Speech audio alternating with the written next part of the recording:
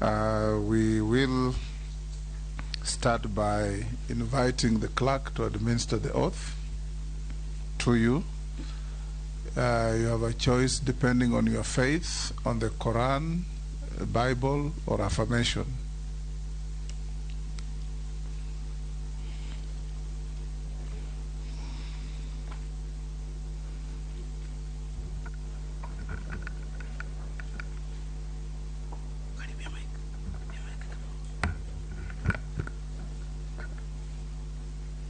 I, Aisha Jumwa Karisa Katana, do hereby swear to testify on all matters in question and tell this committee the truth, the whole truth, and nothing but the truth. So help me God.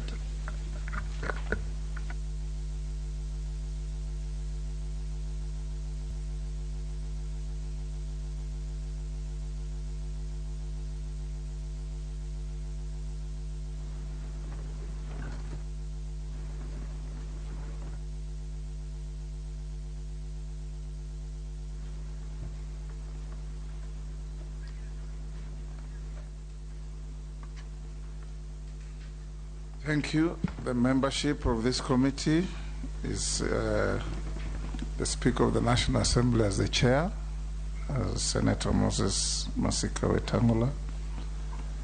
I'll invite all other members to introduce themselves, starting with the Deputy Speaker.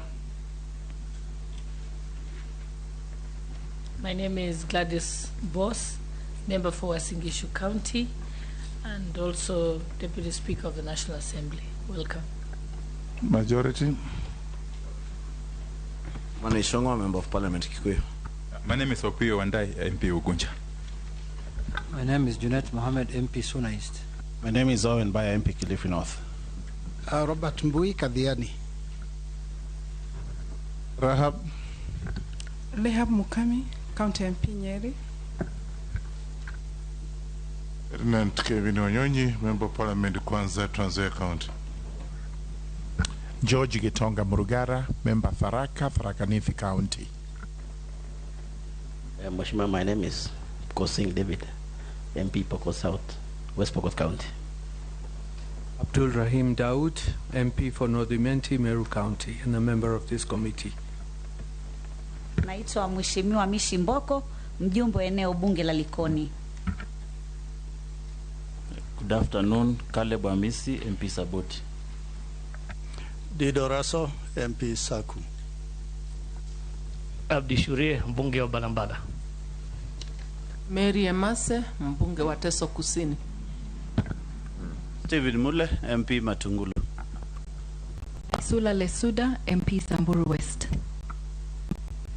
We also have our clerk represented by Florence. You can introduce your team. Florence Atenyo Abonyo, Director Committee Services, Directorate of Audit, Appropriations and other select committee. With me immediate left is Mr. Michael Karuru, who is the Deputy Director, Legal Services, and behind him is the team of officers in the committee secretariat. We also have many young Kenyans from the media in these proceedings. Honorable Aisha, welcome again. This committee will have a 90-minute discourse with you. Through the process, it's good to tell you that it is not an adversarial process, it's an inquisitorial process. Questions will be asked to you. We have agreed with members. They have to be concise and precise, and we expect from you equally concise and precise answers. We have encouraged every nominee that even if you ask a question that displeases you, suppress your displeasure and just answer it. And we have also agreed with members that we are not here to engage in altercations that don't add value to what we are doing. We just want to know your suitability to hold the office to which you have been nominated. These are all your colleagues. You have been in this house with them. So fear nothing, and I'm sure they also fear nothing in communicating with you. When questions are asked, they're asked through the chair. And when you answer, you also answer through the chair, to the extent that we don't want you to engage a member unnecessarily, or to feel that a member is being outlandish in dealing with you. Any member asking questions here are questions of the committee, and the answers are answers to the committee, because at the end of the day, the committee will have a verdict on your suitability. So we'll start by asking you a few things. When I finish, I'll invite you to, in less than 10 minutes, maximum 10 minutes, tell us the story of your life before we start with the questions. Do you have a compliance with tax obligations to the state, that is the KRA tax clearance? Yes, I do. You have furnished it with us? Yes. Clearance with the Higher Education Loans Board? Yes, I do. I submitted. Clearance with the Ethics and Anti-Corruption Commission? I submitted, Mr. Chair. Certificate of Good Conduct? It was also submitted. Have you ever been charged and convicted in a court of law? I was charged, but not convicted. Not convicted. Are you a dual citizen, holding a Kenyan passport and a passport of another sovereign? I am a Kenyan citizen by birth. Kenyan citizens become dual citizens with other countries. Are you a dual citizen? No. No, you are not. Very good. What is your net worth? Himaya yako ni pesa ngapi?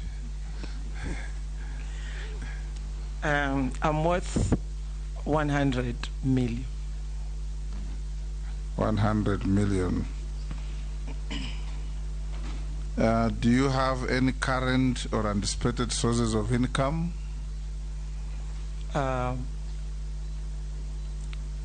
Perhaps my pension. From Parliament? From Parliament. Thank you.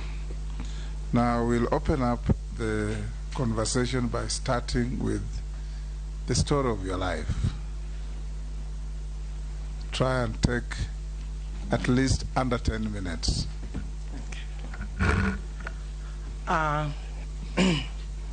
Thank you, Mr. Chairman and honorable members, for giving me this opportunity to be interviewed for this position of the Cabinet Secretary for Public Service, Gender, and Affirmative Action. Mr. Chairman, first of all, I would like to take this opportunity to give glory to the Almighty God for favor and grace on me. With profound humility, I thank His Excellency, the President, for nominating me to this office. It is a great honor bestowed on me, the people of Kilifi, and the women of this country at large.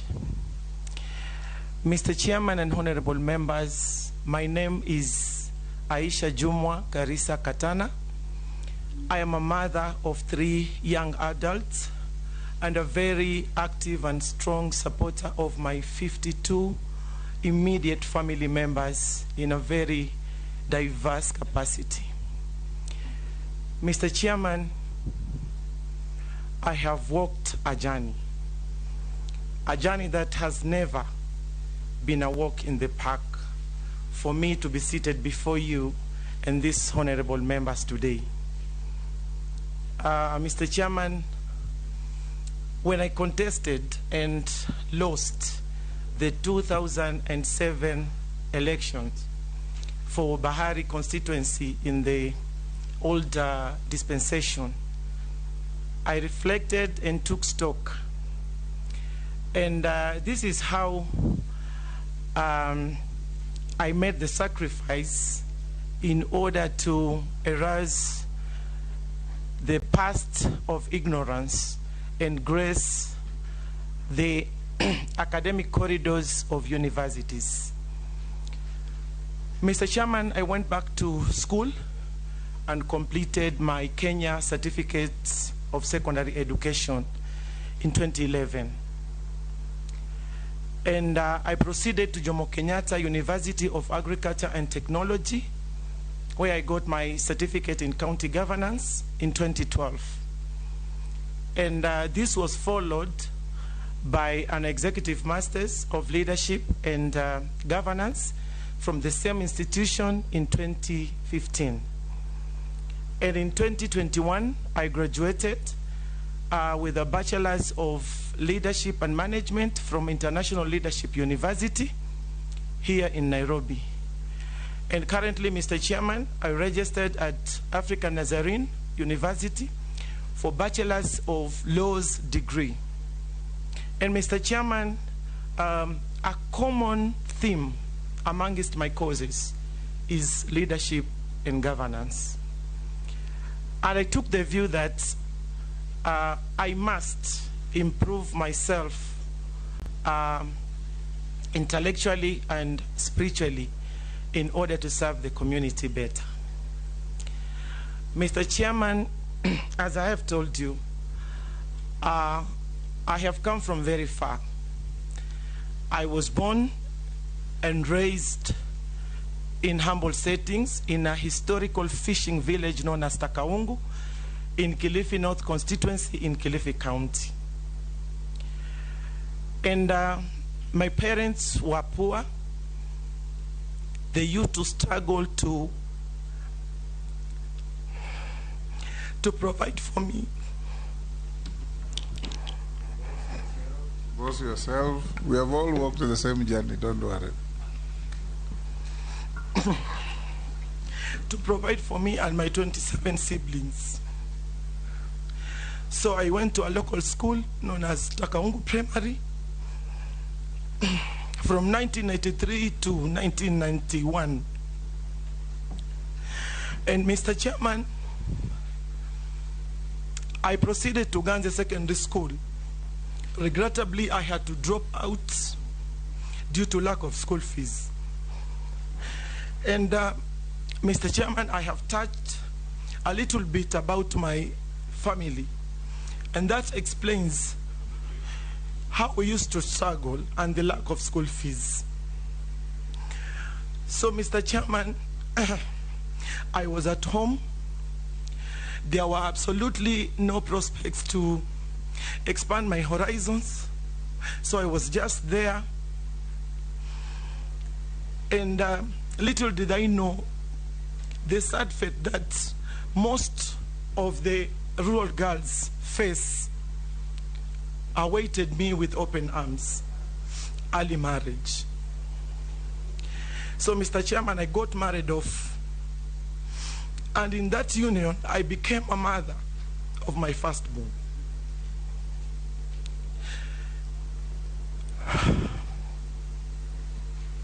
Mr. Chairman, I must say that this is one of the practices that must be curbed, because it's very harmful and painful to the girl child, especially those underage. Mr. Chairman, I was not content to be a housewife. So I took a keen interest to matters affect communities, especially the vulnerable in the society, and becoming a vocal voice in youth, in women, and people living with disabilities. So I decided to join active politics to be able to make transformation in society through policy making. And in 1997, I contested and I was elected the first woman in my community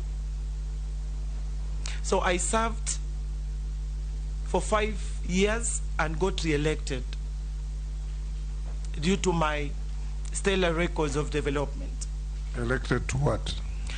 To MC, to a councillor. And during my second term, I was elected as the chairperson of Kilifi Town Council. Again, the first woman to head that position, to be in that position.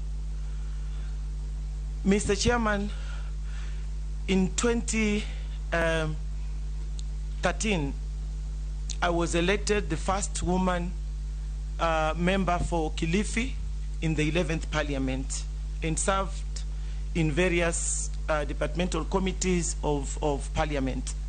And in 2017, I was elected the first woman of a single constituency for Malindi in the 12th Parliament. And also I was in various committees of Parliament and a commissioner of the Parliamentary Service Commission. During my tenure, Mr. Chairman, as the member for Malindi, among other projects, I founded Shomani Girls High School. I am happy because this school was proposed and in the process to be registered a national school. This school has given the girls from humble backgrounds to get quality education, Mr. Chairman. And on the same note, I set aside 10 acres of land under the Aisha Jumwa Foundation for construction of a rescue center for the victims of gender-based violence and teenage pregnancies. Mr. Chairman, we all aware that Kilifi was hit hard on issues of early pregnancies and gender-based violence. This what triggered me to come up with that project. 1 minute. And Mr. Chairman, as I have said that I am a commissioner of the Parliamentary Service Commission and also a chairperson of a committee on information and public communication. Today, I'm happy to report that with my fellow committee members of the subcommittee and the commission, we have a paperless and digital parliament. So I take credit on that as a transformative agenda that I spearheaded. Mr. Chairman, in my 25 years in public service, I have served my people passionately, diligently, and with utmost regard of the rule of law. Mr. Chairman, I can confidently say that I have the skills, I have the qualifications, I have the experience to excel in the role if given the opportunity. Thank you. Thank you, Honorable Aisha Juma. That journey has been walked by many, many people in this room. You are not alone. Thank you. But now we'll ask you about your suitability to serve in the docket you have been nominated by the President, His Excellency William Ruto. I'll give the first shot to the Deputy Speaker, and like I said, direct questions, direct answers, so that we can make good progress. As we do so, when you finish, the Secretariat will want to see your original documents. You can arrange to give them thereafter. Okay. Deputy Speaker. Yes. Honorable Aisha Jumwa, I first want to congratulate you upon your nomination for position of Cabinet Secretary for Public Service, Gender and Affirmative Action. I was also choking with tears when I heard your story. Every time I hear it, and I've heard it many times. And that's an amazing journey. I want to ask you something that is the story of every woman in Kenya and many women. And it's a question that I have received many text messages from the women of Kenya. As a woman leader, they look up to you and people like me to answer this question. So one is, what will you do? They say, what will Aisha Jumwa do to be able to curb the challenges that women face? One of them is teenage pregnancies. The other one is gender-based violence. The other one is the high rate of dropout of girls in schools because of lack of sanitary towels, something as basic as that. They want to know what special empowerment programs you have for women. And lastly, what will you do about the 2/3 gender rule that has been very elusive in Kenya? Thank you. Aisha, you note the questions? Yeah.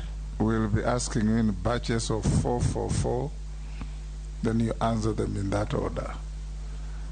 Majority Leader. Thank you, Chairman. Honorable Aisha, we are in receipt of 2 affidavits. I'm sure you're privy to the issues that have been raised there.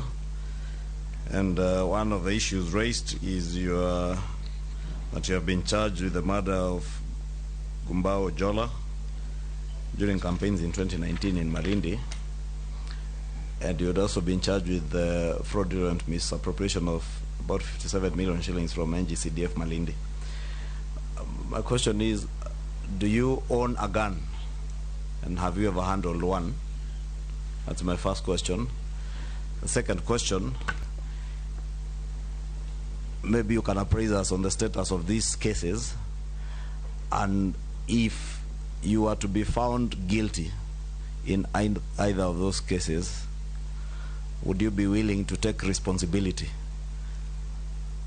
Thank you. Minority Leader. Yeah, thank you, Mr. Chair.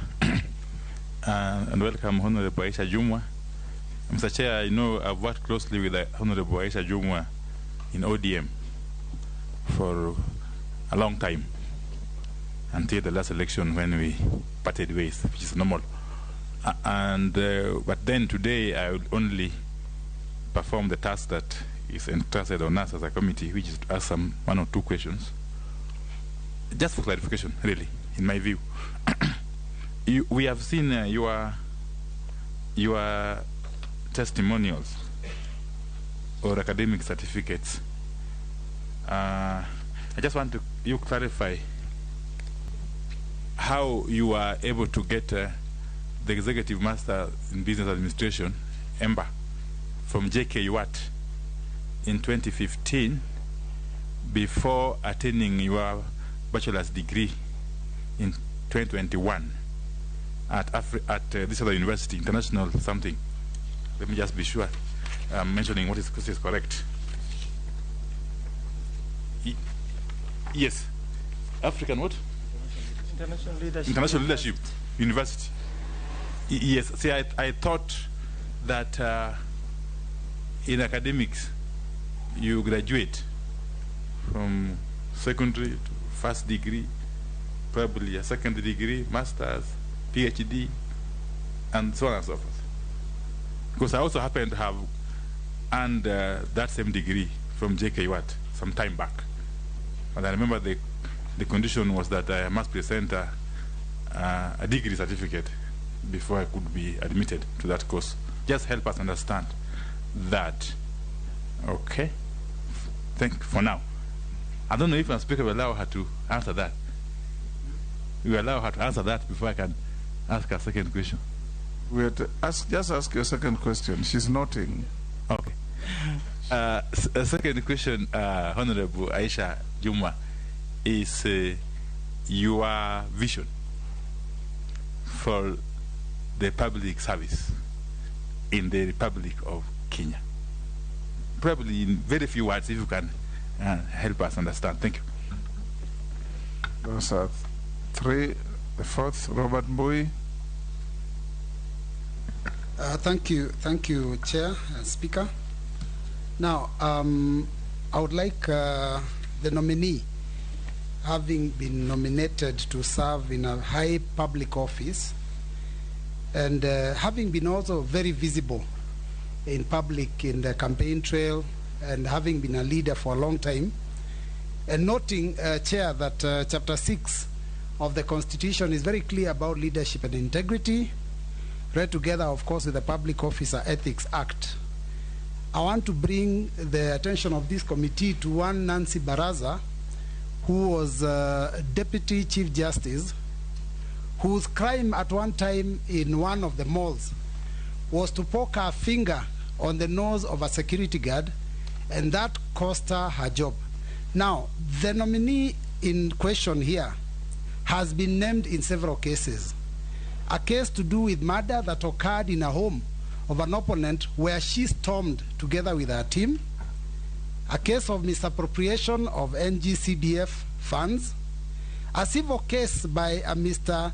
Devshi Naran Kambi for fraudulent acquisition of his land, and not to forget numerous verbal altercations, Mr. Speaker, that we have seen publicly.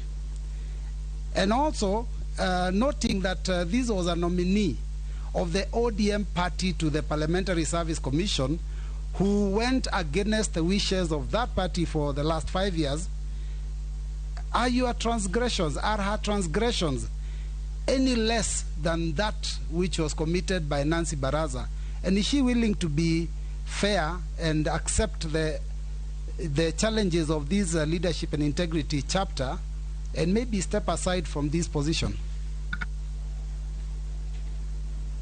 Aisha, answer those four. Thank you, Mr. Chairman. And perhaps I should start with the one for Honorable Ichungwa. Honorable Ichungwa, I don't own a gun, and I have never in my life applied for a gun. The second one is to appraise on the cases, or to inform the committee on the cases that are in court. Mr. Chairman, it is in the public domain that, as I have been saying, these cases were politically motivated, and I still stand strong and saying it again here that they were politically instigated, and I'm happy because this country is a country of laws. The DPP dropped the case that is touching on the misappropriation of funds for the NGCDF, and on the second issue of the murder case, Mr. Chairman, first I want to empathize with the family. Indeed, there was a loss of life. It was unfortunate, but again, Mr. Chairman, as I have said, I am clear in my mind that I never shot anyone because I don't own a gun. I'm not a gun holder, and I don't know even the names of the guns in this country. The weapons that this country possesses, I don't know the names. So, and also there are 3 witnesses that so far have testified in court, and none of these witnesses mentioned my name. And again, there was a ballistic report which is in the public domain that my name was not in any way mentioned on the same. So, Mr. Chairman, I want to say I am innocent, as the Constitution suggests the presumption of innocence until proven guilty. I still hold on that, Mr. Chairman. And on the issue of my bachelor's, my executive before the bachelor's, Mr. Chairman, this is not a master's degree, but it was a special course that we were given after doing our certificate in county governance. And I think it's a cause that is recognized, and that is how I got admitted to do my bachelor's in International Leadership University. That is the much I can say, Mr. Wandai. And you've asked me, Mheshimiwa Wandai, through the chair, to say a little word about the vision to the public service. Mr. Chairman, I want to say that my vision to the ministry and the public service is to make sure that, is to see a public service that is citizen focused and flexible with a national outlook. Mr. Chairman, Mheshimiwa Mbui Robert, I think by answering Mheshimiwa Kimani Chungwa, I have also served your question. Mr. Chairman, I want to now take Madam Sholei's question on early pregnancies, GBV. Madam Sholei and Deputy Speaker, GBV is in many forms, including the early pregnancies.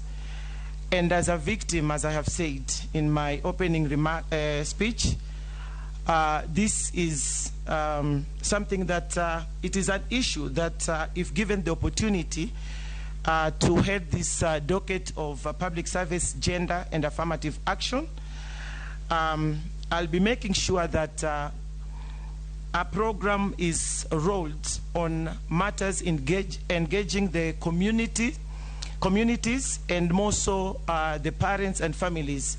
Because on the matters of early pregnancies, from my experience, is that these sometimes happen even in our homes with people that we know better, like our uncles and sometimes our dads. So this is something that it needs a robust engagement with the communities and making sure that an amicable and a long-term solution is offered by the ministry that I'll head. And on the sanitary pads, I want to say that during the signing of the Charter on Women with our President, I want to say that this was broadly mentioned, and our President, through the ministry, fund will be set aside to make sure that sanitary pads are available and girls remain in school. And also on the two-third gender parity, I am I'm aware, because we have tried as a nation to making sure that this is realized, but it is not a one-man show. It has to be. I will have to bring together all the ministries and parastatals and the yes, including Parliament, to making sure that this is realized, Mr. Chairman, because on the appointive, in this line, things are working well, but when it comes to elective positions, there's a challenge. And we have tried, and if given this opportunity, I'll come back to Parliament to actually see already the bills that were proposed. There's Duale Bill 1 and 2, there's Sholei and Chepkonga. So I think bringing this together and new ideas that I will bring forward with partners, I think, Mr. Chairman, this might perhaps give a new life. Yes, Robert Mbui. Chairman, thank you, Chairman, for the indulgence.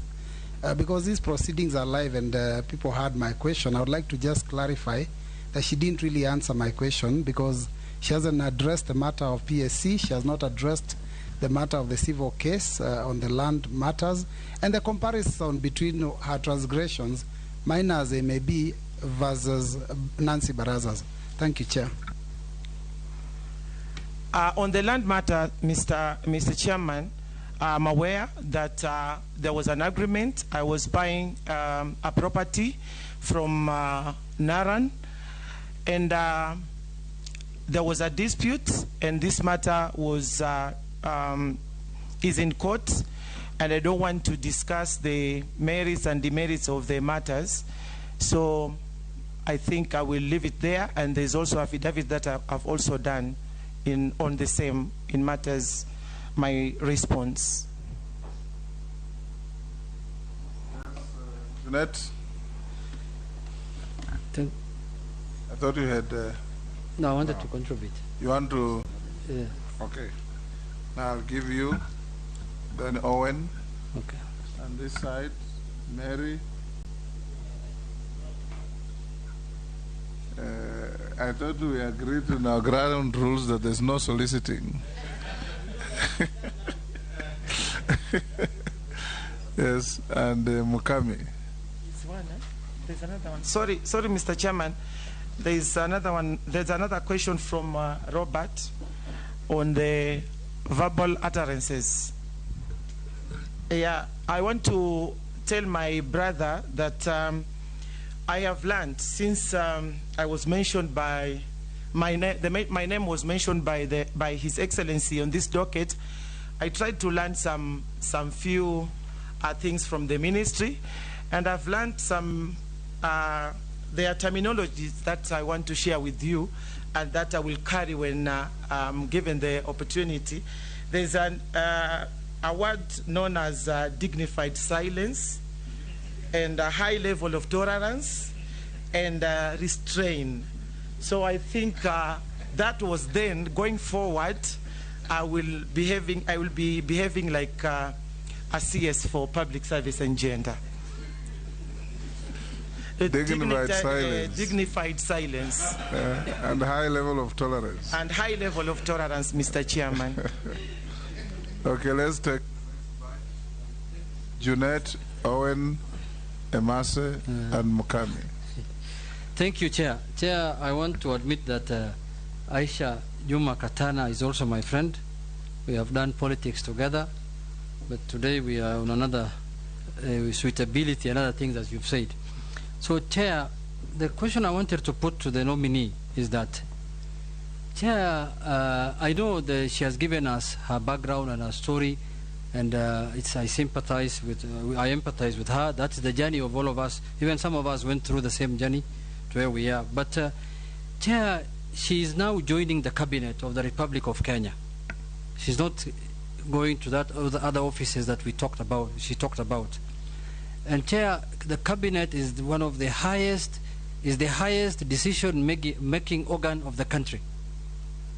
For that reason, it has to have the right men and women who can deal with things effectively and properly as required by the law. Chair, if you look at the documents presented by Honorable Aisha to this committee, one of the documents that was required is certificate of good conduct. Certificate of good conduct. Good conduct. But that certificate of good conduct is saying she has a murder case. I agree with her, some of these cases might be politically instigated. But Chair, now that those matters are before a competent court of law, the court will decide. The courts have brains also. They will say this has no evidence, this was politically instigated, and they will dismiss the case.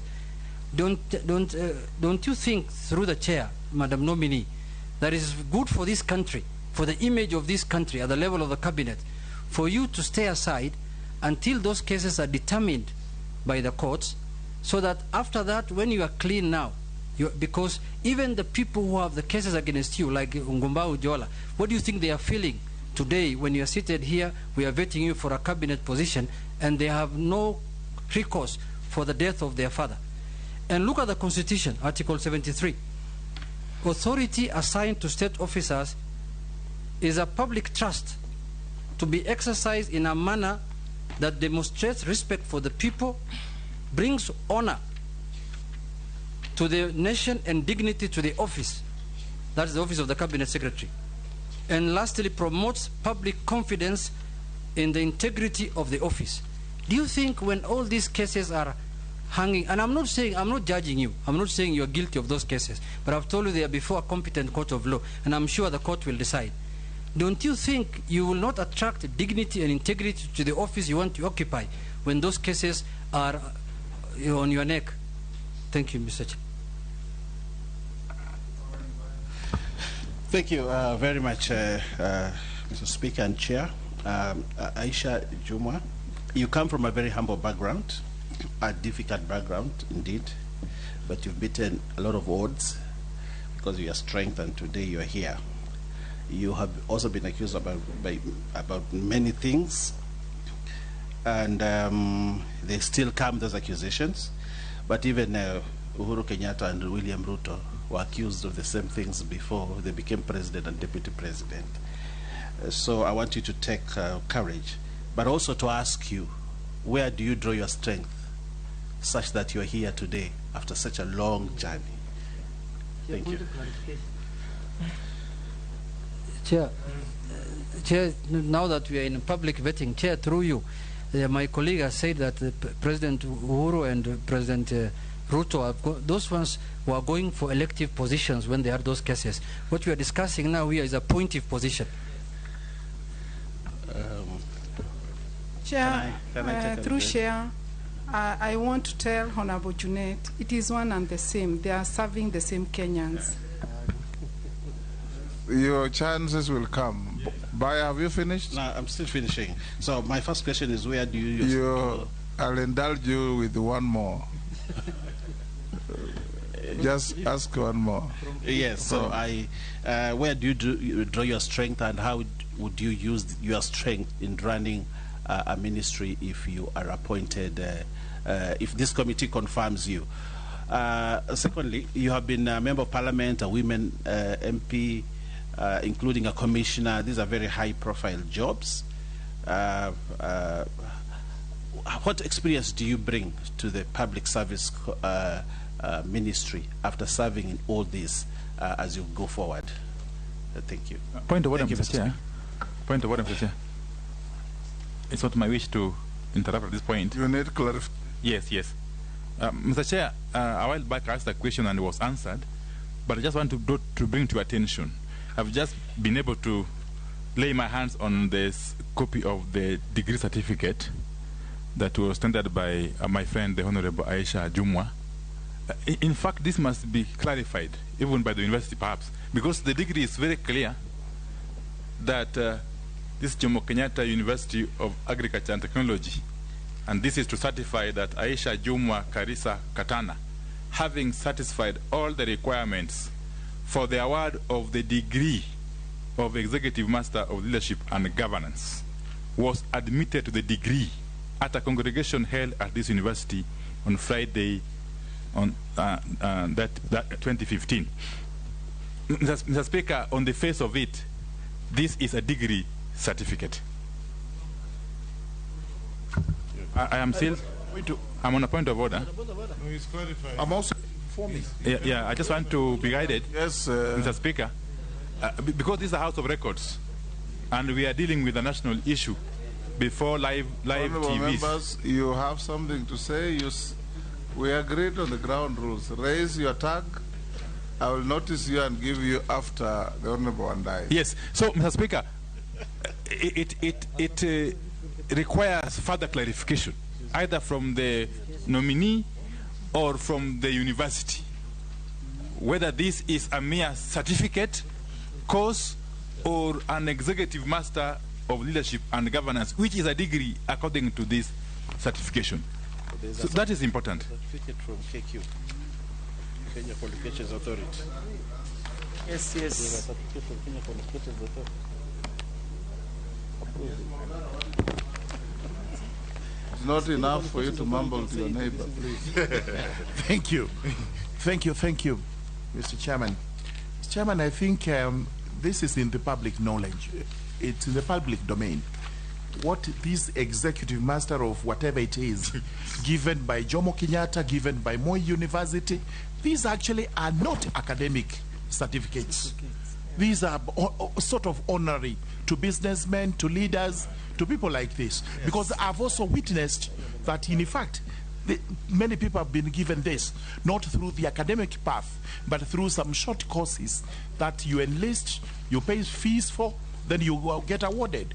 So really, we can't make an issue. Even the title itself is crazy. It's executive master. It's not a master's degree in anything. It's something that is decorative in nature. Let's proceed, gentlemen and ladies, honorable members. At the end of the day, you will have a say on this degree, number one. Number two is not the foundation upon which he has been nominated to this position. So it's really, if it turns out not to be a genuine degree, it's neither here nor there. We leave it to the agencies that deal with matters of this nature. The very most we can do is ask the quality assurance in education agency to tell us what it is. Not a requirement. Like I said, there is no requirement to have a degree to be nominated to be a cabinet minister. That is one. And number two, if the Honorable Aisha brings degrees that are not degrees, the consequences are known. Yes. So, Baya, you're finished. Let's go to the next, Emase. Thank you, Chair. My question to the nominee. I know if we approve you, you will be the substantive minister in the public service. Unemployment is a very serious problem in this country. In fact, we have gotten to a level where questions being asked are, whom do you know where? For your daughter or son to secure employment. Actually, it has gotten to a level where even to secure a clerical position in some of these government institutions, you're being asked for some kind of bribe to secure that employment. So, and now the question I want to ask you, there are communities in this country that have been marginalized, like the Teso community where I come from and many other small tribes in this country. So if you do not have a person from that community as a minister, as I don't know, a CEO, as whatever, it means then that their children would never be employed anywhere. And so poverty will continue. So my question to you, just like I've put it, over the years, recruitment in the public service has been marred by corruption, nepotism, tribalism. The current composition of the public service does not reflect the face of Kenya.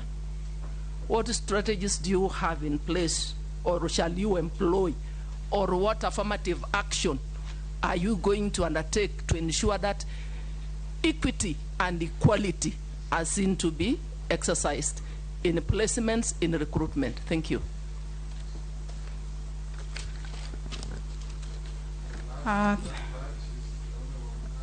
Thank you, Chair.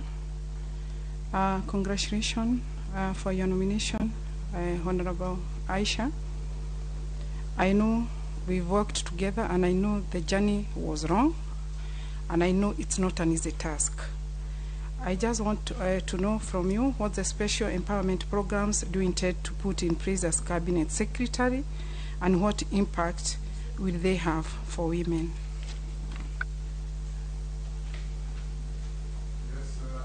Can you answer those four? Thank you. Including the one by Wandai.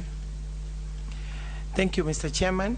I want to start to maybe give a response to Mheshimiwa Owen Baya on the strength that, or the experience that I have.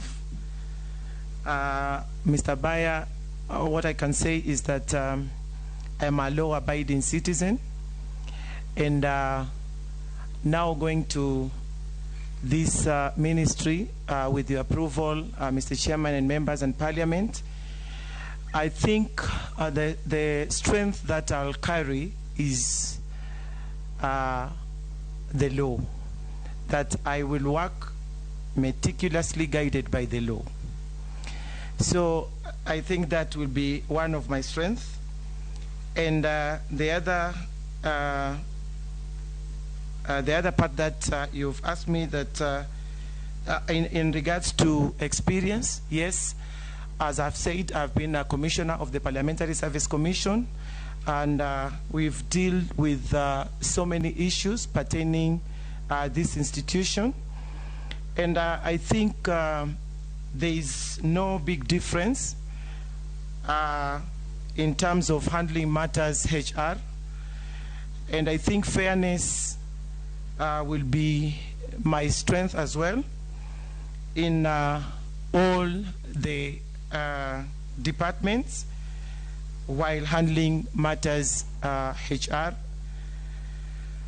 And on Madam Mary Emase, on job, on recruitment and job opportunities when arises, I want to say that under Article 232 of the Constitution, when you go down to H, it is H, there is I and G.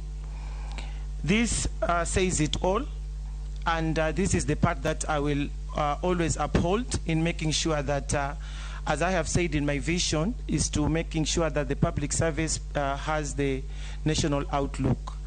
I know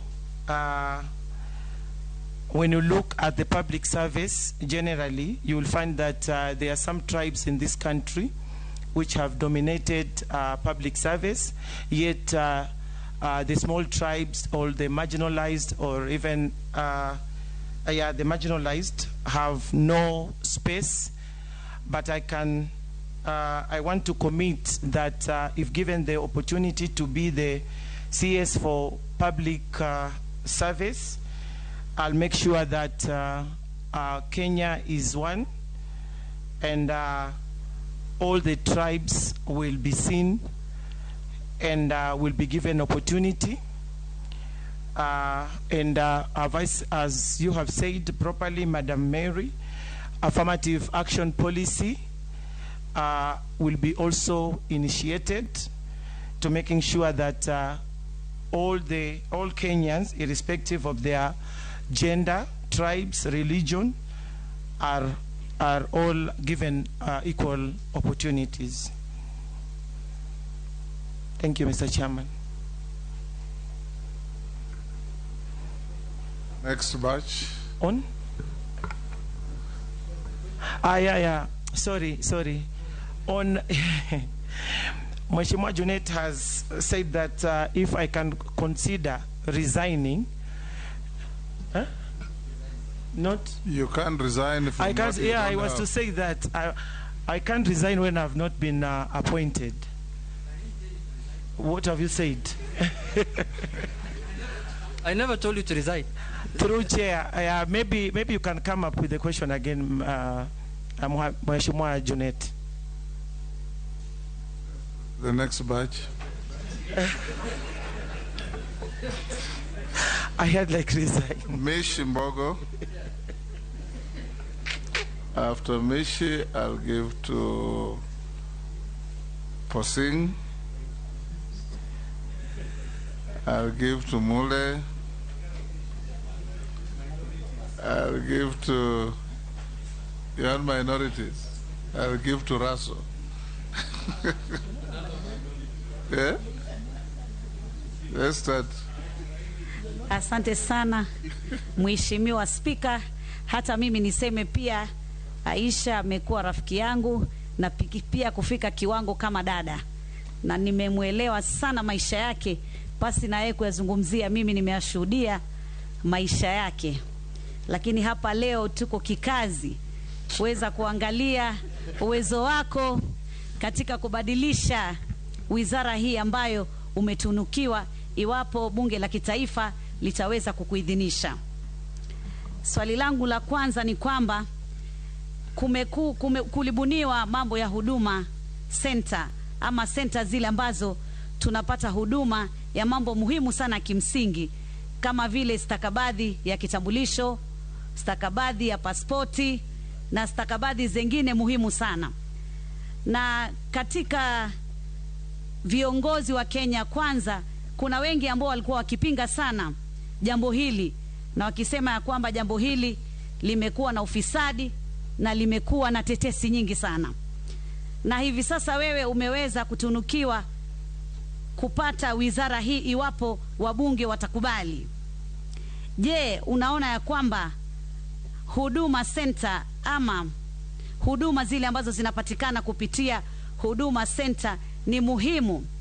Na iwapo utafanya mikakati gani ya kuwezesha ya kwamba hizi center ziweze kufika paka kule chini mashinani, ili yule Mkenya ambaye hawezi kwenda katika miji mikuu kuweza kupata huduma kama hizi anaweza kuzipata pale chini mashinani? Hilo ni swala langu la kwanza. Swala la pili, hivi majuzi tumeona na tumepata ripoti ya kwamba wasichana wetu wengi kutoka katika taifa letu la Kenya wameweza kwenda kutafuta uajiri katika nchi za nje, haswa katika bara la Asia na haswa nchi za Uarabuni. Na tumeona wamepata dhulma nyingi, haswa zile ukatili wa kijinsia, kwa Kiingereza tunasema gender based violence. Na tumeona madhara mingi sana yamefanyika, hata kupoteza maisha yao na wengine pia kupoteza haki zao za kimsingi, ikiwa mishahara na ikiwa pia yale mambo ya kimsingi ambayo mfanyikazi anatakana yapate kutoka kwa mwajiri wake. Tunajua jambo hili linaangaliwa sana katika wizara ya leba na pia katika wizara ya nchi za kigeni, lakini pia katika wizara yako ambayo inaangalia huduma za umma na linaangalia mambo ya kijinsia na mambo ya hatua ya uthibitisho, ile tunasema affirmative action kwa lugha ya Kiingereza. Je, wewe utaweka mikakati gani ili tuweze kuona ya kwamba wasichana wetu, kwa sababu ajira hapa Kenya ni chache, wataweza kwenda kutafuta ajira na hawatapata dhulma na haki zao za kimsingi zitaweza kuangaziwa? Kwa sababu mara nyingi tumeongea pale bungeni, tumetoa proposal, tumesema kufanywe hivi, kuwe na mabadiliko, lakini mpaka sasa imekuwa donda sugu. Je, donda hili sugu una mikakati gani, Bi Aisha, ukiwa waziri, iwapo wabunge wataweza kukukubalia na kukuthibitisha pale bungeni, utaweza kuiweka?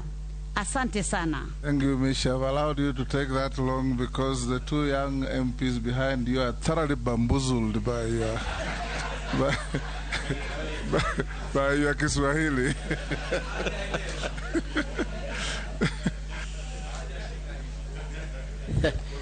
Yeah, thank you. One question each. Thank you, Chair. I'm being just go on in. Yeah, thank you, Chair. Chair, we are vetting somebody to a very powerful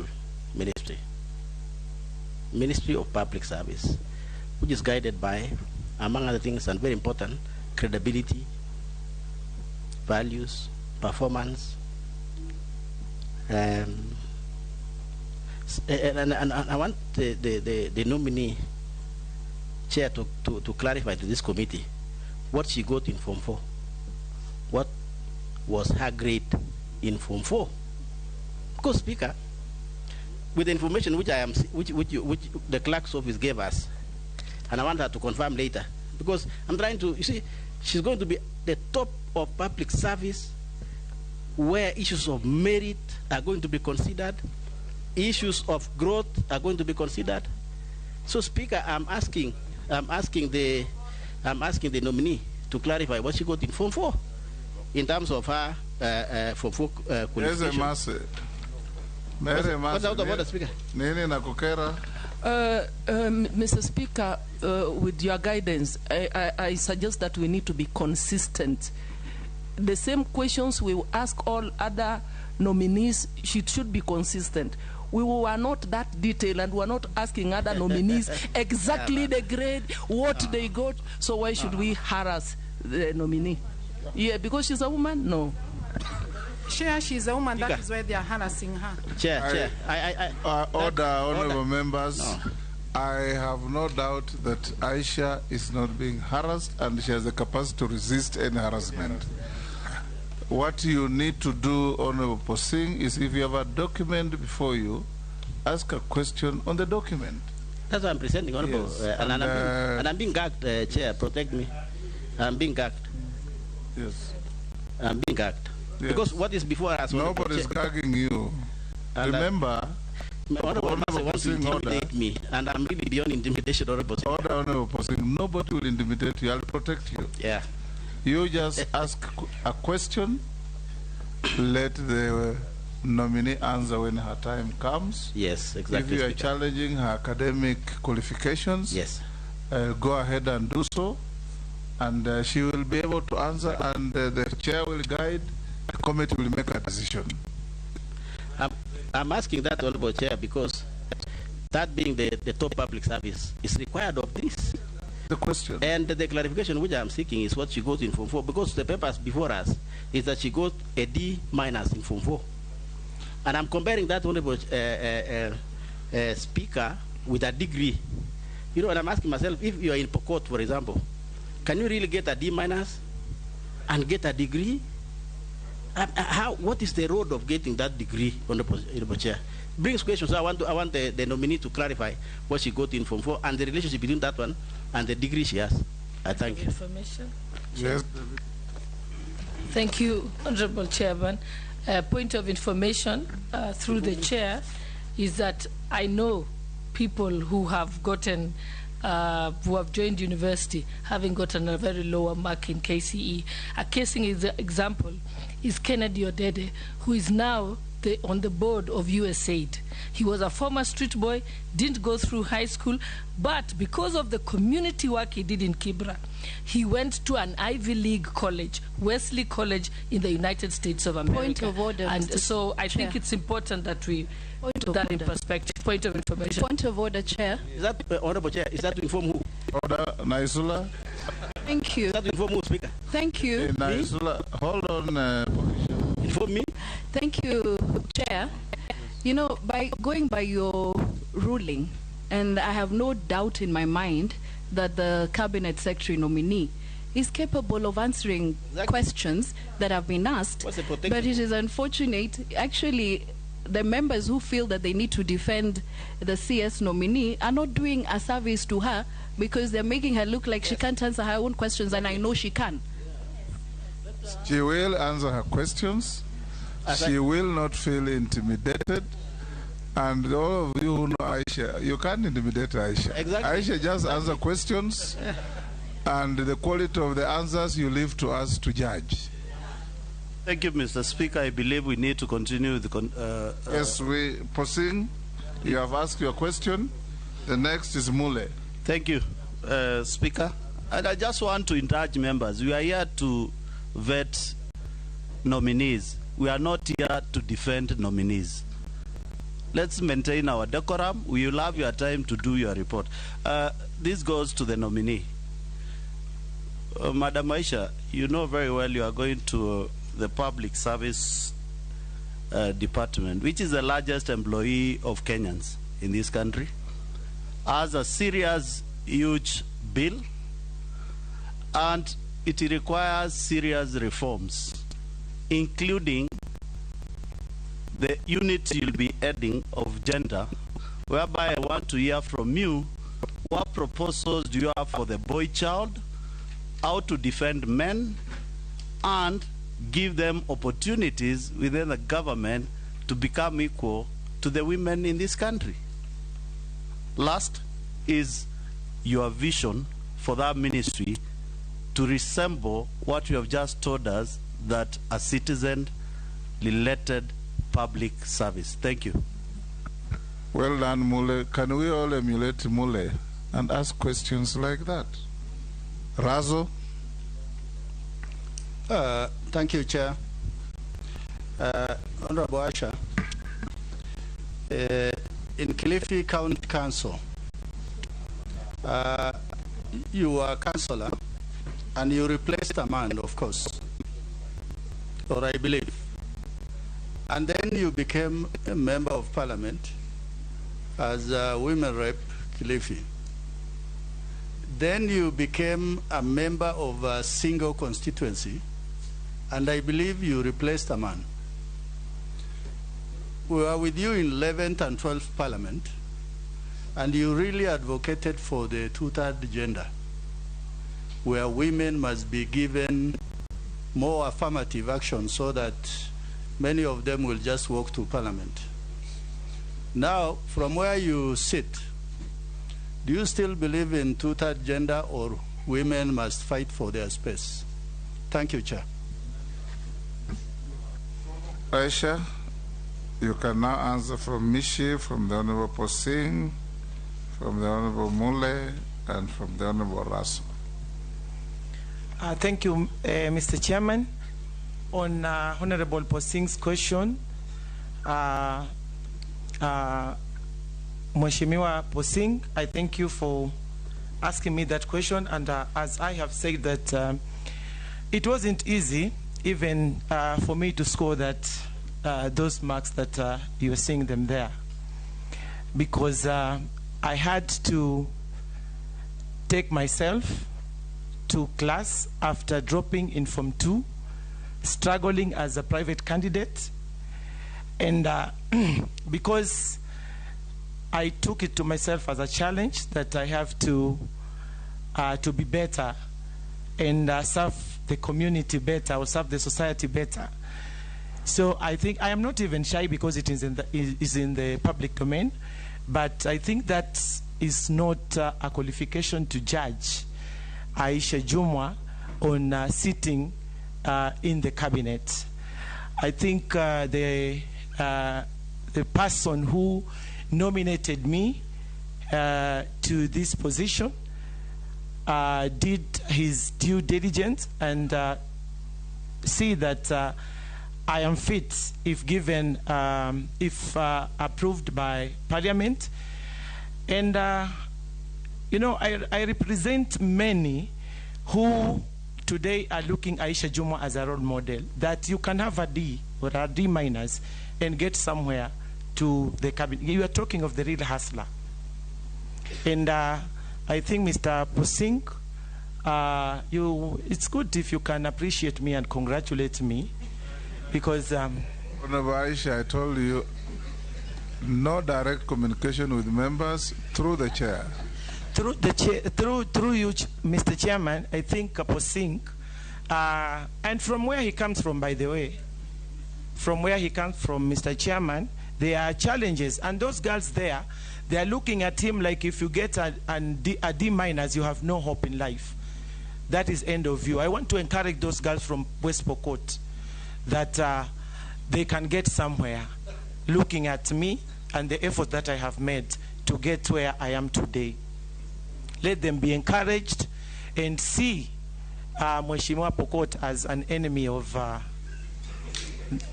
Mheshimiwa Posing as an enemy of progress. Answer the other questions. When the border speaks. Honorable Posing, let it pass. Let it pass. Let it pass. She should say on a light touch. It's on a light touch. On a lighter note. Okay. On a lighter note. Okay. And I know you are not an enemy of progress. I'm not. Yes. Go on, Aisha. You have only answered one out of the four. I've answered one, yes. Honorable Chair, on Mule's question, that laws are not made for men or women. Laws are laws, and I think all the policies that I will initiate in matters defending a boy child or a girl child or men or women, I've said, and I want to tell through you, Mr. Chairman, that we will only have a law that cuts across the gender. So I think you should not be worried. Being a woman and a leader, I understand, and a mother, I understand that there is a boy child to be protected and also a girl child as well. So, Mheshimiwa Amule, I think all that will be done in this ministry will be for the good of Kenyans. What are you going to do about Chair? Honorable Mule, you're out of order. Thank you. Go on, Aisha. If you answer, I still believe if in inadequate, you seek clarification through the chair. Carry on. Mheshimiwa Raso, through the chair, I still believe and a strong believer of the two-third gender rule as enshrined in the Constitution. And I think there was no single day, if my memories are still fresh, that in Parliament we had a motion to saying that women should be let free to come to Parliament. So I think it is a constitutional requirement, and we will stand firm to making sure that is realized. Thank you, Mr. Chairman. Mishi Mbogo. Oh, Mheshimiwa Mishi, asante sana. Umeniuliza kuhusu masuala ya huduma. Kwanza nataka niseme ya kwamba ile idea yote ambayo iko nyuma ya huduma centers, na kile ambacho labda nimesikia ukisema Kenya Kwanza walikuwa wanapinga, nikikumbuka vizuri pia wakati huo ni kwamba kilichokuwa kinapingwa ni huduma namba, na mwisho ilidhihirika wazi kutoka kwa koti kwamba huduma namba ilikuwa sio kitu sahihi. Lakini huduma centers ni jambo ambalo kila mtu analiunga mkono, na mimi kama nikipewa nafasi katika wizara hii, leo tunavyozungumza ni kwamba tuko na huduma centers 52 katika taifa letu la Kenya. Na hizi ni centers ambazo ni chache, ikizingatiwa katika manifesto ya Kenya Kwanza ni kwamba ari yetu ni kuhakikisha kwamba tunapeleka huduma mashinani kabisa kwa mwananchi. Na kwa sababu hiyo nataka ni kuahidi ya kwamba mimi katika mipangilio ambayo nitakuwa nayo ni kwamba nitakuwa na mikakati ya kukaa na wabunge, kwa sababu huduma center moja kujengwa hadi kufika kiwango cha kupeana services inagharimu zaidi ya takriban milioni 50 na zaidi. Kwa hivyo kama tunaweza kushirikiana pamoja na wabunge through NGCDF, basi wabunge wachukue nafasi ya kujenga hizi huduma centers. Kama vile Mishi, nataka nikupongeze, maana katika pitapite zangu katika ministry, Mishi Mboko umejenga huduma center ambayo inahitaji sasa zile platform na services pale ndani ili wakazi wa Likoni waweze kufanya. Nataka nikupongeze sana, pamoja na Mheshimiwa Nyamai pia amejenga kupitia CDF, na nataka niseme ya kwamba tutakuwa na mazungumzo na wabunge tutakapopata nafasi hii kuhakikisha kwamba NGCDF inajenga na wizara inaleta zile huduma ili wakazi wakaweze kupata huduma mashinani kama ilivyo manifesto ya Kenya Kwanza. Na masuala ya kazi za ugaibuni, hasa sana Middle East, ni jambo la kusikitisha sana, kwanza kwa wazazi na wale familia ambazo zimepoteza wale ndugu zetu ambao wameenda kutafuta greener pasture huko ugaibuni. Ukweli ni kwamba katika mikakati ambayo niko nayo kuhakikisha ya kwamba wasichana wetu tumewaempower na kuwapa kazi, katika manifesto ya Kenya Kwanza nafikiri kuna pesa ambazo zimepangwa katika zile za Hustler Fund, pamoja na programs ambazo tuko nazo katika wizara za uwezo na WEF. Tutahakikisha ya kwamba wasichana wetu wengi tumewaingiza katika kufaidika katika fund hizi ili wakaweze kujiajiri katika nchi yao na kufanya biashara katika nchi yao ili kuweza kupata mapato. Pia vile vile ni lazima kama nafikiri taifa kubuni na tuwe wabunifu wa nafasi za kazi, kwa sababu wale wanaoenda ugaibuni wanaenda kutafuta kazi. So katika mikakati katika serikali ya Mheshimiwa Ruto. Nafikiri amezungumza mara nyingi kwamba kazi na ubunifu itakuwa ajenda yake kubwa, ili kuhakikisha kwamba hatupeleki wasichana wetu kule ughaibuni, wasichana ambao hawana skills za kutosha kufanya kazi, na pia vile vile kupewa mafunzo kwamba unaenda kule na hivi ndivyo inavyotakikana. Pia vile vile cartels, na nimekuja kurealize kwamba katika pite zangu baada ya kutajwa, wanaofanya kazi hizi wengi ni watu wakubwa katika serikali. Kwa hivyo umezungumza katika kuhusu mambo ya cartels. Watu wanaopeleka wasichana wetu ughaibuni ni watu wakubwa katika serikali yetu, na huo ushahidi upo. Kwa hivyo nafikiri kushirikiana na Wizara ya Foreign Affairs na Wizara ya Labor, tutakuwa na mikakati ya kuziangalia tena zile license zao, ili kuangalia katika, unajua kuna mfano mzuri ni wa masuala ya transport. Gari zinapoanguka unaona kampuni inapokonywa leseni, na sisi tunasema ya kwamba zile kampuni ambazo zimepeleka watoto na kuwadump kule, litakuwa jambo letu la kwanza kulizungumzia katika wizara zetu na pia katika cabinet, kuona kwamba iwapo tutapata nafasi kuona ya kwamba leseni zimeangaliwa tena upya. Asante Bwana Mwenyekiti. Speaker, clarification for my question, please. Yes, Mole.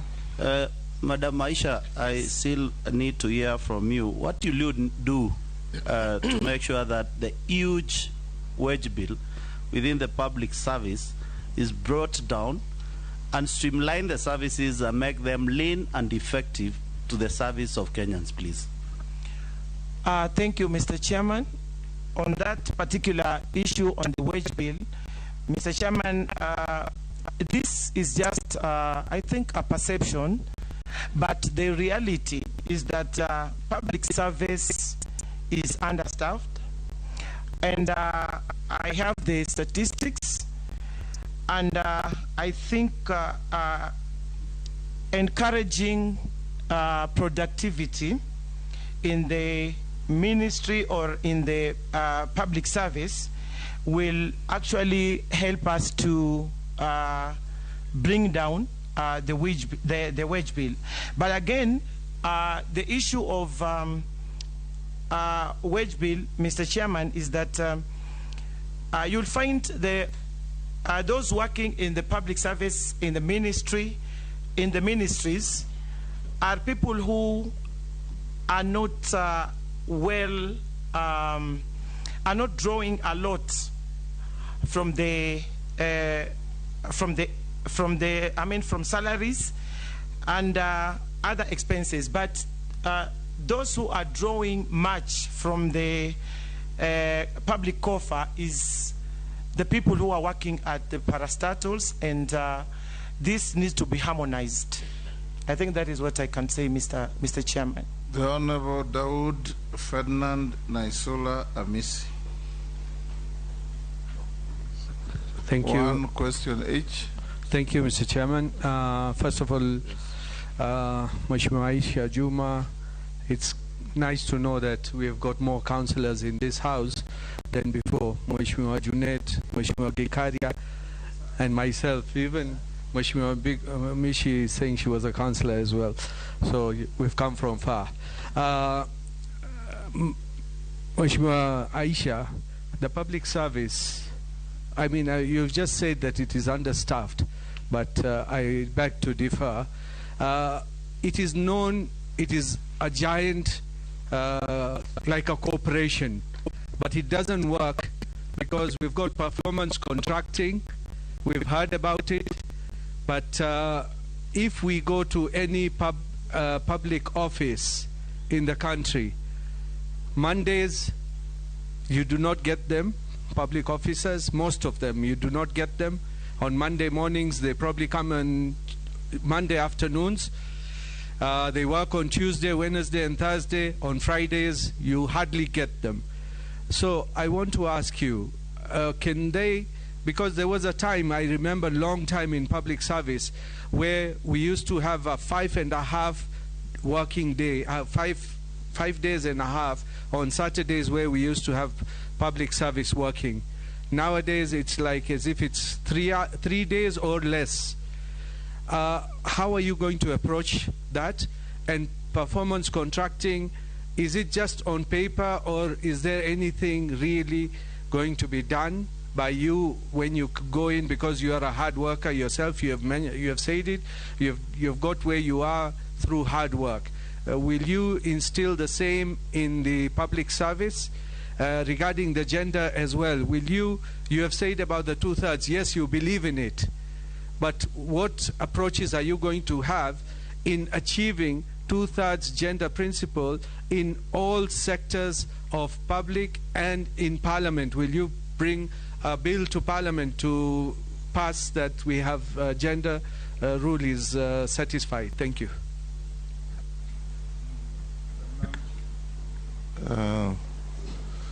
Tadango, I'm here. Oh.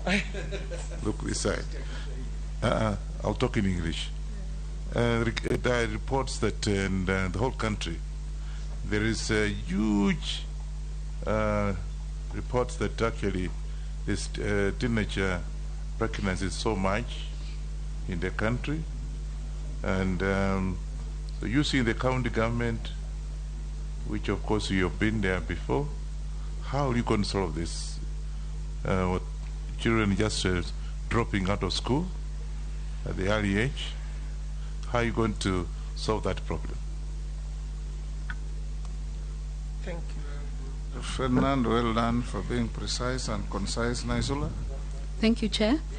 To the nominee, men must take joint responsibility with women for the promotion of gender equality, making contribution to gender equality in their many capacities, including as individuals, members of families, social groups, and communities.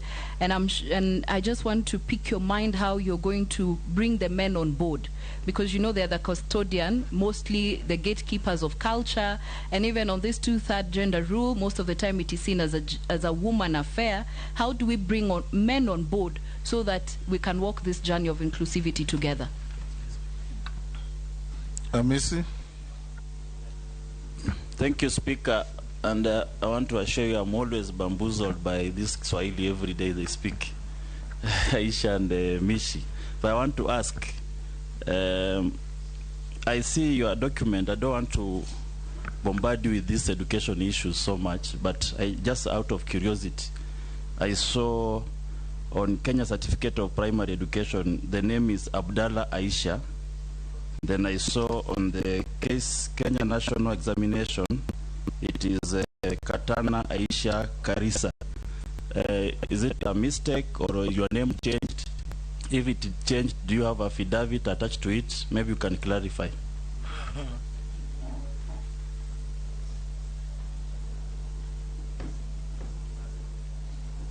Aisha?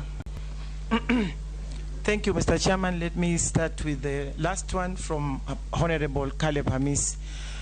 Yes, I converted to a Christian, and I'm Aisha.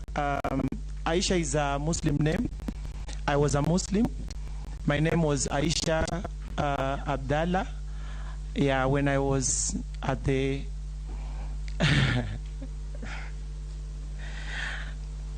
yeah, I just know I converted and now I'm a Christian, a strong believer. Yes, and I don't have an affidavit on that. I converted. It's about faith. So I'm Aisha, I'm a Muslim by name, a Christian by faith. Yes, on early pregnancies, Mheshimiwa Wanyonyi.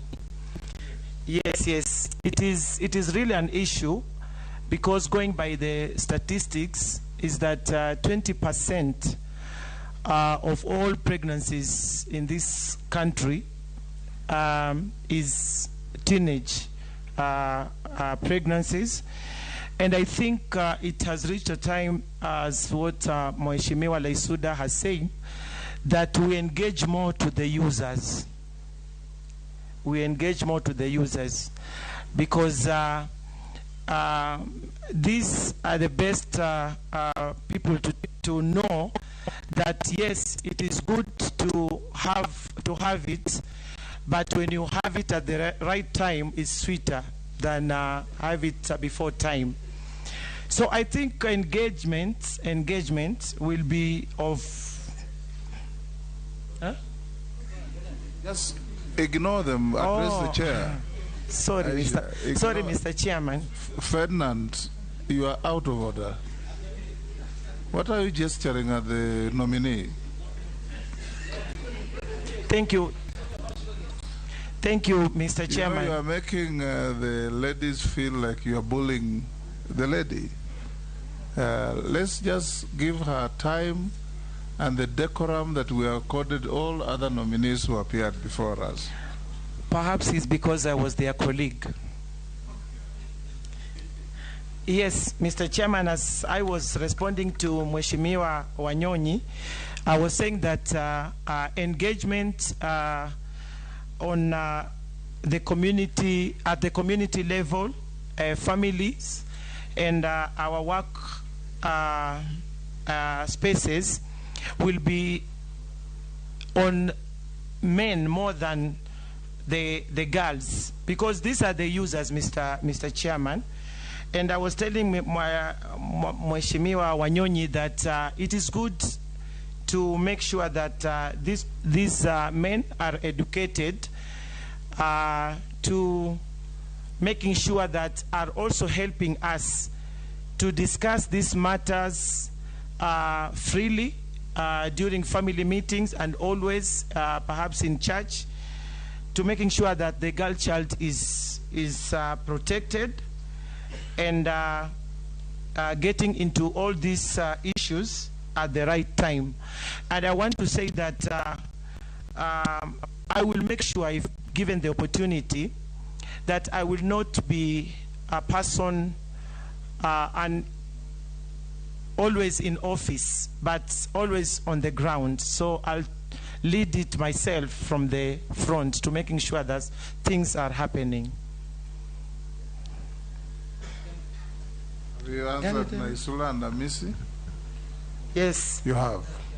Yes. I wanted to seek clarification on the issue of the this wealth, the net wealth, your worth. You said 100 million, but you don't give us details of what the 100 million. No, you have been a member of parliament for 2 terms. Mortgage alone is 40 million. I can help you. Car grant was 50 million. So what is the? Give us the 100 million is for what, and which land, which thing? Thank you, Mr. Chairman. I think for Mheshimiwa Junet, yes, I was a member for parliament for 2 terms, and whatever I was getting, I think it was for my consumption. And what he's asking is not an unfair question. You are worth 100. Yes. A plot 10 million, a house 30 million, something else 20 million. I was coming to that. So if you have that tabulation, that's what he's asking. Okay. And it's so not an unfair I worth 100 million. I have a house in Malindi and in Nairobi. Those two combined 85 million, and the rest are side hustles. I'm a hustler. Yeah, I know, but what is the side hustle you're doing? There might be so many things, Bwana Junet. Side hustles, I mean. No, you see, Madam CS nominee, the figure that you have given is on record. Yes. We have shared with the committee. You have attached it to your documents. So it is good for you to clarify that the house in Malindi and the one in Nairobi are 85. The other 15 is what? Is it a motorcycle? Because hustlers use motorcycle. Yeah. Yeah.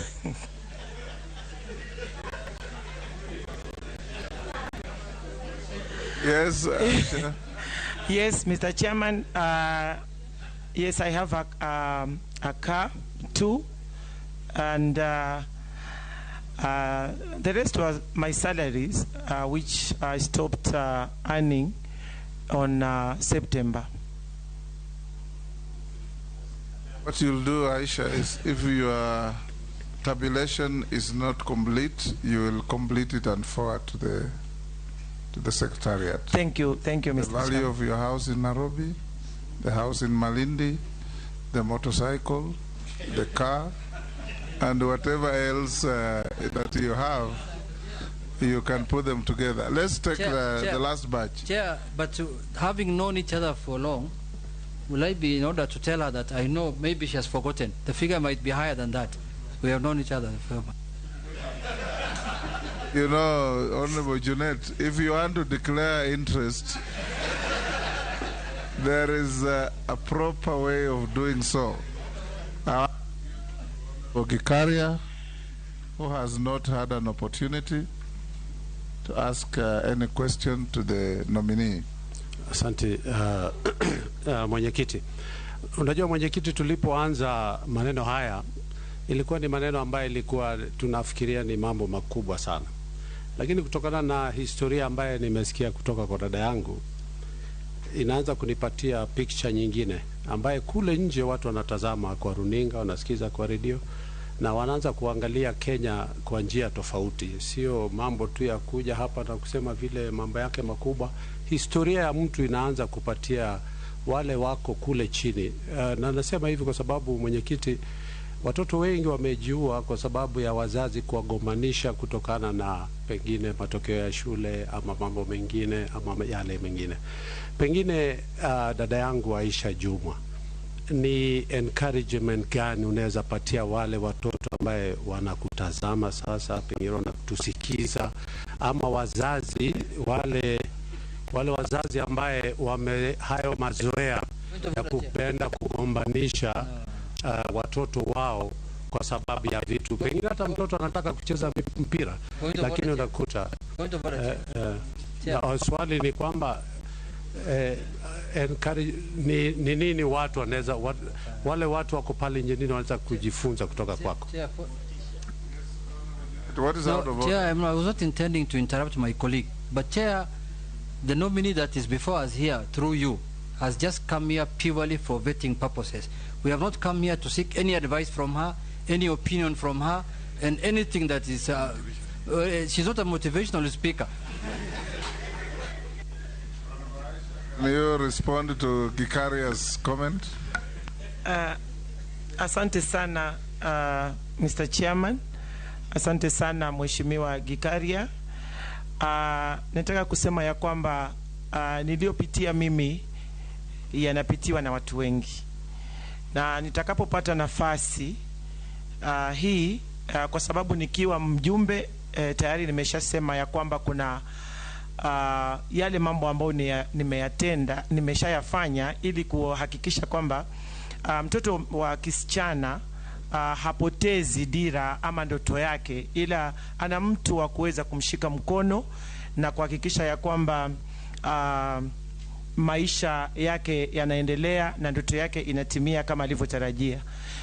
Nikisema hivyo ni kwamba katika manifesto ya Kenya Kwanza, nafikiri kuna kipengele kizima cha kwamba serikali ya Kenya Kwanza ina mpango na mikakati ya kurudisha mtoto wa shule, mtoto wa ambaye alitoka katika masomo kwa njia moja nyingine, kuhakikisha kwamba masomo yake yamefadhiliwa na amerudi shule na ndoto yake imetimia. Kwa hivyo katika mipango na manifesto ya Kenya Kwanza, hiyo mipango iko, na sisi mimi nitakapopata nafasi kama mmoja katika wizara na sheria inavyosema kwamba sisi pia ni wasaidizi wa rais kama mawaziri, basi mikakati hiyo mimi nitaivalia njuga kuhakikisha kwamba wasichana wengi wamepata fursa ya kufika kama mahali mimi nilipofika na hata zaidi ya mimi.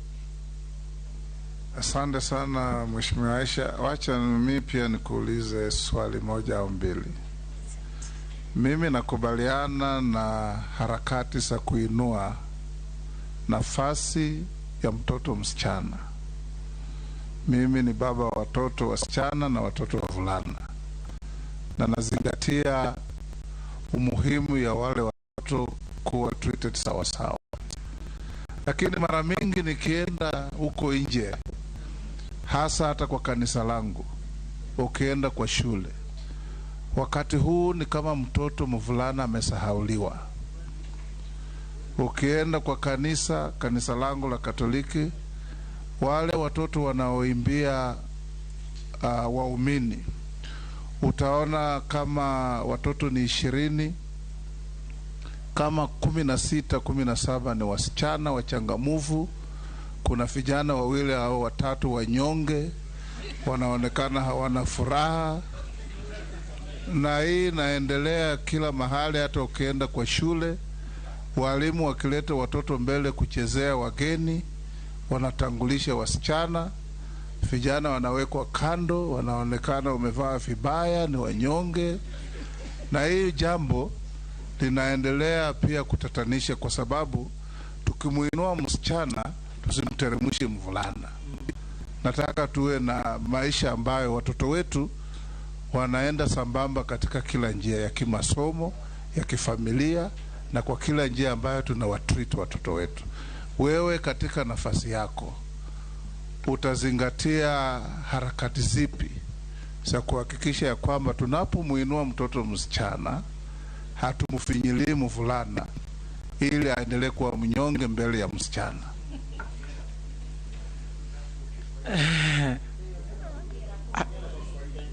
Asante. Yeah, you have never asked in Swahili before. You never asked in Swahili your questions. I don't know why today. Kiswahili and English are both official languages. Asante sana Mheshimiwa Mwenyekiti. Mimi nataka kusema ya kwamba ulivyosema ni kweli. Labda by nature msichana anaonekana kuwa mtoto mdhaifu, na ndio maana labda katika kumulikwa sana anamulikwa mtoto msichana. Lakini ni kweli saa hizi kuna statistics, ni Kiswahili zinasemaje? Takwimu. Takwimu zinaonesha ya kwamba ni kweli mtoto wa kivulana ameanza kuwa mdhaifu mbele ya mtoto wa kike. Na mimi kama nikipata nafasi hii kama waziri wa jinsia na mambo ya affirmative action, ndio kusemaje Kiswahili? Nitahakikisha ya kwamba sheria zote tutakazotengeneza ama policies tutakazo kuweka zitalinda mtoto wa kisichana na mtoto wa kivulana. Wote watapata haki sawa mbele ya sheria. Kwa hivyo nataka niseme Mwenyekiti, Wizara ya Utumishi wa Umma na masuala ya kijinsia itakuwa imepata mama ambaye pia katika njia moja ama nyingine ni mlezi. Kwa hivyo mtoto wa kiume atapata haki yake kila wakati kulingana na mujibu wa sheria. Asante sana. Thank you, Honorable Aisha. Mary Mase. Mary Sujo. Thank you, Mr. Speaker. I have to ask one question to the nominee. It's been asked by one of my constituents. If you are successful nominee for public service, there are ladies who are discriminated against, especially in the private sector. When they go for maternity leave, when the time to resume, they are sacked. That becomes the end of their jobs. They are asking, what are you going to do to protect them, the ladies? Some are even discriminated when it comes to recruitment. The boy child is preferred. They get those positions as opposed to the ladies. So how are you going to protect them? Thank you, Mr. Chairman. As I have just put it, you've had the Honorable Chairman saying that there is discrimination, that is the boy child is not given a lot of attention. And again, Mary, as well, you are saying the girl child. So as I've said, we only laws are made for, not for, laws should not be applied selectively, but to serve all parties. So I think, Mheshimiwa Mary Emase, on your question on people who are being discriminated on private sectors, still I think it's a matter of the law to be enforced. And I want to commit, if given the opportunity, that will be looked into. Thank you, Mr. Chairman. Honorable Aisha, your time is up now. We want to give you 3 minutes, dakika tatu, to tell us your wish and your desire from this committee. Following the engagement that you have had with the honorable members, sasa wakati ni wako. You can speak in English, you can speak in Swahili. 3 minutes. Asante sana mwenyekiti. Mimi nataka niseme na washukuru nyote kwa kunipa nafasi hii kukaa mbele yenu kwa ajili ya majadiliano haya ambayo tumekuwa nayo. Nataka ni ahidi na nataka niombe ya kwamba nilivyo mbele yenu munifikirie na munipe nafasi hii ya kuwatumikia Wakenya katika wizara ya mambo ya utumishi wa umma, jinsia and affirmative action. Mtakapo nifikiria na kunipa nafasi hii, nitarudi tena bungeni kwa sababu ni lazima nifanye kazi na nyinyi kwa karibu sana ili tuweze kuwa na sheria ambazo zitaweza kuwafaa Wakenya, hasa sana kutoka wizara nitakayokuwa nimesimamia. Asanteni sana na naomba ombi langu lifikiriwe. As we release you, remember to give your documents to the Secretariat through the clerk. Sergeant at Arms, you can usher out the nominee and bring in the Honorable Moses Kuria.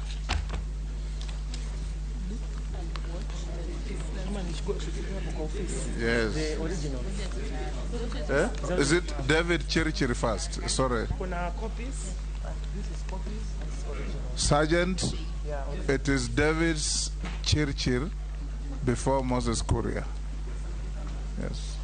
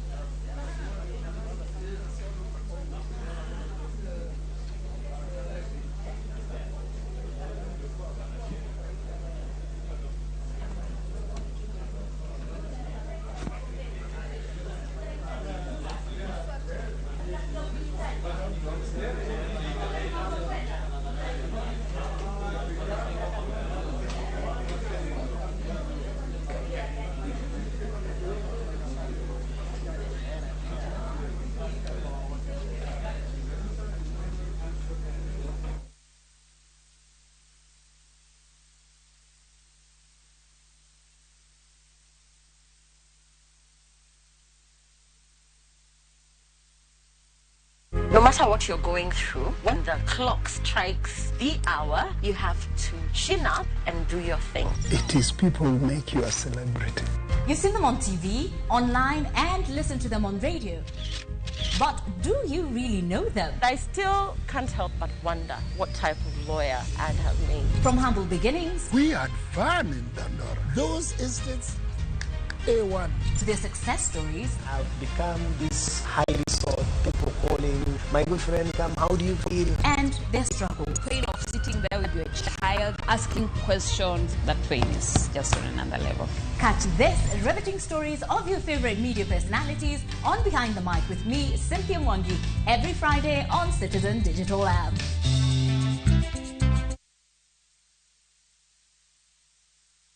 Enjoy View Travel affordable holiday packages. Kenya's #1 travel agent and online booking platform, View Travel offers wide variety of local flights, hotels, transfers, holidays, activities, and so much more. Whether traveling as a family, couples, chama, church groups, friends, or even going for trips to Mombasa, Diani, Malindi or Watamu, Masai Mara, Naivasha, Nakuru, or staycation in Nairobi.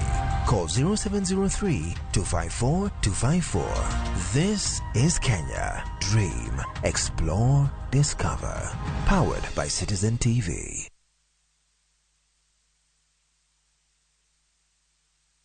Mashabiki chungu nzima wanaendelea kushinda bonuses nononono kwa Shabiki Jackpot Mbao. Kwa majina naitwa Peter Masinde, nimeshinda 1 million kwa Jackpot Mbao bonus. Nimefurahi sana kwa kushinda hii bonus. Hii pesa nitaitumia kwa kununua shamba na kulipia watoto school fees. Na wahimiza wagazi wa Busia waendelee kushiriki, hii kitu si ya uongo, ni kitu ya ukweli. Bonuses are for 10, 11 and 12 correct predictions. Join the bonus movement. Cheza Shabiki Jackpot Mbao kwa kutuma neno SJM kwa 29063 na huenda ukajishindia zaidi ya shilingi milioni 20 kila wiki. Shabiki Jackpot Mbao, the easiest jackpot in Kenya. Not for persons under the age of 18. Betting can be addictive. Play responsibly. Shabiki.com is authorized and regulated by the BCLB. License number 416.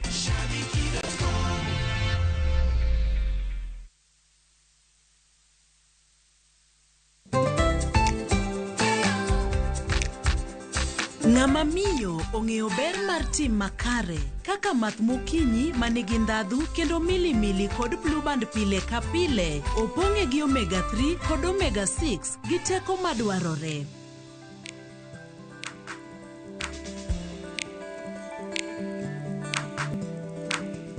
Math mokinyi gi blue band, dongruok maggi makare pile ka pile. Collect fare kwa boda au matatu ukitumia ViewPay cashless na uqualify for bima ya 100,000 shillings pamoja na medical cover ya 20k na permanent disability cover ya 100k kwa 5 bob pekee. Dial *236# today to start using ViewPay cashless.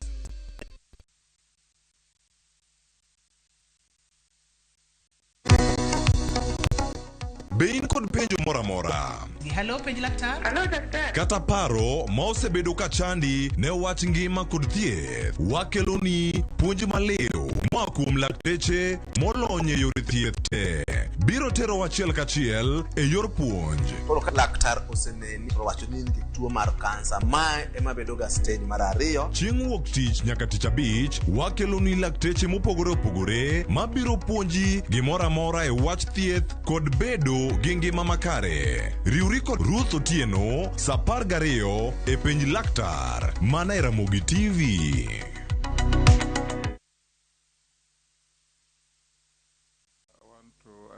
You that the members are all distinguished members, and I'll ask them to introduce themselves to you. Then I'll give further direction for us to proceed. Our engagement with you will be 90 minutes, and we'll try to keep as much within that time as possible. Let me start with the Deputy Speaker. My name is Gladys Boss, member for Uasin Gishu County and Deputy Speaker of the National Assembly. Karibu. Kimani Shongo, member of Parliament Kikuyu. My name is Opio Wandai, MP Ugunja. Junet Mohammed Sunaist. Owen Baya, Kilifi North, a member of Parliament. Robert Mbui Kadhiani. Rehab Mukami, County MP Nyeri. Ferdinand Wanyonyi, member of Parliament Kwanza, Trans Nzoia County, Republic of Kenya. George Gitonga Mogera, member of Parliament for Tharaka constituency, Tharaka Nithi County. Mheshimiwa Kosing David, MP South. Abdul Rahim Daud, MP for North Imenti, Meru County, and a member of this committee. Honorable Mishi Mboko, MP Likoni. Nelson Rabkoech, MP Belgut. Caleb Amisi, MP Saboti. Ido Raso, MP Saku. Abdi Shuri, MP Balambala, Garissa County. Mary Amase, MP Teso South. Stephen Mule, MP Matungulu. David Gikaria, Nakuru Town East Constituency. Naisula Lesuda, Samburu West. Honorable Chirchir, the engagement with us is not adversarial. It's an engagement to ask you questions based on materials placed before the committee and any other matter that the members may wish to ask you. The questions have to be short, precise, concise, and we expect similar answers. Avoid any attempt to engage directly with members, even if they ask questions that you are uncomfortable with. Address them through the chair. And members are equally advised that engage the nominee through the chair so that we have an orderly process. We will, after going through the preliminaries, give you 10 minutes or less, the lesser the better, to tell us briefly about the story of your life. And at the end of the proceedings, we'll avail you another 3 minutes to tell us your wish or anything of that nature. We want to start by asking you a few questions, procedural issues on the requirement for documentation. If you have supplied them to us, the clerks will still want to see your originals to compare with what you have given us. This can be done as we go on. Do you have the tax compliance certificate? Use the mic. I do, Chairman. Do you have the Higher Education Loans Board clearance? Mr. Chairman, Speaker, I do. Do you have a clearance with the Ethics and Anti-Corruption Commission? I submitted the documents and I think they were writing to you directly, but I have the stamped... you have the stamped questionnaire? Correct, correct. That is what is required, but we have received a direct communication from them. Do you have a certificate of good conduct from the DCI? Yes, I do, Mr. Speaker. We also have a letter written by them. Have you ever been charged in a court of law or convicted of an offense as a consequence of that charge? No, I haven't. Are you a dual citizen of any country apart from being a Kenya citizen? No, I'm just... You hold only one passport? Citizenship, yes, John. In your journey through life, what is your financial net worth? My financial net worth is declared in my documentation is 400, and let me get the exact amount so that we don't have to 400, I think 498. I'll just clarify that very quickly. Speak closer to the mic. I'll do that, yeah.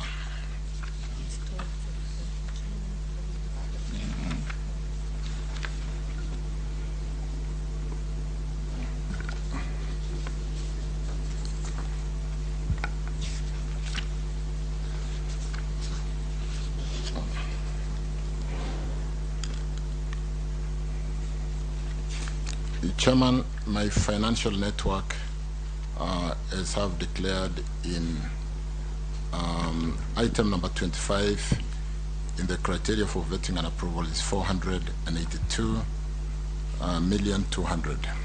Tabulated as? Tabulated as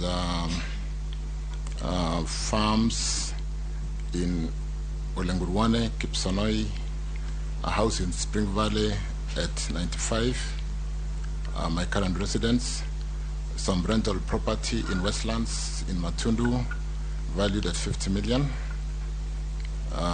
vehicles, bank accounts, and investment in a family tea value addition business called Chebango EPZ Tea Company at 185 million, a total of 482,200, Chairman.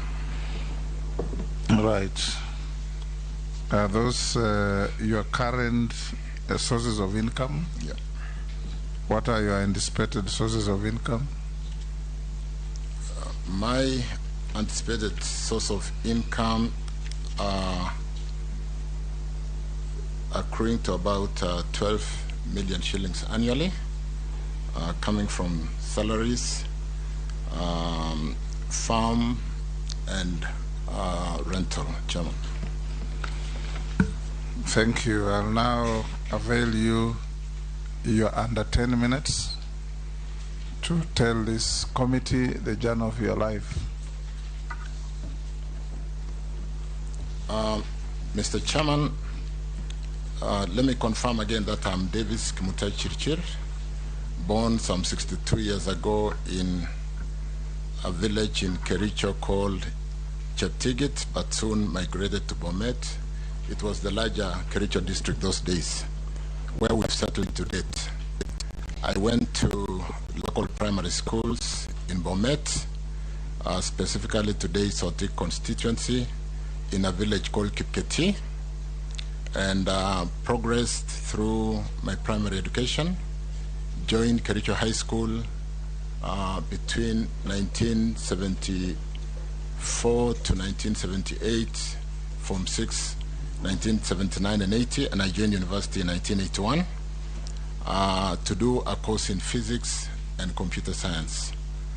I graduated in 1985 and joined the then Kenya Post and Telecommunication Corporation, where I went for what was called traffic engineering course to be able to handle management of traffic engineering in telecommunication for 9 months at the now Kenya Multimedia University, then Central Training School. I worked and rose through the ranks to be the general manager in charge of information technology and change management, where I served for 10 years between the year 1993 to the year 2003. I left Telecom briefly as change manager chairman.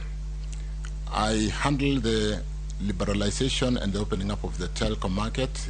Mr. Churchill, the Hansard reporters say try to move closer to the mic. But you can raise it, can't you? As general manager, Mr. Speaker, in Telecom... Just hold on. Is that any better? Okay.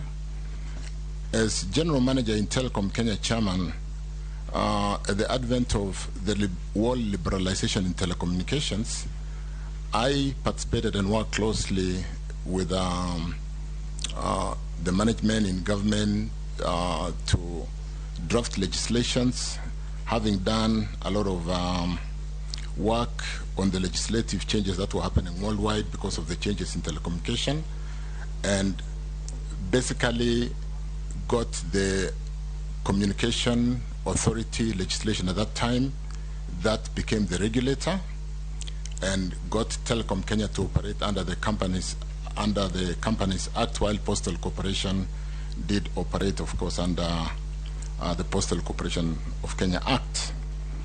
It is then that we're able to license and give, because up to then, telecommunication or postal service was a monopoly and a preserve of the government under the then Act. I think it was Cap 411 of the laws of Kenya, now repealed. And that's when we then brought in Safaricom, Celtel at that time, that have revolutionized the way we do business in this country and given us an edge over other African countries, because I think the legislation was properly done. I say so because just a few weeks ago, our neighbors like Ethiopia are only giving out a second mobile telecoms license, giving out an M-Pesa license to facilitate movement of cash and bankability of the unbanked people in the local communities. In 2007, I was out of telecom or out of public sector for a while, and I joined and spent more time in managing family business. In my documentation, I've also shown that we run a business called Bon Voyage Limited, which is a telecommunication company that supports Safaricom in a number of areas. And so I ran that company until 2007, when after the challenges of elections of 2007, I applied, because of the challenges we all faced in 2007, to really be part of the solution in reforming the electoral process in Kenya.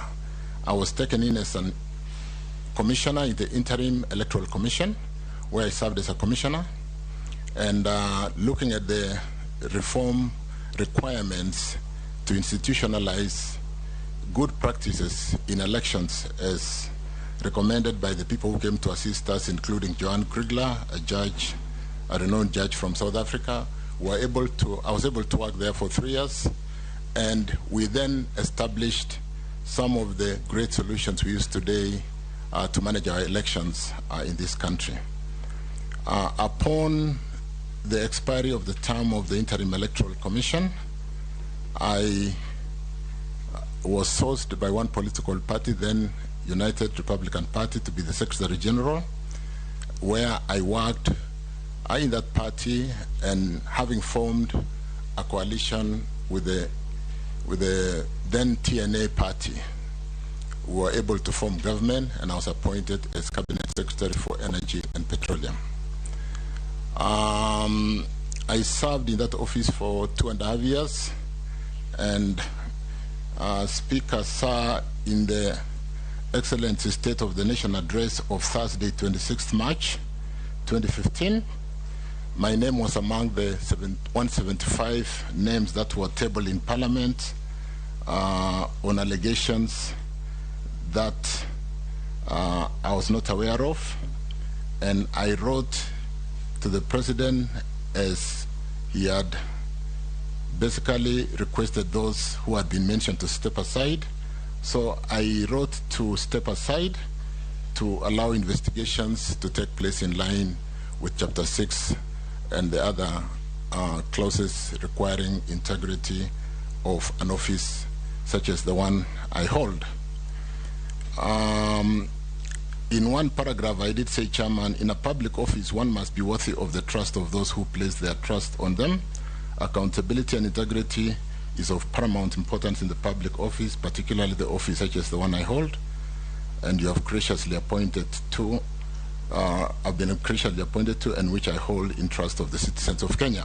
I therefore, Chairman, step aside to allow for investigations to be carried, and upon conclusion, the specific issue here that was of concern was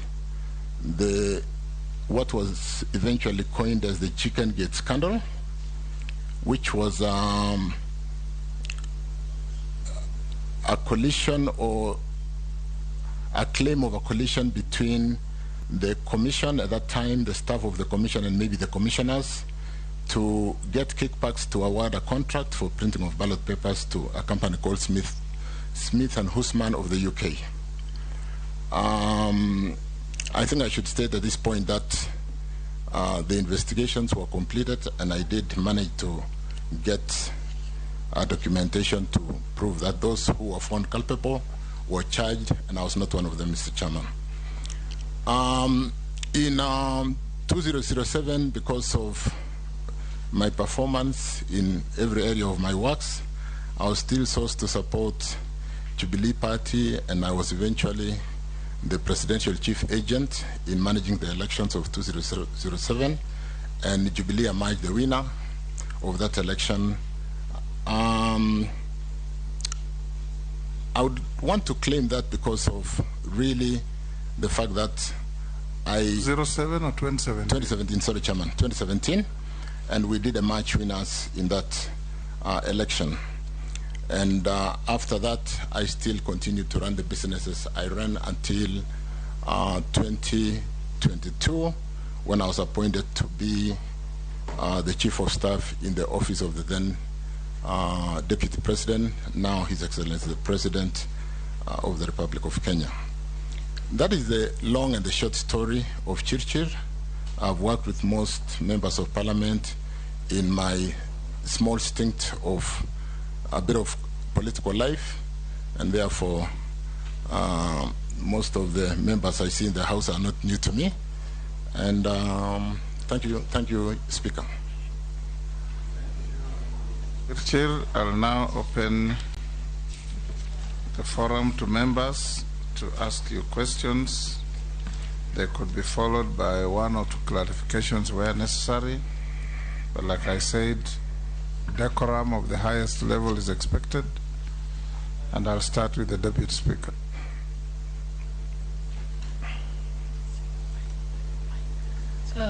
Mr. Davis Chirchir, first I want to congratulate you for your nomination for appointment as Cabinet Secretary for Energy and Petroleum.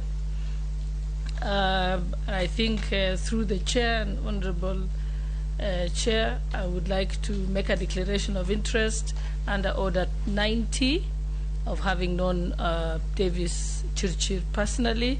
I've worked with him at the Electoral Commission. I've worked with him also in the political formation of Kenya Kwanza and as agents of the presidential candidate then. But I want to confirm that in no way, Honorable Chairperson, will my personal knowledge of him affect my judgment or will make me get engaged in any bias as we go through this vetting process. And with that, let's seek your permission to proceed to ask the question. Okay. Mr. Davis Chirchir, I want to ask you questions that Kenyans are asking. That's what I've been doing throughout this process. Things that matter to Kenyans. Kenyans are asking, the cost of electricity is one of the highest in the region, and this affects the cost of production, hence the cost of many of the basic commodities that are required by wananchi.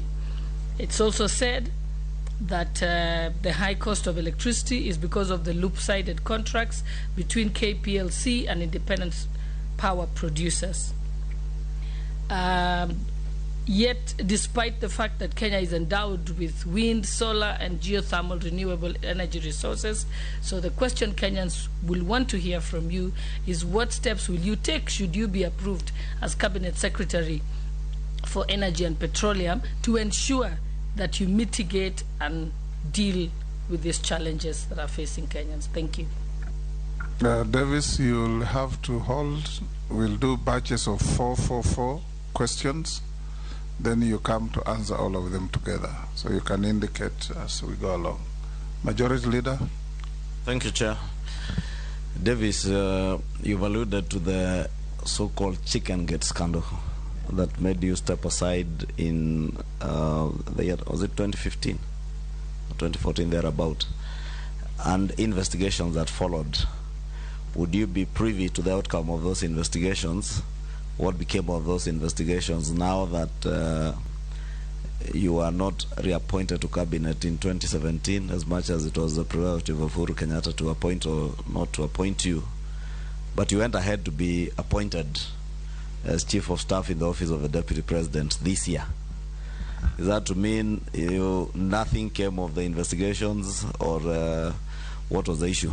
Two, if you are approved and you had begun some very good work with the last mile program, the first term of the Jubilee administration, but as the Honorable Shalai says, Kenyans are really concerned on the performance today of our power generation, power transmission companies, especially KPLC.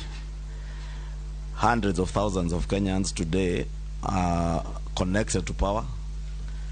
Some consuming that power and not paying for it because KPLC is unable to provide them with meters. Many others have applied for a connection of power, but they cannot get connected, again on the excuse that there are no meters, and contractors have dropped lines into their houses. They have not gotten the lines into the KPLC system. What would you do immediately get into office to fix some of those systemic problems that are there at KPLC, to make both connection, transmission connection, and billing of power in this country a little bit more efficient? Thank you. Thank you, Mr. Chair. Mr. Chirchir, unlike some of my colleagues, personally haven't had a chance to interact with you or to work with you previously. This could be the first engagement I'm having with you at a close range. That notwithstanding, of course, there are certain things which are not adding up. And why do I say so? Just to pick from where Honorable Chunga has left, you've indicated that you stepped aside, or you are forced to step aside. Because I was in the House then, 2015, when the President came to Parliament and read the names of those who had fallen short of the requirements of Chapter 6 of the Constitution. And therefore you are forced by circumstances to step aside. And you say investigations were conducted. I'm not sure if you are aware when they were concluded. But that notwithstanding, from your own submission, you said that you then participated actively in the campaigns of 2017, and your coalition won. Isn't it curious, then, that from 2015 to 2022, you are essentially out of public service? And yet, your coalition won in 2017. And the President, of course, is the appointing authority. He could have the reasons why he didn't appoint you. But I'm sure you could have been curious enough to find out from the President or whoever it was why you are not featuring among the appointees, having worked so hard to deliver the victory, and also having been cleared, if at all you are cleared by the investigation. So secondly, until you came, of course, on board much later in 2022 as a chief of staff in the office of the Deputy President, at the tail end of the term of the government. But that is very curious. Two is, I'm sure you are aware, because it's in public domain, that executives of Smith and Usman were eventually tried, convicted, and indeed jailed in the UK. Two of them, a man and his son, for having bribed the interim electoral commission officials with 50 million Kenya shillings. So the bribers were convicted and jailed. Those who were bribed have to date remained scot-free, if you may ask me. And to Kenyans, of course, you are one of the suspects, because it was in public domain. So you may need to update us as a committee what you could be knowing as far as the outcome of these investigations are concerned, and if at all any action has been taken against any person that was involved in this scandal on the Kenyan side. Because as Honorable Nyet said earlier on, the requirements of the Constitution at Chapter 6 are so stringent, yes, that any slight indication, any slight suspicion that you are not having a proper integrity could bring a lot of question marks in Kenyans' minds. So kindly help us understand. Thank you. Thank you. Thank you. Janet. Thank you, Chairman. Chairman, mine is brief. I wanted to ask the nominee that if you look, even though you are out of office by then, but the last 5 years, the places where there have been many cases relating to corruption, even though now we can tell them they are politically instigated, but let's say politically instigated corruption, let me use it for the good of it, that word, were majorly in the energy sector. If you look at Kenya Power, if you look at Kenya Pipeline, if you look at this, what is your view? Because that must be the thing that is making the cost of living, that must be the thing that is making the cost of electricity very high in this country. What do you think you'll do differently? Because you left office in 2015, then another CS came in, he looked like he continued with the trend that could have made the cost of electricity and the cost of energy very high in this country. What is your view? Is there corruption in the energy sector, or it is as clean as snow and all those cases were politically instigated? Davis, you can answer those four. Thank you, Chairman, and for those four questions, I'll run through them, starting with the Mheshimiwa Gladys Shole, on the cost of electricity and whether the contracts are lopsided. Having served as CS Energy and Petroleum, I can say with some level of authority, I understand the sector and the challenges which basically afflict this particular industry. Electricity in Kenya is predominantly generated from hydro, about 30%, running down Kindaruma all the way to Kitaru, the cascaded water dams out there, the Tana Delta. And that's about 30%. We've since developed geothermal, and glad for the House or the members of this committee to know that geothermal, Kenya is quite a significant player in the geothermal industry, whereas we have about another 800 megawatts of geothermal, we are actually the 6th largest geothermal user worldwide because of the technology and the knowledge, the support of government and parliament in investing in geothermal development.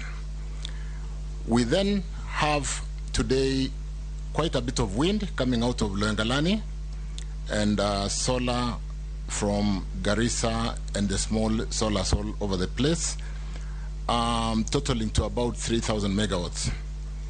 The challenge that maybe what I've not mentioned is the heavy fuel generators, which also amounts to about 600 megawatts, which were brought in to mitigate the challenge of drought sometimes in the 90s. They were basically meant, they are quick to deploy, and so when you have a problem, you bring in an Agreco, it comes in 2 weeks or 3 weeks. It is meant to mitigate a drought challenge, but they've become a permanent feature in the generation of power to our grid. Diesel generation is very expensive. If you look at, I think I tried to tabulate somewhere, from hydro today, we generate power and put it on the grid at about between 3 to 4 cents US. Geothermal is at about 7 cents US, and so is solar. The earlier signed solar were at about 12 cents, but since then, the devices have really come down, and the price of solar today, we could even get it for 5 cents US, 6 cents US, and so on and so forth. To compare with the thermal generators, we are talking about 20, 22, 23 cents US. It is 4 or 5 times as expensive, but they have since become feature of our generation matrix, and they dispatch almost on full time because of the challenges of global warming and weather. When the water is low, you have to supplement using the diesel generators. There is something called intermittency in solar, in the green energy, solar or wind. There is so much wind at night and there isn't much during the day. So we have so much power at night when we don't need power, and during the day there is solar and we are able to use it because it's available during the days when our industries are running, but at night the power is absolutely not there. So when you look at the effective matrix, what you will call energy matrix, and though we are at 3,000, you could actually say if the intermittent power was not there, in solar, in wind, the diesel generators become a permanent feature that must dispatch for us to run our economy. So whereas other economies like Ethiopia are running their energy to power their factories at 4 cents US, 5 cents US on solar and so on and so forth. We are running our energy supply to our industries at 22, 23 cents US. When you load the cost of transmission, which is more on the Kenya Power side, O&M, and the challenges of what you would call customer challenges and the weak network, you are talking about running our economy sometimes at up to 30 cents US, which is not really sustainable. We cannot, so we must then go back to the drawing board and ask ourselves, even with the 3,000 megawatts today, and Kenya Power or the technical people will tell you the peak time consumption today is at about 2,100 megawatts. You basically are saying if 2,100 megawatts is being deployed to the grid at night when there is no solar, then you must support the grid with diesel generation, which is meant to be really used to support the power shortage, and more particularly peaking. There's something called peaking during around 7 o'clock when we all switch on our powers in our homes and industries are still running. The requirement suddenly goes up and you need these diesel generators to peak and basically support the grid. So there's a challenge that we must then all go back to the drawing board and ask ourselves, how are we going to fix this challenge? And it is not something that you fix overnight, because power generation is something that if we start today giving out a license through a PPA, by the time we dispatch power out of that project, it will probably be 4 or 5 years. So there are no quick fixes. We must do proper planning. We must get the correct power mix and ensure that we feed our power to the grid at the right cost. Leave the diesel generators to support peaking and for emergency use only. But to almost have them as a permanent feature is really something that cannot be sustained, and it is killing our industries, it is killing our economy. It's a big challenge. It's also not good for the environment, because we are burning fossil fuel, and in terms of the emission, carbon emission, and the ratification we've made in terms of reducing the global warming to, I think it was first in Paris, and then Glasgow, and now Egypt next month, we must reduce the use of fossil fuel.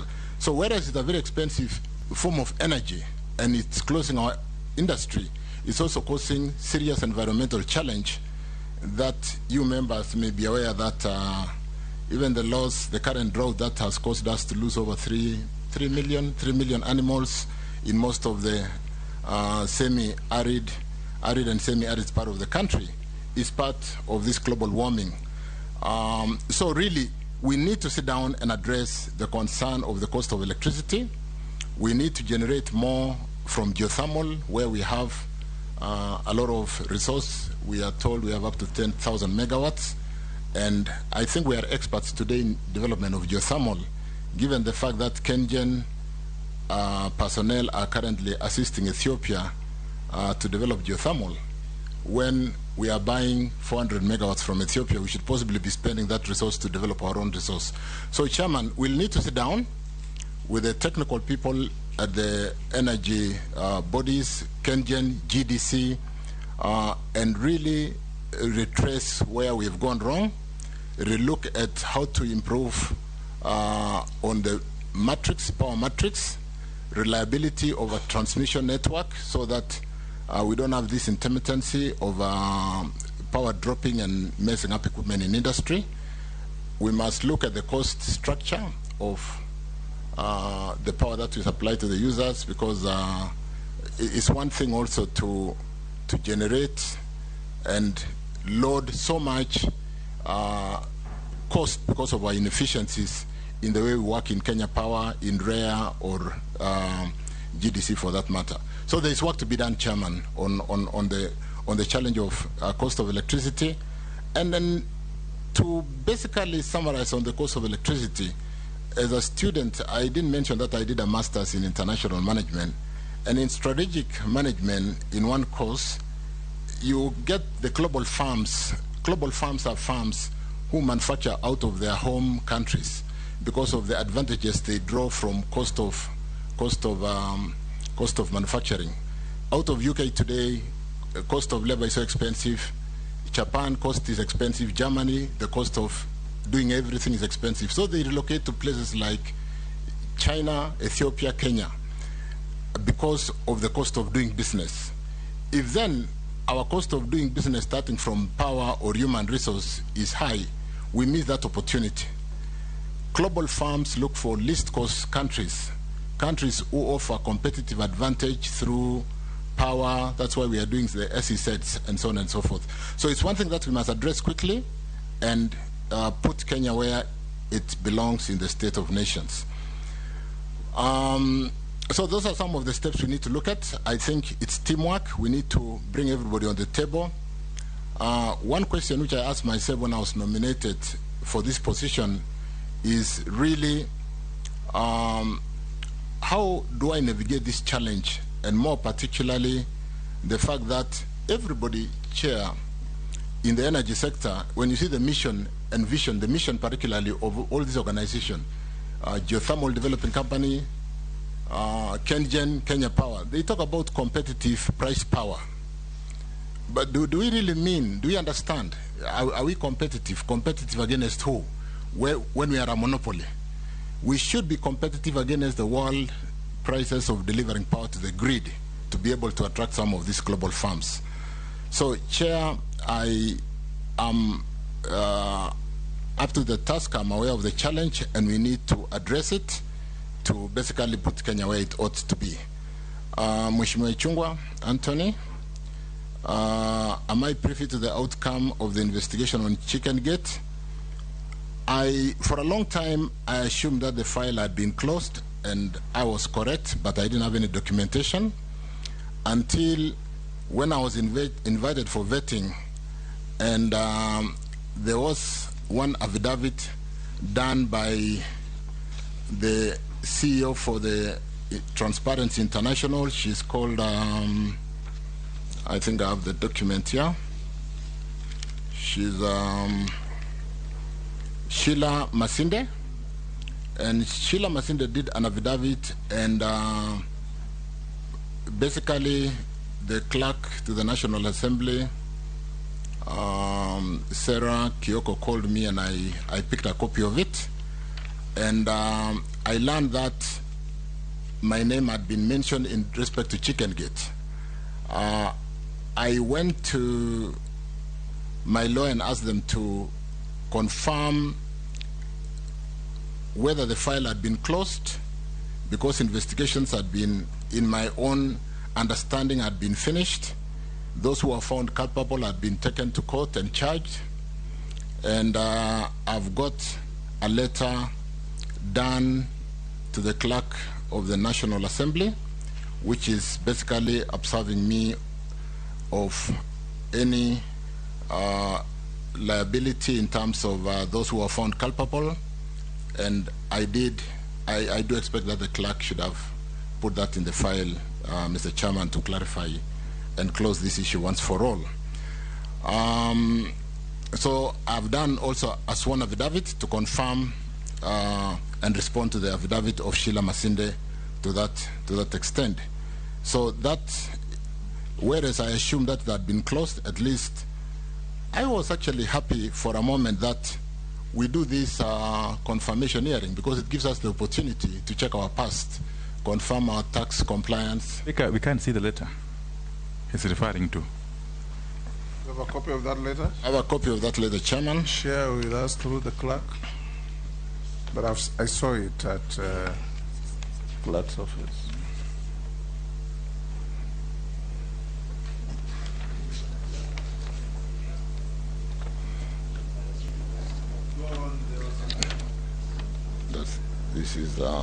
That's the letter. So, Chairman, I've done that. I did leave 2 copies with the clerk yesterday, because I just did get the affidavit on Saturday evening.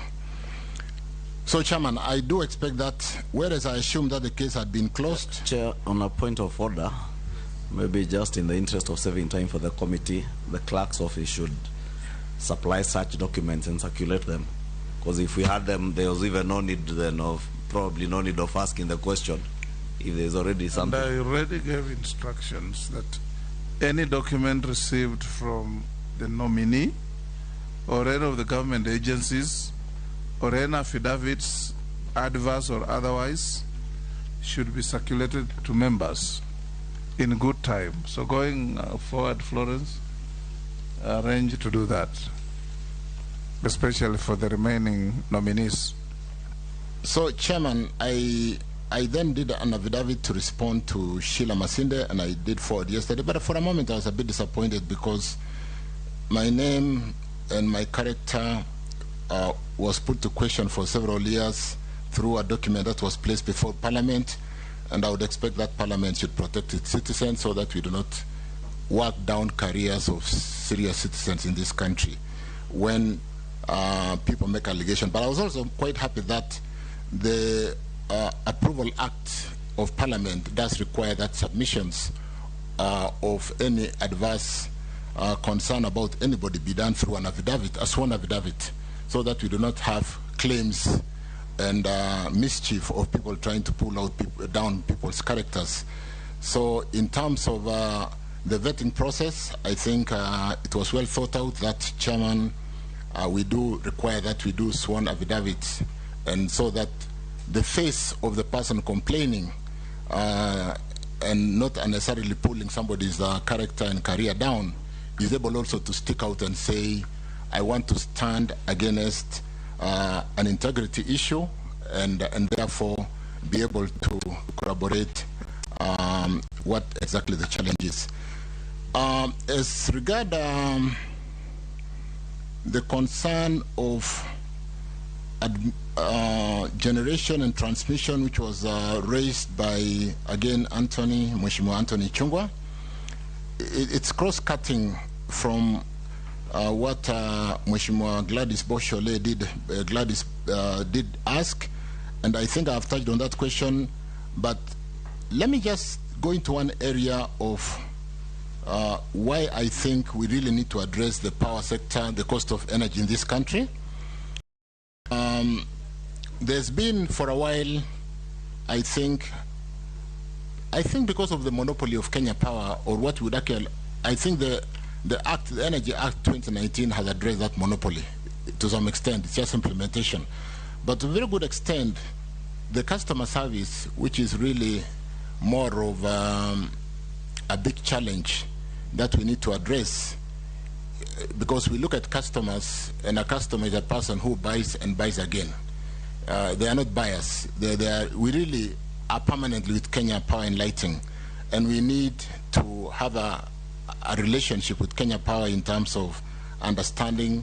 Even the bill is so complicated. We need to really understand and improve the customer service and customer relationships.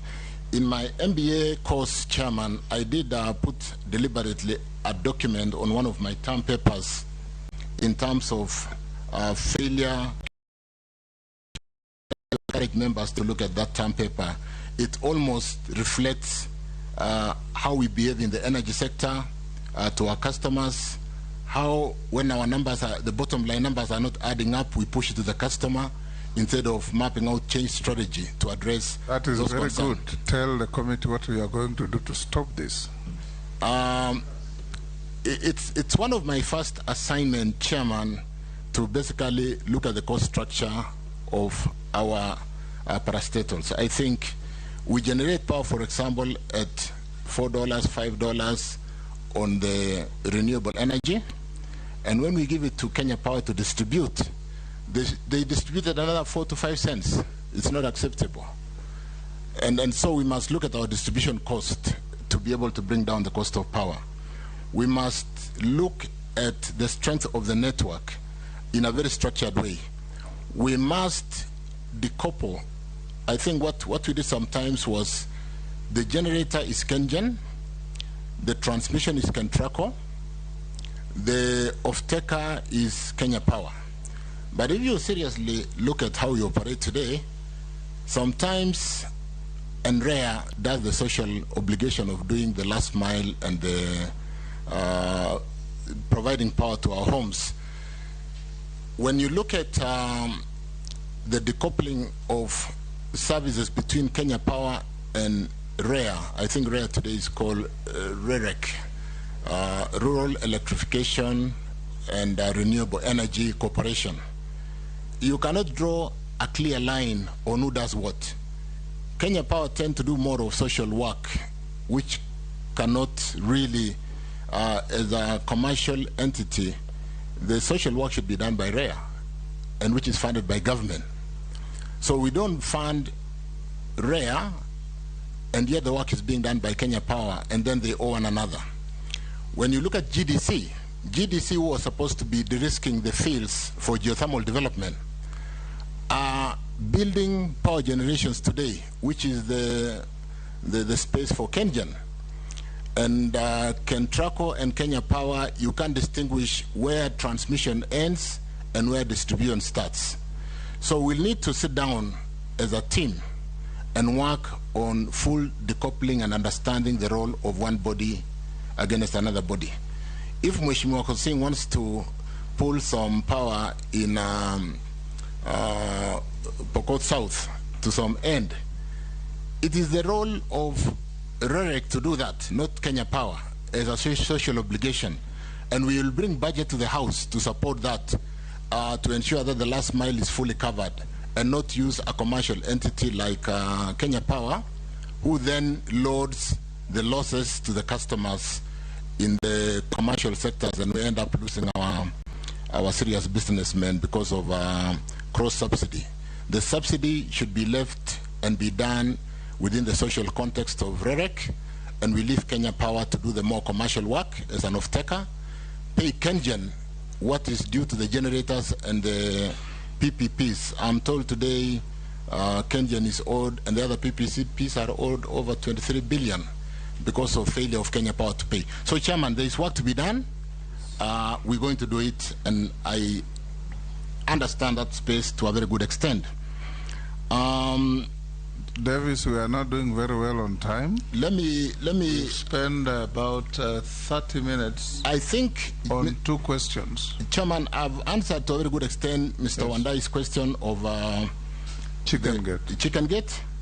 And I think the only challenge is really, yes, it was in the public domain.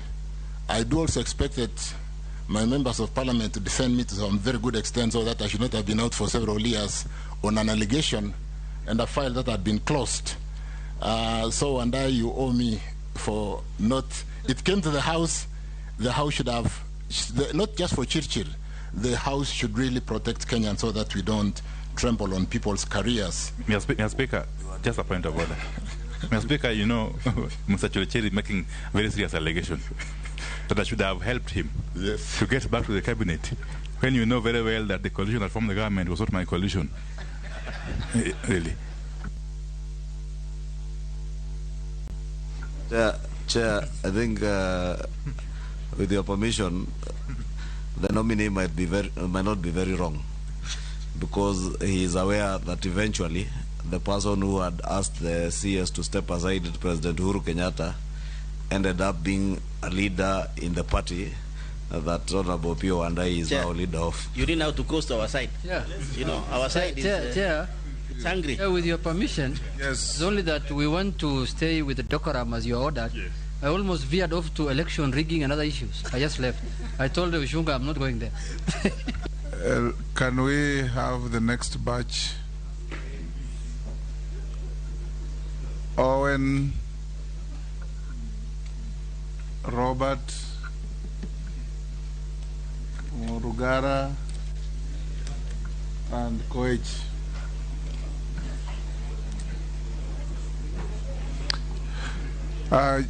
Davis and honorable members, we are doing very poor on time. Now, please ask precise questions. Let's get precise answers. Okay. Yes. Chair, thank you very much, Davis Churchill. I would like to ask you a question on in terms of power use, electricity, and the productivity of water. that the tariff used for producing water using electricity is higher than that of street lights. And areas like at the coast where you have to pump water up, and other areas in this country where you have to pump water that goes up to homes, the cost of production is very high, such that water companies in those areas cannot break even because they spend more money to pay for electricity than for the water. And yet, the policy at the ministry has not changed for many years, and that people are suffering, that there's a lot of water power disconnection in waterworks by KPLC because they are demanding that they be paid the commercial tariff. And yet you find that streetlights have a special tariff. It's very low. What are you going to do about this to ensure that we say water is life, water is the engine of all productivity in this country, and actually there's a correlation between poverty and water? How are you going to assist the other ministry to ensure that we have water and there's no interruption? Robert Mbui. Yeah, thank you, Chair. Chair, I want to refer the committee to page 5 on the documents presented for this nominee, on the part where we are talking about sources of income, and he's indicated his income of 2021 and also 2022. I want to refer to the 2022 income. Now, he's indicated that on number 5 that he worked in the office of the Deputy President as Chief of Staff in the year 2022 and earned a whooping 18,448,000 shillings. Chair, my question is,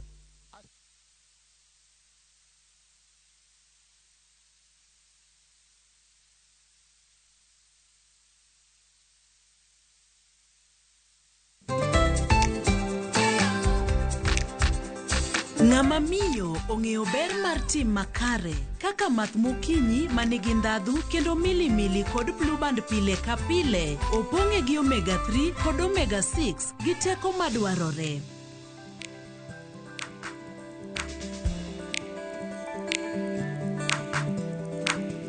Math mokinyi gi blue band, dongruok maggi makare pile ka pile. Wakenya wengi wanaendelea kushiriki na kushinda $300,000 kwenye Shabiki Major Leagues Jackpot. Kwa majina ni Helen kutoka Western na nimeshinda, na naambia tu hao wengine wenyewe wanashiriki nayo watashinda. George Dongo kutoka Katanga, na mimi nilikuwa nimecheza Major League Jackpot. Mimi ni mshindi wa 150K. Kuwa mmoja wao. Cheza Major League Jackpot kwa shilingi 10 pekee kwa kutuma neno MJP kwa 29063 na waweza kuwa mshindi. Shabiki Major Leagues Jackpot, the easiest jackpot in Kenya. Not for persons under the age of 18. Betting can be addictive. Play responsibly. Shabiki.com is authorized and regulated by the BCLB. License number 416.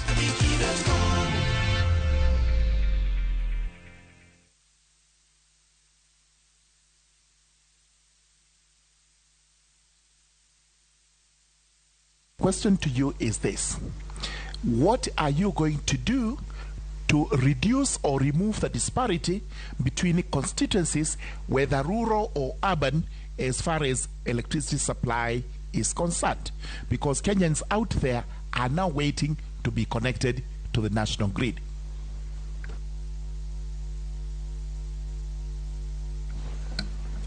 Honorable Koech. Waziri, mine will be in Kenya Power. Actually, the story of the energy sector starts and ends with Kenya Power and Lightning. In fact, nowadays in Kenya, there's a famous quote, kwamba when it rains, saile sisi tunatoa nguo, Kenya Power pia inaanua wire. Power just goes off. It is something that you must find a way of fixing. And it goes beyond policies. There must be a deliberate... I think there's a deliberate attempt by some officers in Kenya Power to disallow connection of power. That is why they visit your house on a Friday, disconnect power so that they get something, and then again when you reconnect is when they can restore the supply. Number 2 is on revenue collection by Kenya Power and meter reading. You find Kenya Power staff having to dodge vicious dogs in people's compounds, yet you can actually use technology to do meter reading and give estimates on what should be built. Thank you. Davis, can the answers be as brief as the questions? I'll be brief, Chairman. Income, Chairman, as I declared, is accurate. In 2022, I earned 3 million between January and March from my previous sources, as indicated from 2021. And when I came to the office of the Deputy President as Chief of Staff, I've earned salaries for 5-6 months at a taxed net amount of about 764. I have been able to utilize a facility called a car grant, which is 10 million, which is available to that office as per the public service laid out regulations. And when you break down that 18 million, I did my arithmetic and it's accurate, Mr. Chairman.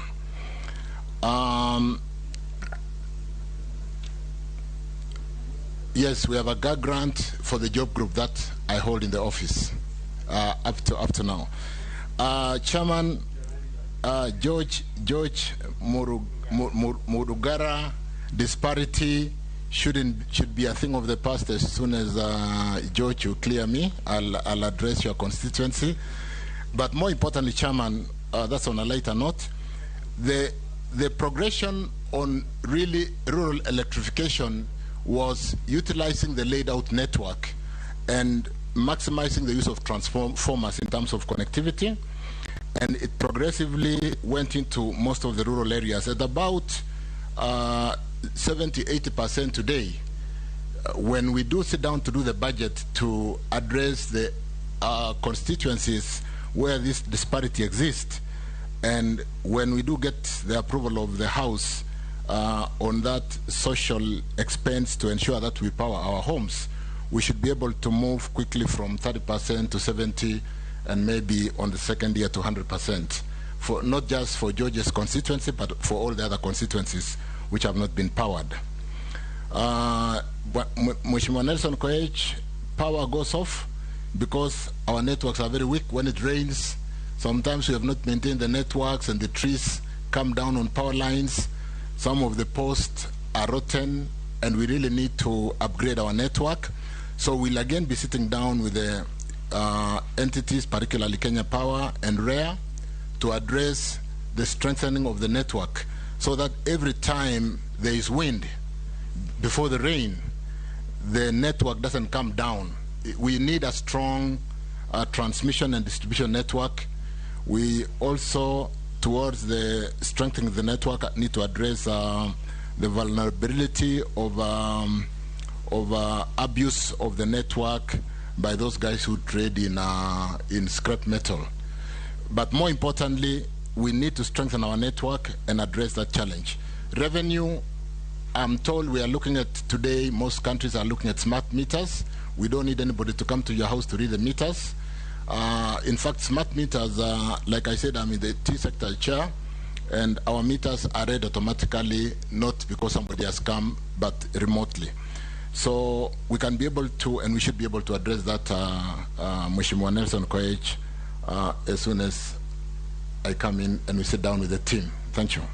Thank you, Davis. Now give to, yes, Owen. The question on water, Owen Baya, Mheshimiwa, is something that is very interesting. Even as we talk to the cost of power, we'll need, water is a very interesting source of energy because there's something called potential energy. When something is up, when it comes down, the energy, it releases energy.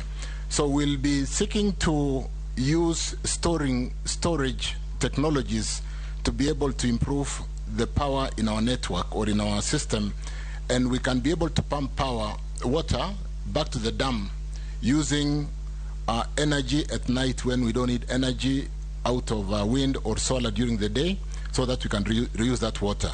The challenge of maybe harmonizing the sector is work very closely with WARMA to ensure that we do cooperate and see the meeting points on how much we should pay for the water we use to generate power,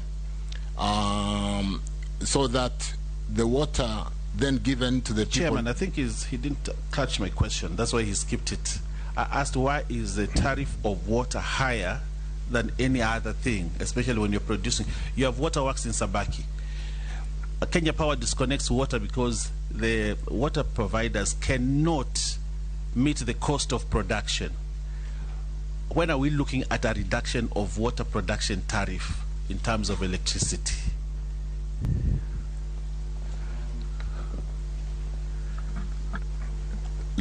Owen, let me understand that question properly, because is asking yes that power cost to water service providers is high. Isn't that so? Yes. Why is it so high? Is it high relative to other consumers? Correct. Chairman, the tariffing structure of Kenya Power, you could have seen something called C1, C2 to C15. And pumping of water using the pumps is quite a heavy consumer of power. What I've not mentioned is, you may not be aware that even as power is expensive to our homes, we only charge 7 cents US on what we call lifeline tariff to over 70% of our home users. So the biggest challenge we have in the power sector is those people you're talking about who are pumping water are subsidizing the social users of power who consume 1 to 100 kilowatts per month, and because of the economic status, we basically have this very dirty kind of subsidy program where we are using the economic drivers, the companies who are supposed to be driving the economy, to supplement the social service. So we need to look at that. Most of with the water panels, with the solar panels coming down today significantly, and the off-grid that we are developing to ensure that we do hold captive most of our customers, I want to believe that we'll be looking at a policy where we can put solar on most of the water pumping stations and reduce the cost of pumping significantly by maybe even over 50%. Because solar costs today, and being off-grid, there will be no transmission losses. Thank you, Chairman. I hope. Daud, Amisi, Raso, Maisula. I'll come to you. Thank you, Chair. Ask Speaker. one question each. We are doing badly on time. Thank you, Chair, Speaker.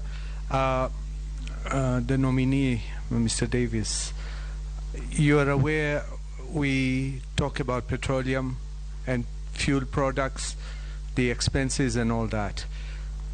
What do you have once you come in? There was a time my ex-governor Kiraito Murungi, when he was the Minister for Petroleum, they had explored oil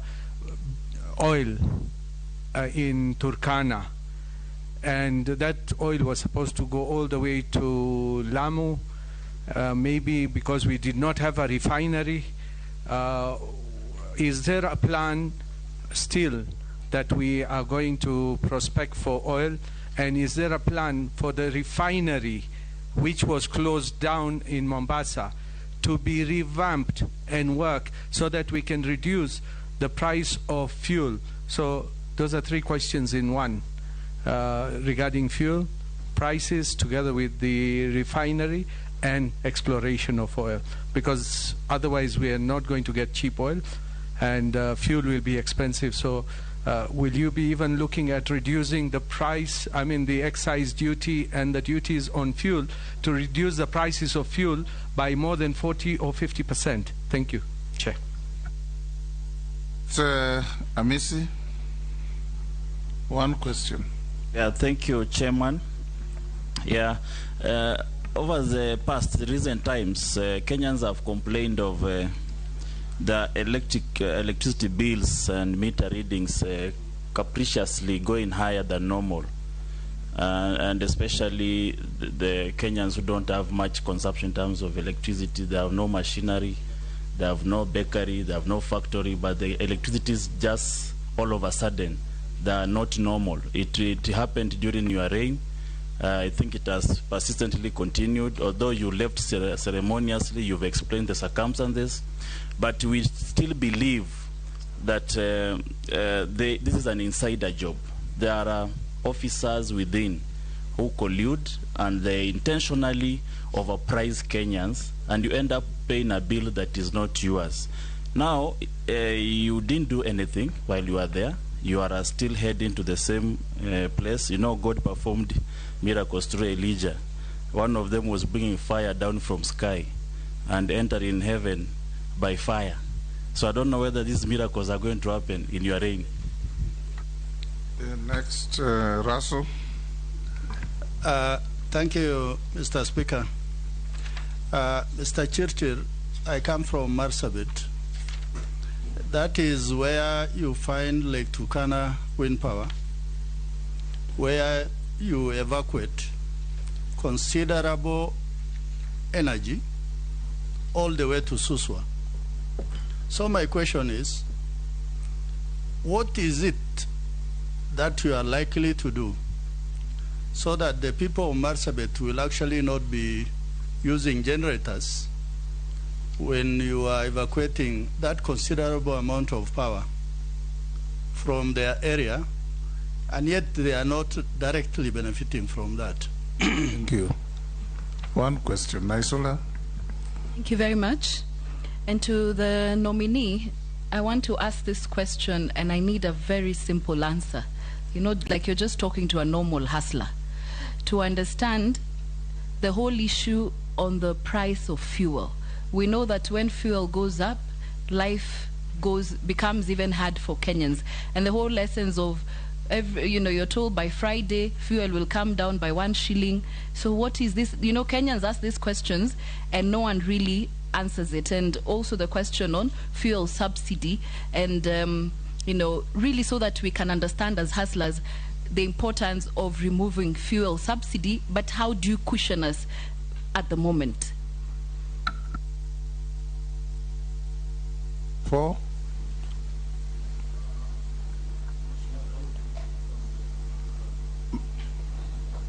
Mheshimiwa Daud, from on the petroleum and the Lokicha oil that was discovered sometimes, and where are we today?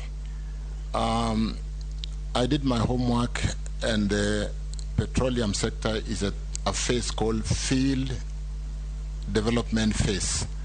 This is the phase when the Talo and the consortium have submitted a report to the Ministry of Energy. That report is currently sitting with the regulatory body, EPRA, Energy and Petroleum Regulatory Body. The report will be handed over to the Minister or the CS for Energy, and in line with the Petroleum Act, it should not be in that office for more than 30 days. It will then come to Parliament, and the Act also stipulates that it should not be in Parliament for more than 90 days, for purposes of looking at the commerciality, the economy of pulling out the oil. And the report does say we can be able to do up to 120 million. There is a figure that let me not misquote because I'm talking to the whole world. 120 kilo barrels per day, which when you convert at about 160 liters to the barrel is significant, and that can address the challenge facing the country. But that's slightly on the longer term. We will work together to expedite and make sure we don't work with 30 days, we don't work with 90 days, and therefore be able to tell the prospecting company to quickly get down and start pulling out the product. And that might give us the security of the challenge we are currently facing. If I combine this with Mheshimiwa Lesuda's question, because they are basically cutting across on the same petroleum area, with the price of fuel, it's a world phenomenon. the challenges of Ukraine and Russia, and the US and Canada refusing to buy, putting embargo against buying that product, created a supply-demand challenge. And we may not be aware, but if we read, we know that the fuel prices in the UK, in Canada, in Singapore, are running at, I was reading, Singapore is going at $9 to the liter. When I converted, that's about 350 shillings to the liter. We don't think this Ukraine-Russia challenge will be forever, but certainly we need to mitigate and address our challenge. And I think it's an opportunity to think out of the box and ask ourselves, how can we be self-reliant? And that's why I was saying, let me cut across with Dawood's question in terms of developing quickly what is ours, so that we are not over-reliant on the other economies out there. And while reading that, I found a quote by Joe Biden that said, when we are out of this challenge, we'll be stronger, and the world will be stronger and less reliant on fossil fuel. But when I paraphrase that, as a country, we really need to work on our geothermal, being an equatorial country, work on our solar, work on storage of power, so that we go into more of the electric cars with the conversion kits being fairly cheap today. So yes, it's a concern, it's a global challenge, and yet we think we are going to come out of it more stronger, Mheshimiwa Losuda. Refinery, Bwana Hamisi was sitting somewhere over there. We need to work on, I don't know whether it's a miracle, but I mean, there is no reason why anybody should pay for what they have not used. And as we work to introduce the intelligent or whatever meters, we really also need to think out of the box on how Kenya Power trades. Think about how Safaricom trades. They give you a zone to manage, and you can buy power in bulk, and you prepay. For those of us who work for Safaricom, Safaricom is not owed any money. You prepay airtime and distribute. Collect the money, prepay, you collect more. There is no reason why Kenya Power cannot adopt those kind of simple frameworks of a region being given to a manager, or rather a business person. You buy in bulk at a discount, you make your little money, and you manage your customers. So certainly we'll be working together to look at how to re-engineer the traditional way of handling customers from Kenya Power, bringing in the smart meters, and working with everybody to ensure that we don't just pay what we have not spent and which is going into people's pockets. We will be able to do that. Raso, Marsabit, I passionately loved that county when we were developing the wind power projects. There is no reason why the developer on the project, you know, when you develop 400 megawatts, there is the power which is retained to manage the equipments. And that power should have really looked at the community of interest. We need to sit down and look at using the power that, when you develop 400, we have possibly retained 20 for the use to manage the equipment, because they need power to basically support the operations within the site. And it shouldn't be asking for too much, because I think the power we need within the community will not be more than 3, 4, 5 megawatts. And therefore we need to revisit, and under the act where the resource sharing of local resources with the community, the county and the national government, we should see how to support the community around Marsabit, so that we do not just evacuate power the way we evacuate water out of Muranga, and the locals just see the power going out of their county, and they don't benefit. So we can look at that. Naisula, I think I did combine your question with Dawood. Thank you, Chairman. Chair, my question has not been answered about the refinery. Let me take up that very quickly. Question. The refinery. We'll take another round after that. The refinery, Chairman, was closed during my time because we were supporting the refinery through importation of crude, which was then refined and on what we called a yield shift. You bring a crude and you need to produce so much of AGO, you need to produce so much of PMS, and many times our refinery, because it was a very old technology, was not meeting the requirements of the yield shift.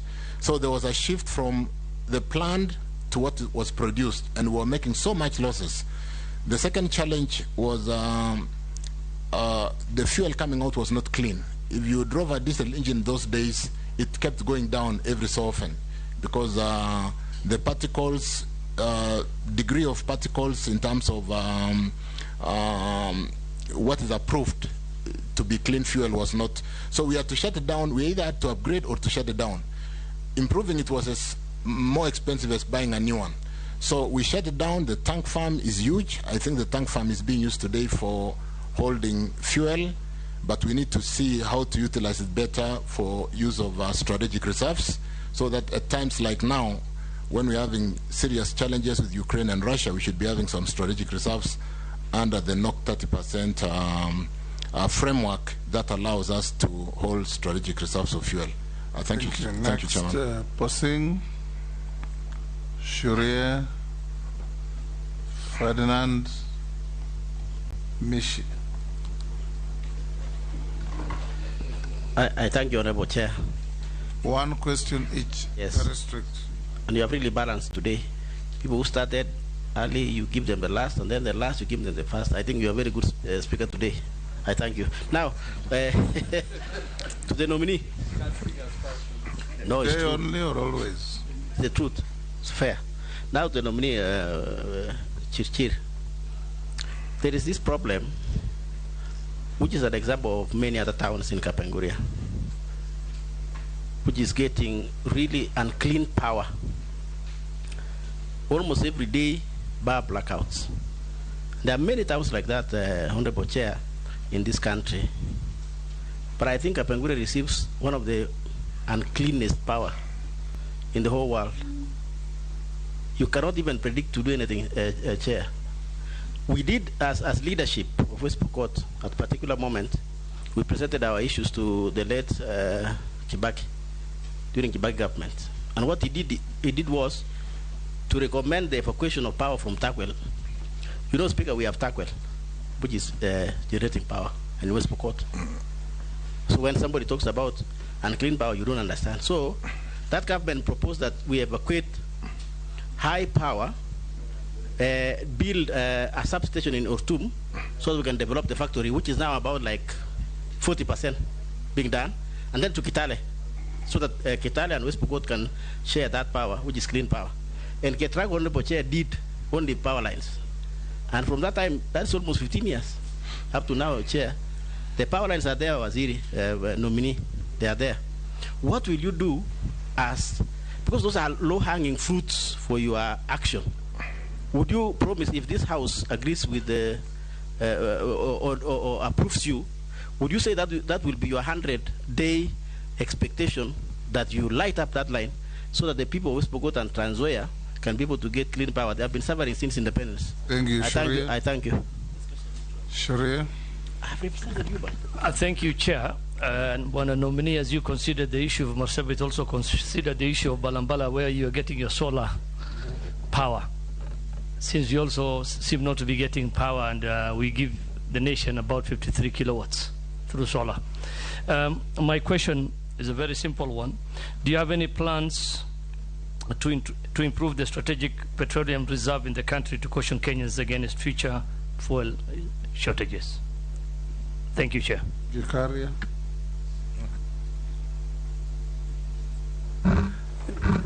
Thank you.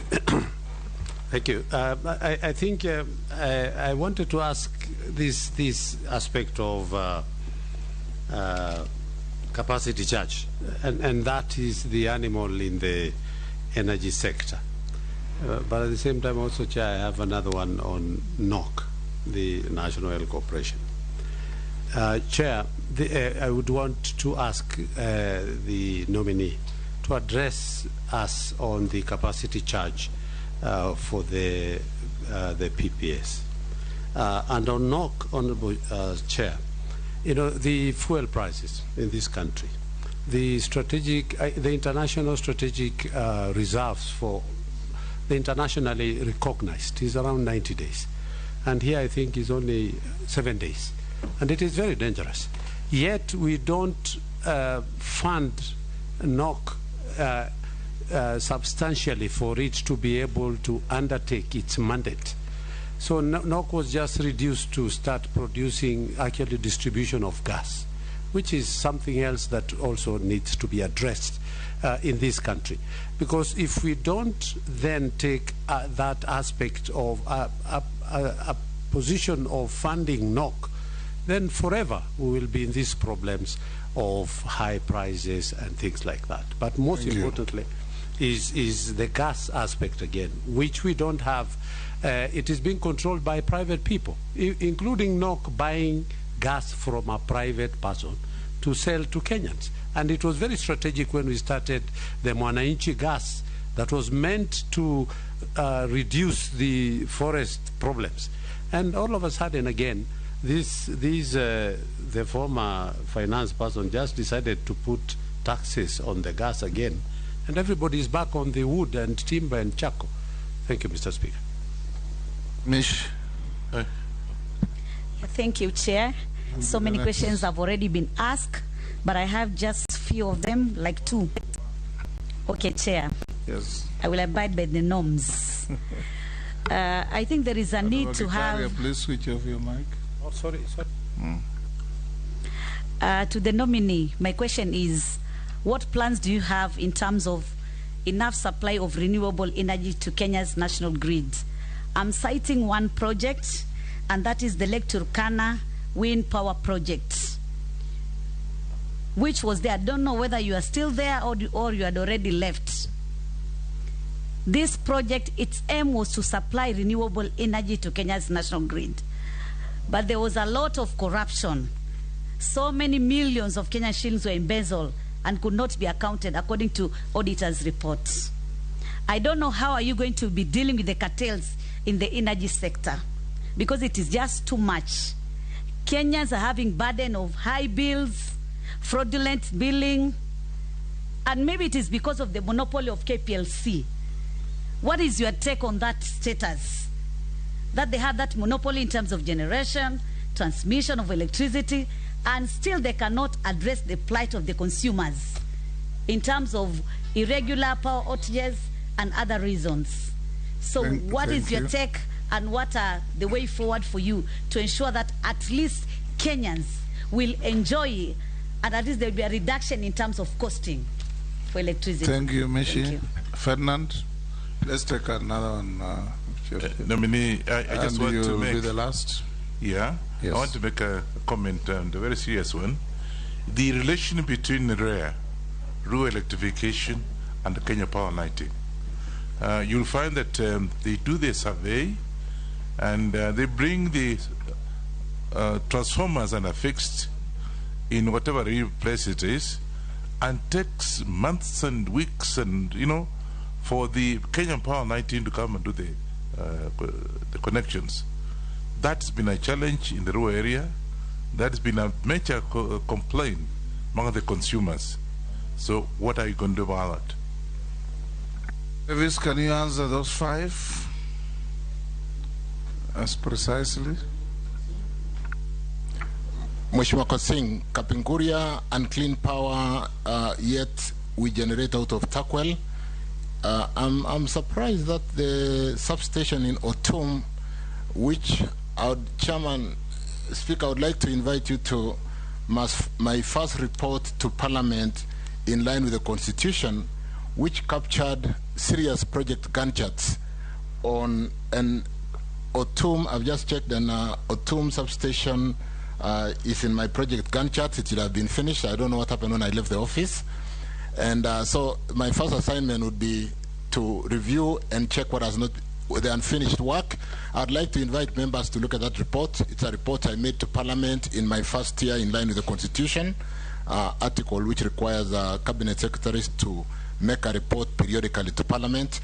And the unclean power is a voltage. You know, Chairman, our systems operate at 240. And when the voltage drops, then we are even likely to damage your devices. So even where I come from, it's western part of the country and the voltages are very weak. So around 7 to 10 at night, when all the homes are switched on, the voltages drop. So we just switch off Kenya Power and run on a generator, which is very expensive. So the challenge that faces Kenya sometimes is not even the cost of power, because we can continuously run on generator and still make money. The problem is the unclean power, which damages some of our devices. So we need that substation in Otum. But more importantly, we need to finish the Olkaria Lesos. I think it's a 400 kV line, to ensure that we are able to carry high voltage, low current, and step it down. Western part of Kenya has got a challenge, and I think we need to address that. We know the problem. We need to put some investment and obey the timelines in line with the project defined, so that we close some of these issues. So we're going to look at that, Bwana Kosing. Siri, Balambala, yes, again, it's a comment. We want to treat Garissa, where the power is coming off from solar at 50 megawatts. There is no reason why the community of interest do not have power, and we need to look at that. Within the station, we can be able to have a small substation to serve the community of concern or the community of interest, where we are picking the power from within Garissa and Balambala area. Strategic reserves is becoming a must. We need to look at that. Currently, we do our fuel purchases using spot purchases, which are done through the open tender procurement system, and it's managed by OMCs. The government doesn't put any money. They compete well, and I think we get good price of petroleum products and petroleum products, until we have this challenge which is facing the whole world. But yes, we need to have strategic reserves. We need to build enough tankage. We need to see how best to utilize the KPRL facility, dimension enough storage, but be very careful so that we don't do what is equivalent to aging, or as we age, we make sure we understand, so that we are not holding expensive fuel when the price of fuel has gone down, or vice versa, which would be of advantage to the country. So we'll quickly look at that and address the need for strategic reserves for our country. Gikaria, NOC, capacity charge, fuel charge, and the gas is something that, let me talk to gas first. There's been so much improvement in the use of gas in this country today, and I did pick some numbers which I want to just refer to very quickly. The per capita use of gas in Kenya 15 years ago was at 2.3 kilogram per household. Today we are at 7.5 with this 180 gas, and the initiatives that we have done, albeit the challenge of the one investor who manages the facility, the private investor. If we open up that space, and I've seen the strategic plan of NOC and the energy sector, we want to move to 13 kilograms per capita use of gas per household. If we do that, some of the very, very interesting gains will be like, let me run that again as the forest cover. Again, some 15 years ago, we were at 4% forest cover. Today, we are at 12. If we move the use of gas to 13 kilograms per household, and stop using biomass, because the underside is we are cutting wood to burn for our houses. If we just improve by 5% to go to 13%, the forest cover will go up from 12% to 22%, which is so significant. So we can talk about planting 3 million trees until the cows come home, or we can, yes, and we need to do that, but we can quickly accelerate the facility in Mombasa for gas trading, manage the initiatives that we had started together and which are covered in some of our reports, and we will be able to move our forest cover to 22%, address the global warming by reducing the carbon dioxide, which is not good for our environment and the ozone layer. On fuel, I think we've talked quite a bit on fuel to the extent that we really need to quickly develop our own resource and ensure that we are not over-reliant on our brothers out there. And even when we are, it's not because we don't have ours. So we need to quickly accelerate the development of the Lokicha Basin and ensure that we are able to, whether refine it here or refine outside. You know, there is in the production sharing contract, the government has a stake in any discovery, so we can buy into our share of the petroleum that has been discovered and be able to use that to address our strategic challenges. Mishimbogo, renewable energy, Lake Turkana, I think we've talked quite a bit about that. And power generation, there'll be a lot of learning, albeit the challenges and the mistakes we have made from power when we do the power purchase agreements, because when a private developer does, like Loyangalani, which is the Lake Turkana we are talking about, they get what you call a PPA, a power purchase agreement, which is a document which helps them to raise banks, whether in the international market, to develop that facility. So unless the impropriety is coming at the negotiations of the PPA, if the private investor does funny games during the development of the project, it does not change the structure and the cost structure on the PPA. So maybe to just simply answer your question, we'll need to look more critically into what goes into our PPA. Are we generous? Are we giving them too much in the PPA so that they play games? And therefore, because it locks the cost of power, it is locked at the PPA stage, which is done before the project picks up.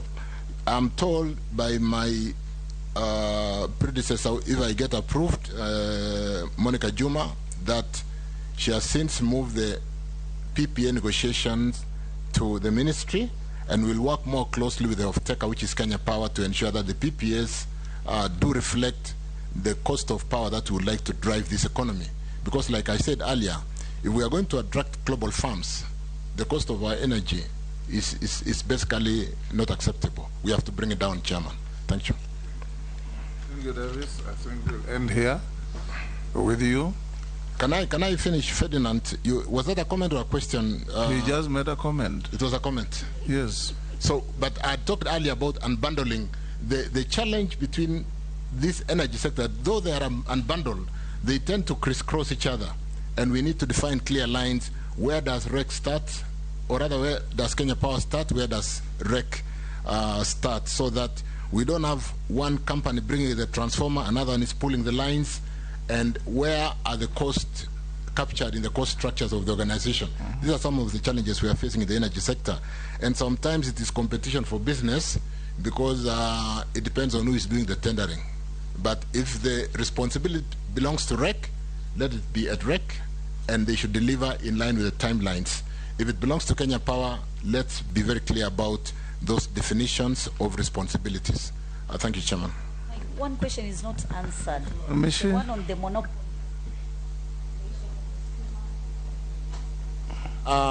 Mishi, I'd indicated, and I didn't want to speak very loudly because of the fact that we have quite a bit of letters of support as government to Kenya Power, and we need to support Kenya Power even as a monopoly for a while. But in the Energy Act 2019, that monopoly has been opened up, and we'll just need to see how to implement the off-grid very carefully, how we ensure that we don't incur power losses because of long transmission and building lines into remote areas where we can do off-grid. And so the monopoly is not going to be a challenge going forward because the Act has addressed that. Thank you. One final question. Kenya Power is a monopoly. It has no competitor. apart from now the few isolated solar panels here and there that are grossly insignificant to their overall performance, why are they constantly in financial difficulties? They sell a commodity that you and I cannot do without. When you default, they come and disconnect you on the pole, literally extorting your payback and reconnection. Why are they having financial difficulties?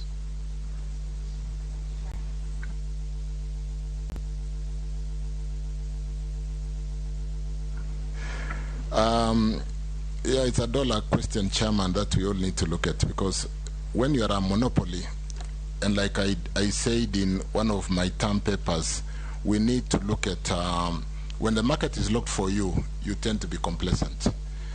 The investment today that is needed to strengthen the Kenya Power Network could be significant, but I wouldn't really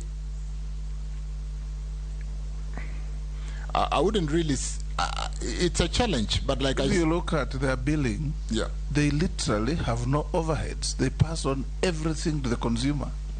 Everything. Why are they in the red constantly? I think you must go there and correct this if we approve your nomination. Kenya Power balance sheet, like NOC, is it NOC? Yes, needs to be looked at. I think unless we address the kind of exposure they've put themselves into, so that really we need to restructure Kenya Power balance sheet. It is not looking good. I can say on camera that I've seriously looked at it, but the Kenya Power balance sheet and the kind of exposure is quite significant. It should be doing much better to be having a loan of about 100 billion against a revenue of 60 billion. And a lot of that money belongs to KenGen, the generators, and so on and so forth. Is something that boils down to a cash flow. The cash they collect is not enough to service where we almost find ourselves as a country today. We collect so much revenue, is it enough to service our loans and run the social obligations that we need to run as a government? And then so we need to support Kenya Power not with cash, but we need to look at, to re-engineer the whole way of how they do business. Banks will market what would otherwise look like cheap loan.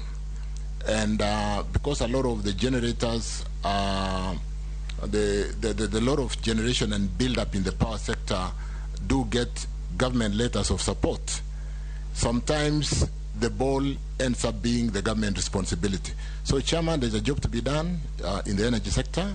We need to look at how to restructure their balance sheet. We need to look at how to strengthen the network, which is the power loss today on the network is almost at 20%. So when you're losing 20% and you have to recover from you and me, it's not tenable. So yes, there's work to be done, Chair, and I think we are up to the task. Thank you. I give you 3 minutes to tell us your last wish. Chairman, I feel privileged to come to talk to this honorable house today again after being nominated for the position of energy and petroleum, to see whether we can together rebuild this country.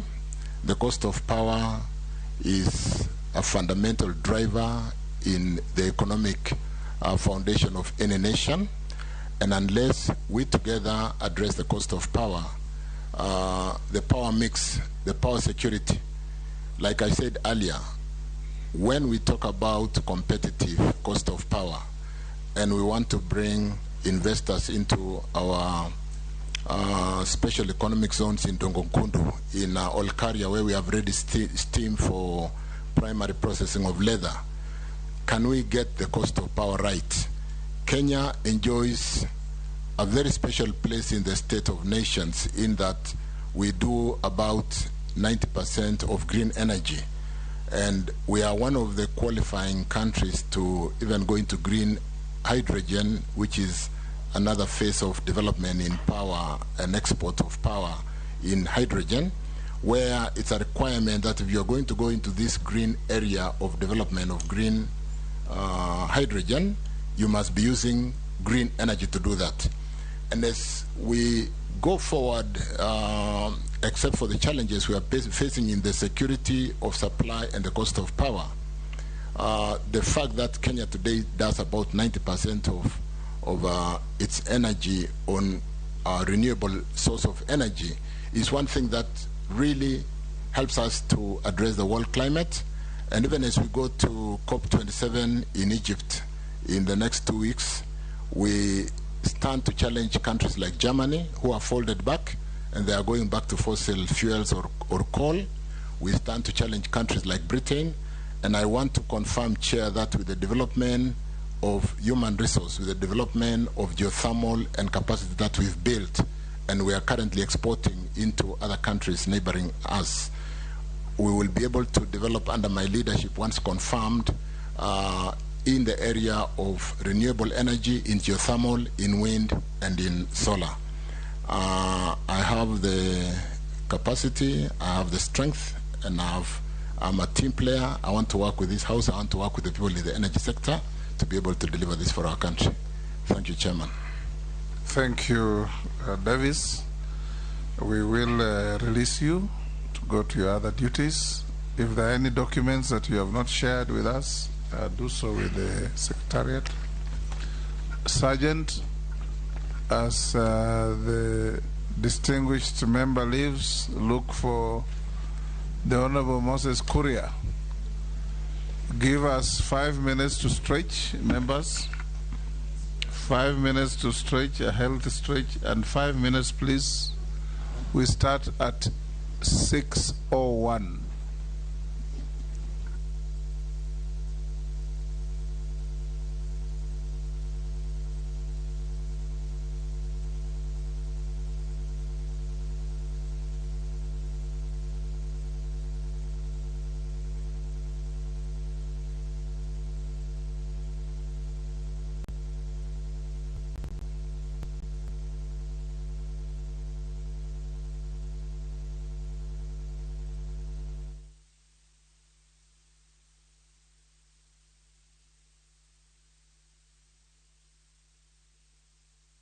No matter what you're going through, when the clock strikes the hour, you have to chin up and do your thing. It is people who make you a celebrity.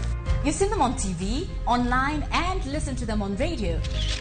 But do you really know them? I still can't help but wonder what type of lawyer I'd have made. From humble beginnings. We had fun in Dandora. Those instances, A1. To their success stories. I've become this highly sought, people calling, my good friend, come, how do you feel? And their struggle. Pain of sitting there with your child, asking questions, that pain is just on another level. Catch this riveting stories of your favorite media personalities on Behind the Mic with me, Cynthia Mwangi, every Friday on Citizen Digital App.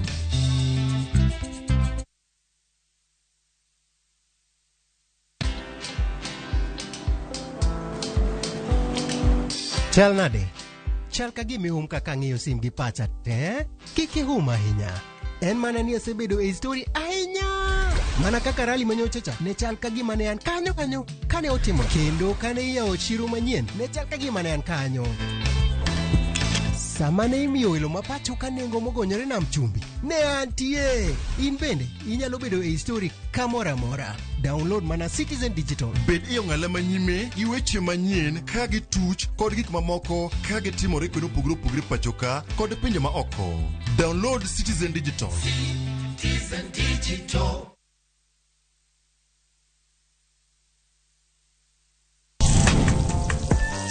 Chiemo kelo wa kanyakla. Ibedo kod paro mabeyo mag chiemo motedni. Karibuni.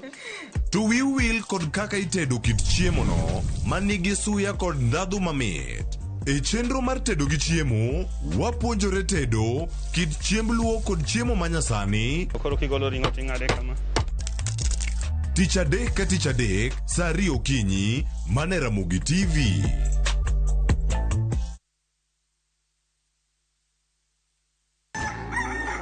Kapok piny oru, kapok oyaw chiro, jopur ochako odiochieng'gi. Ng'ato ka ng'ato gi gombo mar kelo lokruok. Wachalo joma timo research mondo mi wakel gik man gi value. Ma ok odewo kama idake kata gima ipidho. Pith mar kich en agribusiness. Riwri kodwa mondo ipuonjri yore pur. Cover crops inyalo pidho ei puothi mar rabolo no. Jopur kod chiro mag jopur. Kendiel ma dende ber ema biro mi market. Pur gi ohala. Tich adek ka tich adek, saa 1:45 mar odhiambo. Mane Ramogi TV.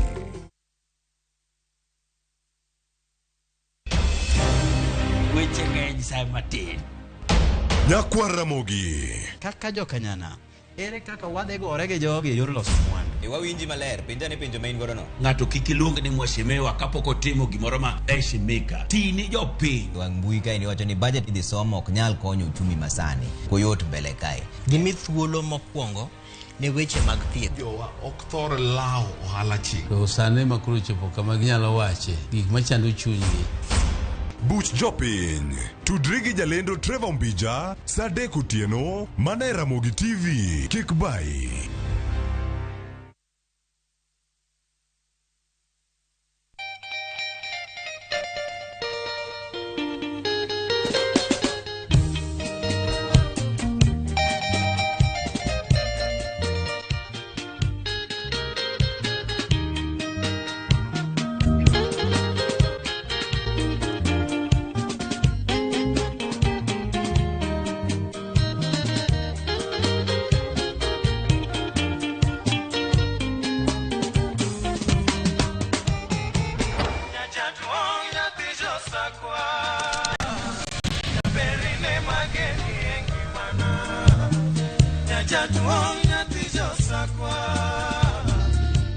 Radio Ramogi, Kartun Jaluo. Radio Ramogi.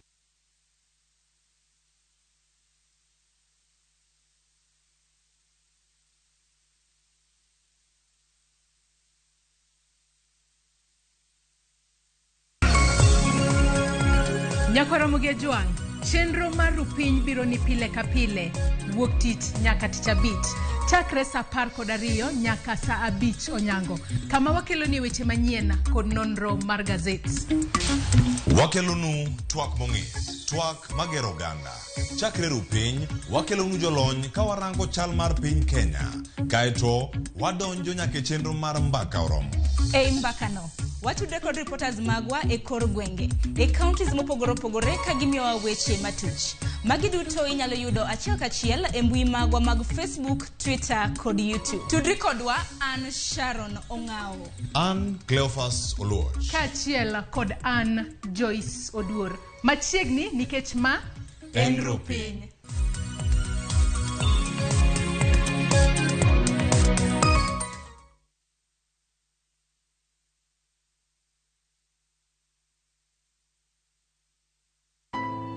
Wuond kod andhoga timore pile ka pile, to joma onge ketho ema hinyore ahinya. Apo mi yuag malitin. Kata kamano, hera pod riore kendo medo lo. Aheri ahinya to. Ka joma moko geng'o joma gihero kuom yudo rem. Ang'o momiyo itimo kamae? Wan osetimo ni ang'o? Hera mar anyuola medo mana loyo. Watekae wan anyuola achiel. Thapki, wuok tich nyaka ngeso, saa 2:15 mar otieno, mane Ramogi TV.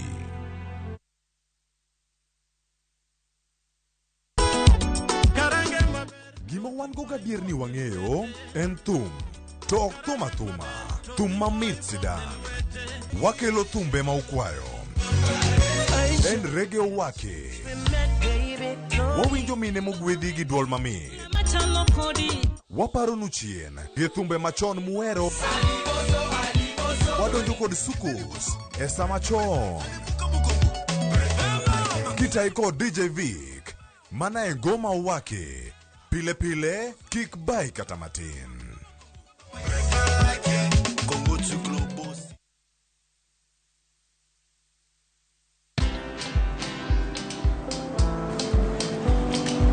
Chal nade?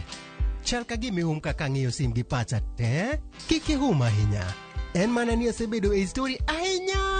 Mana kaka rali manyochacha ne chal ka gima ne an kanyo kane otimo. Kendo kane iyawo chiro manyien ne chal ka gima ne an kanyo.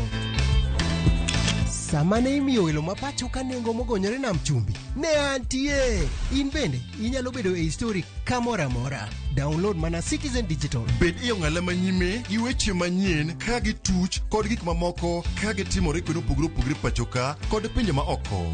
Download Citizen Digital. Citizen Digital.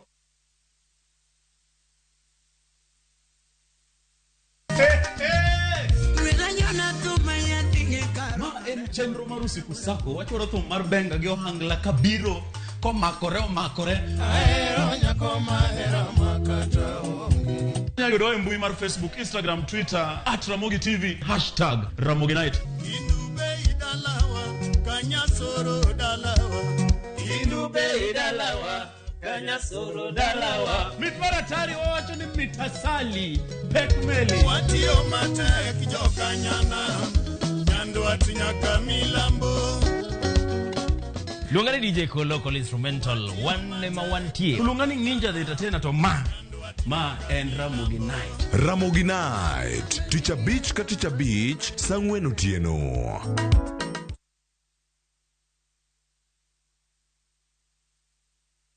Standing orders, the law and the constitution, to vet persons like yourself who have been nominated by His Excellency the President to serve in cabinet as cabinet secretaries. And we have been sitting here since yesterday, listening to your colleagues, exchanging views, members asking interrogative questions. And so far, so good. So it's now your turn. You are welcome to the committee. And I will now ask the clerk to administer the oath. You may choose, depending on your faith, to have the Quran, the Bible, or affirmation.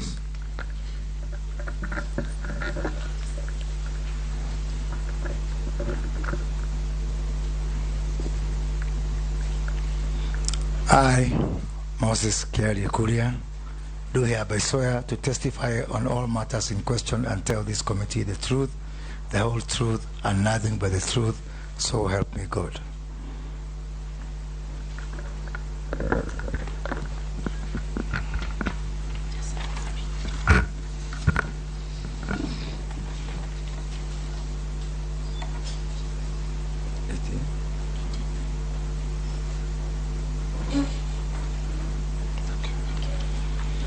Honorable Moses Kuria, thank you. This committee is chaired by yours truly, the Speaker. Thank you, Chair. And we have members who I'll invite to introduce themselves, starting with the Honorable Wandai. Yes, Mr. Speaker, my name is Opio Wandai, the MP for Ugunja. My name is Junet Mohammed, MP Suna East. My name is Owen Baya, MP Kilifi North. Robert Mbui, MP Kadhiani. Rehab Mokami, County MP Nyeri. Ferdinand Kevin Wanyonyi, Member of Parliament Kwanza, Trans Nzoia County. George Gitonga Murugara, Tharaka. Kosing David, MP Pogo South. Abdul Rahim Daud, MP North Imenti, Meru County. Honorable Mishimboko, MP Likoni. Nelson Koech, MP Belgut. Good evening, Caleb Amisi, MP Sabuti. Didoraso, MP Saku. Abdi Shurie, Balabala. Emma Semeri, Teso South. Stephen Mule, Matungulu. David Gikare, your friend, Nakuru Town is constituency. Naisula Lesuda, MP Samburu West. Description should come from Junet, from the Pangan experience.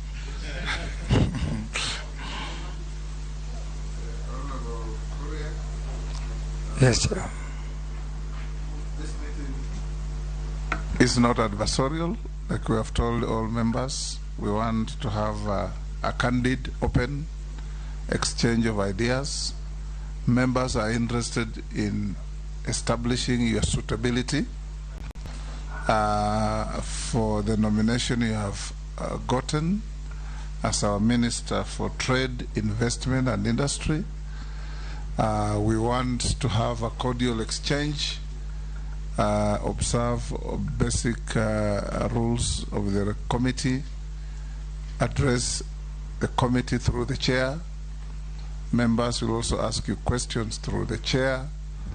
We limit any direct exchange between yourself and the committee members, and we will encourage you to answer questions as precisely and as concisely as they are asked.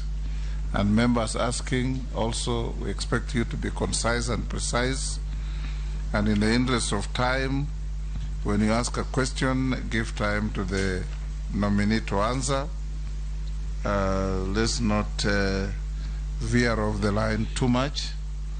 I will now ask you to present certain documents, which if you have sent to us and you have the originals, they'll be compared by the clerks and the originals will be given back to you. Do you have the compliance with tax obligations? That's the KRA tax compliance? Yes, I do, Mr. Chair. Clearance with the Higher Education Loans Board? Yes, I do. Clearance with Ethics and Anti-Corruption Commission? Yes, I do. Certificate of Good Conduct from the DCI? Yes, I do. Have you ever been charged in a court of law and convicted of an offense? I've been charged but never convicted. Are you a dual citizen of Kenya and any other jurisdiction? No, Mr. Chair. Excellent. We go to, what is your value? What is your financial net worth? My financial net worth, Mr. Chair, is 750 million shillings. You have a segregated breakdown? I do not, but I can proceed to tell you the distribution. You can tell the committee on Hansard. Thank you, Mr. Chair.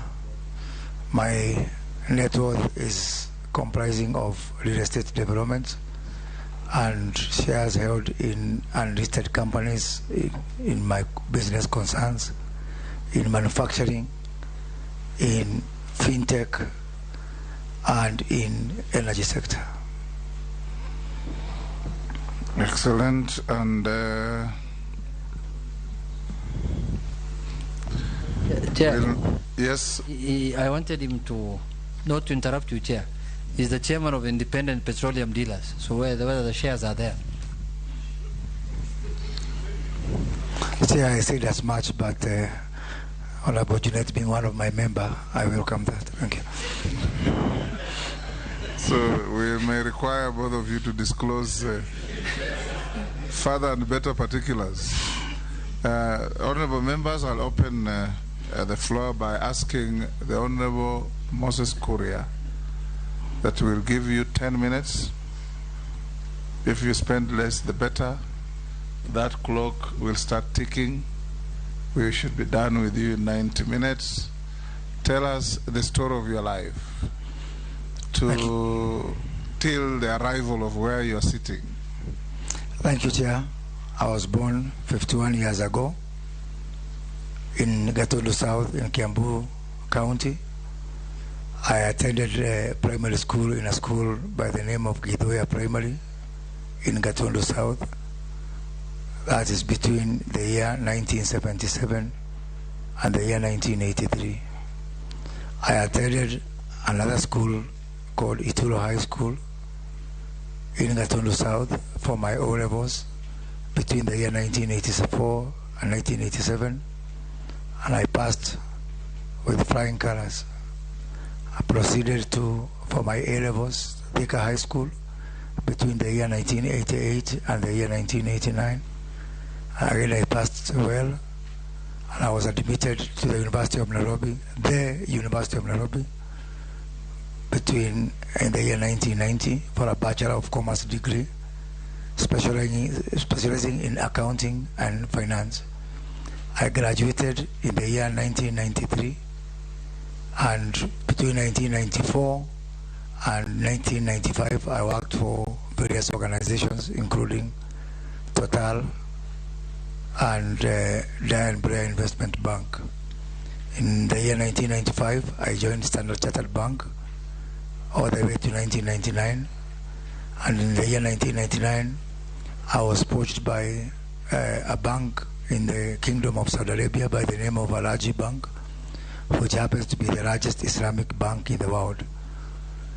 I worked there for 4 years, and in the year 2003 I teamed up with my colleagues in the Gulf region, and we set up a banking and financial sector consultancy by the name of WAMAD International, and we consulted for banks and other organizations in the area of technology, Islamic finance, and business processes across the entire Middle East.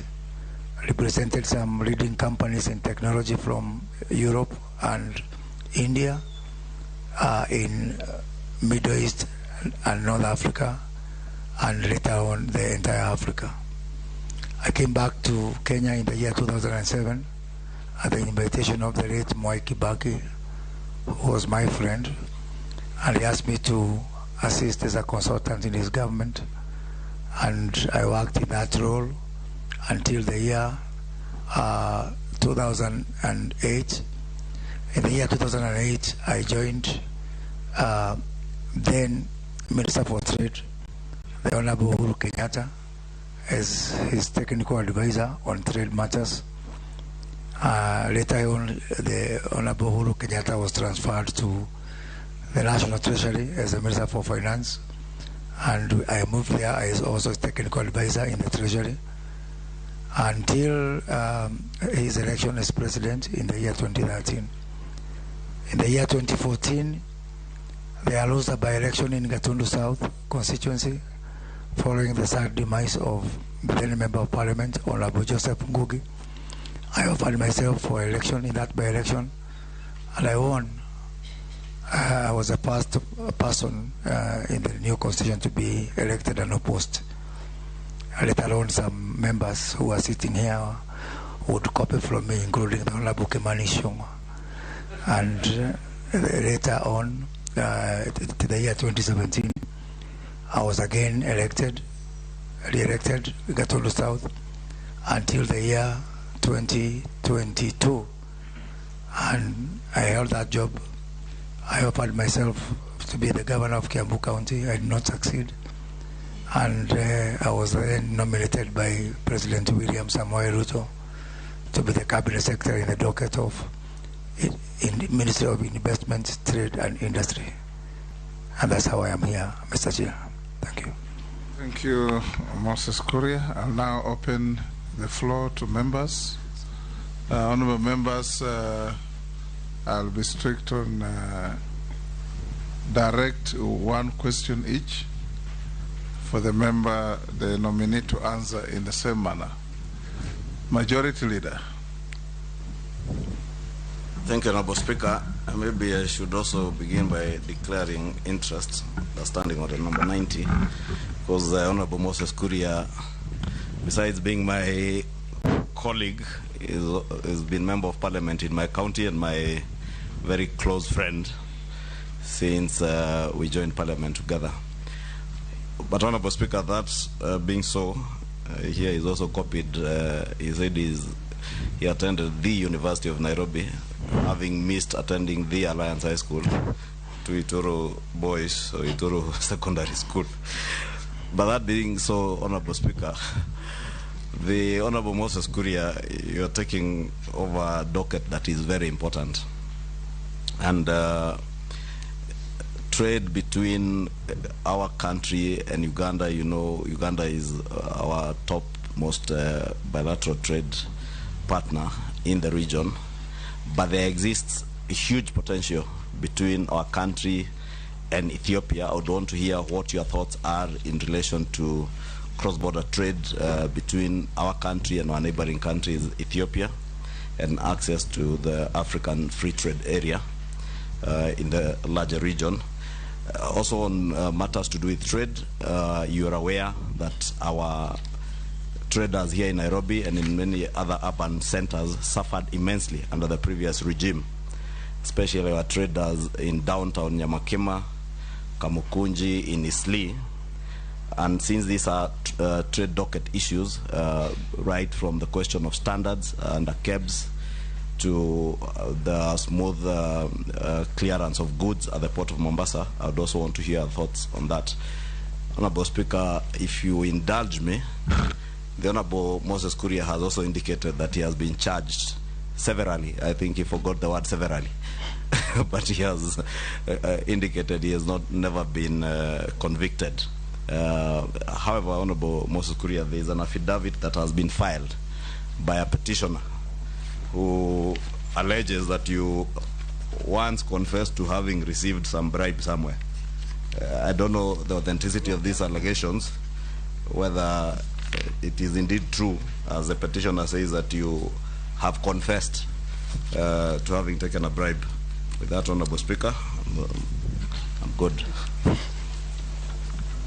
You'll take 4. Okay. Wandai. Thank you, Honorable Chair.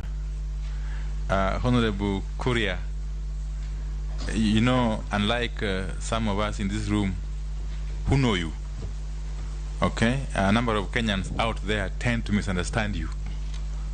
Sometimes they perceive you as someone who is divisive, who can cause animosity by the way you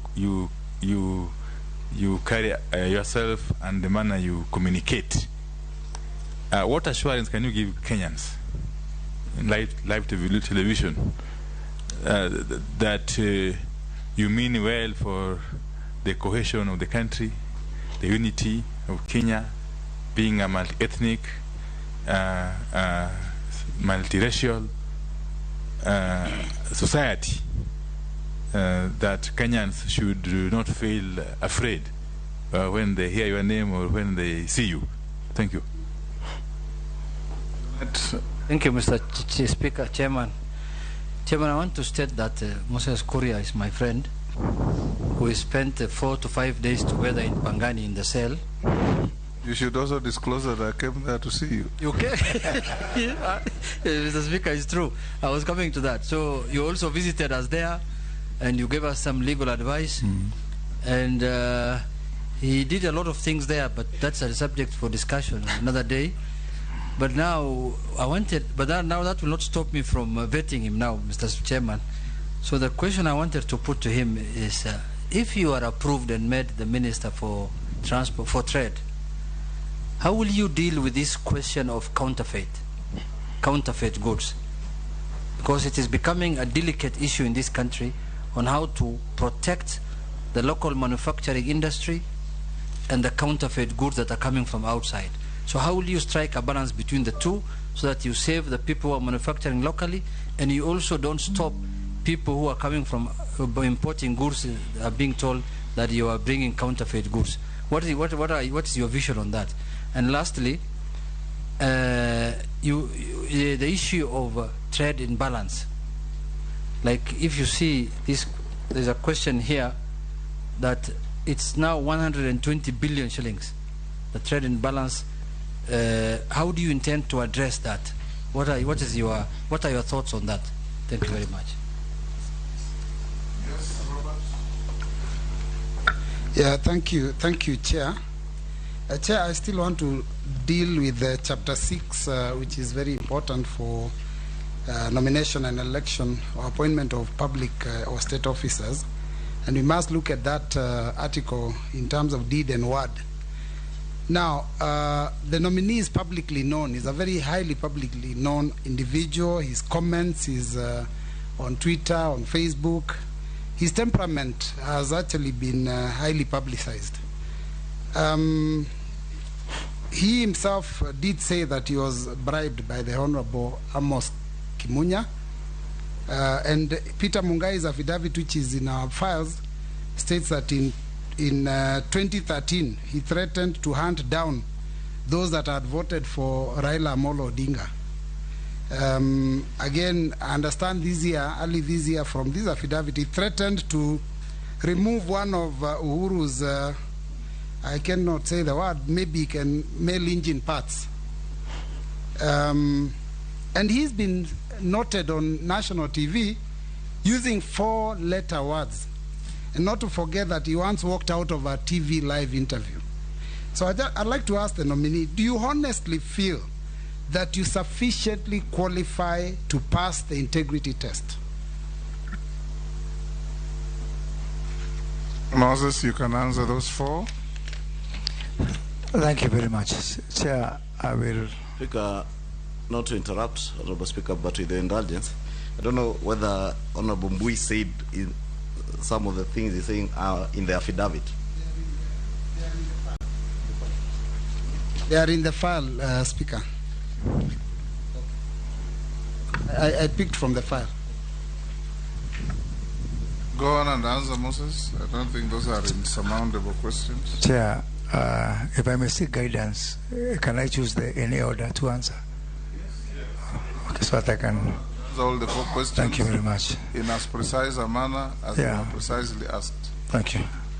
Chair, I ask that because I would want to dispense on the whole issue surrounding Chapter 6 that have been raised by Honorable Robert Boy and my good friend Honorable Ichungo and Honorable Opio and I.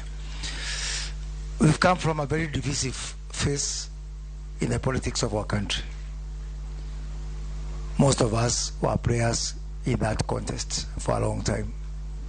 And for myself, this contest was, or this participation was way even before I became a member of parliament, since I came back to this country in 2007. So I've been around for around 15 years. I was also around before even I went into professional practice. I should have mentioned that I was the treasurer of the student organization of Nairobi University. So I was politically exposed from that point. And I grew up under the wings and tutelage of Kennedy Matiba and Ramogi Oginga Ondinga. So from the onset, I was weaned and grew up at the time that we were agitating for multipartyism and democracy in this country. That kind of a background at a very early age, because I started working with the team of Matiba and Jaramogi. I was part of the Sabasaba movement. I was there at Kamukunji when we were fighting for removal of Section 2A when I was only 21 years old. And as a participant, we've been involved in, yes, very divisive moments. And the division that characterized this country also shaped many people. So that's a reality.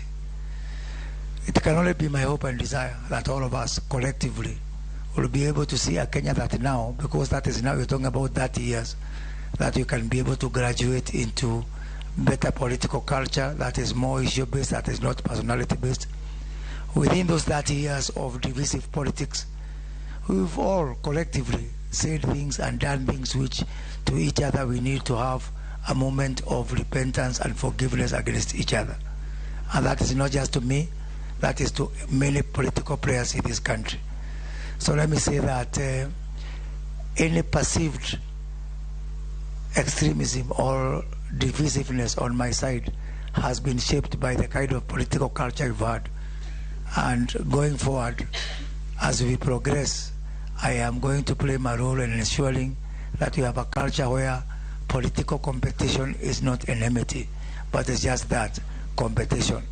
And I do not think that personally, as a person, I have got anything within my DNA that is synonymous with hate or extremism or separation.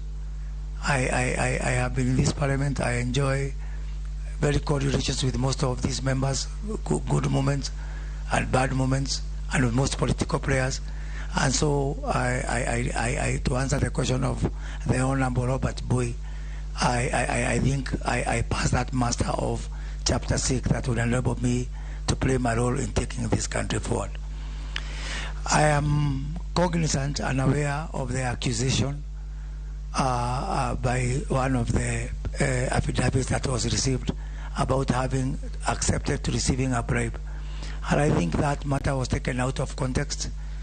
I was called upon to explain my comment by the speaker, and the speaker did point out to anything within my comments that was deemed to be external, and the speaker ruled on that matter. Whatever I said that was outside, including some comment that was not very good to my friend Junet, whereby I actually said that comment confusing our social life outside with life inside Parliament. But I would say that I was called upon by the speaker to explain. I explained, and in my honest and humble opinion, that matter is spent and is res judicata. And that's what I can say about it. To answer to Honorable Opio Andais, again, as he say correctly, misunderstood. I am misunderstood in some quarters, but those quarters are mostly within social media and elite circles. If you go to most corners of this country, they know me as a peace-loving Kenyan who is committed to cohesion and who has worked a lot to bring people together. As I can say from some of the region where someone like Opio and I come from, a place like Kondele, I am the second most popular person after Raila Odinga, and that's on record. So I am committed to cohesion, and Kenyans can look upon me as somebody who is going to work to bring Kenyans together. Thank you, Mr. Chair, on that issue of Chapter 6. I wanted to dispense on it so that we can, in my opinion, or my request, Chair, spend time to... Chair, again, on a point of order. Yes. Chair, I think why I raised the issue of the issues the Honorable Mbui was raising, because I have actually traced the particular issues he was pointing to. And one of them, Honorable Chair, is an email from a Peter Mongai, not on an affidavit, and therefore, Honorable Speaker, in line with all procedures, is not admissible, and the Honorable Mbui should not be allowed to even quote it, refer to it in... There should be a mistake from the clerk's office, because anything on email that is not an affidavit, Honorable Speaker, I think you should guide us on whether we should be referring to emails, because nothing stops any member of the public from making whatever manner of allegation, and those are the things that the Honorable Bui was referring to. Chair, I wanted to just respond to the majority leader and say that is not made up. I have found it in the file, and I have meticulously read through the file. So yes, it is not an affidavit, but it is part of the contents of the file that has been placed in front of us for us to be able to use to vet the nominee. And also, I believe the nominee is able and capable of answering even allegations, because that's basically why we are here. Thank you, Chair. You know, the standing orders is very clear that any member who wishes to bring to the attention of the committee anything adverse against a nominee must bring it by way of affidavit. The clerk tells me that out of exuberance, they decided to pass on to the nominees even materials that were not admissible under the standing orders. So to the extent that that is an email, Robert, we rule that it's inadmissible. Let's deal with the affidavits that are on record, and we have furnished them to the nominee. I believe you got them, Moses? Yes, I did, Mr. Chair. Did you or did you not waive money that you had received a bribe from Kimunya? I think that is what Ichungo was asking.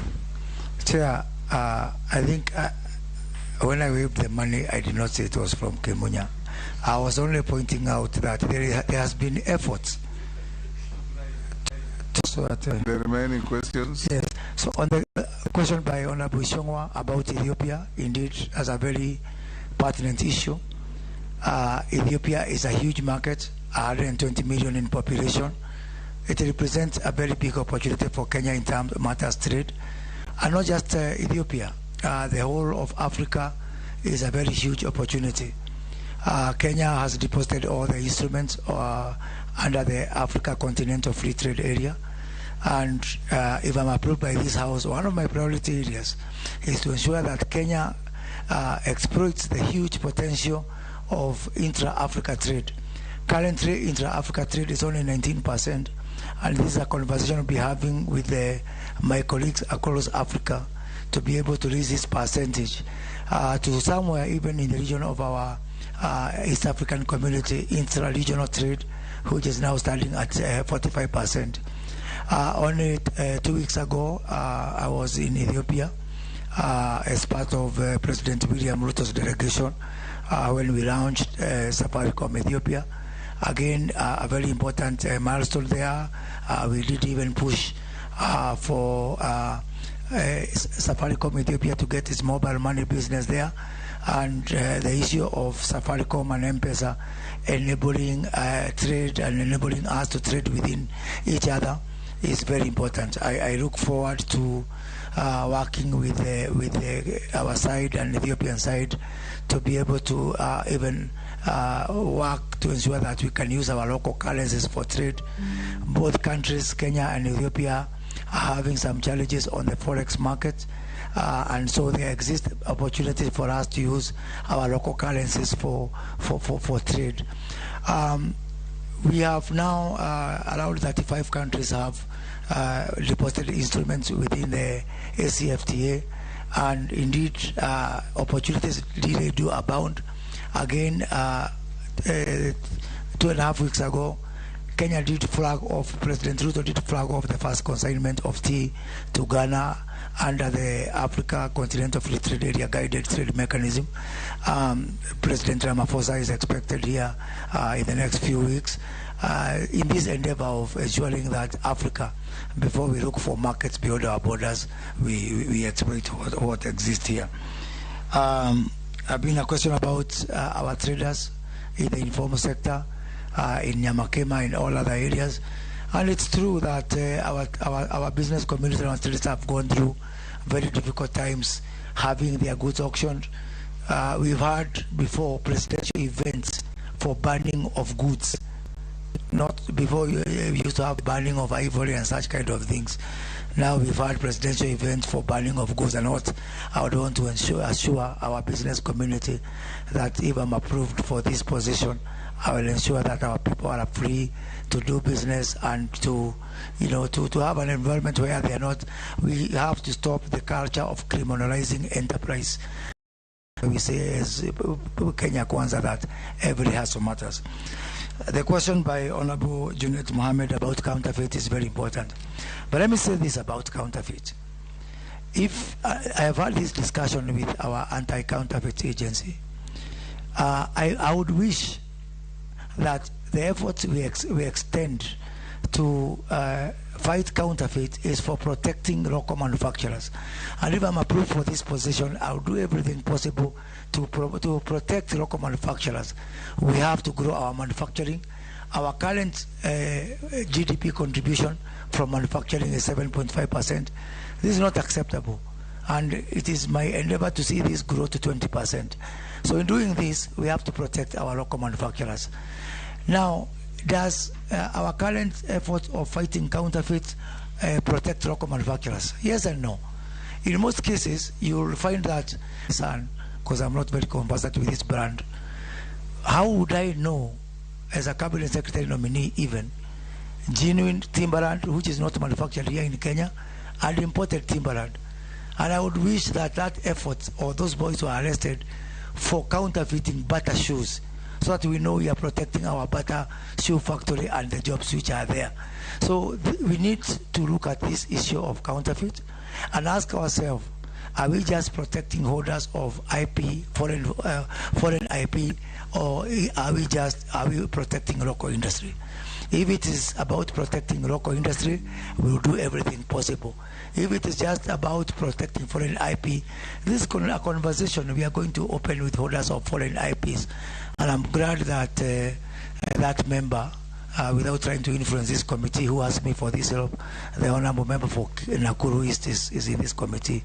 So because we need to have this conversation and be able to separate, is it counterfeit or substandard? For substandard, we are going to use all efforts possible to stop substandard goods and believe in ourselves as a country. I have expressed my intention, Mr. Chair, we now have pre-shipment inspection that happens in other countries. And by the way, we do spend a lot of our money, dollars, foreign currency that we don't have, to some very young companies in China and other countries.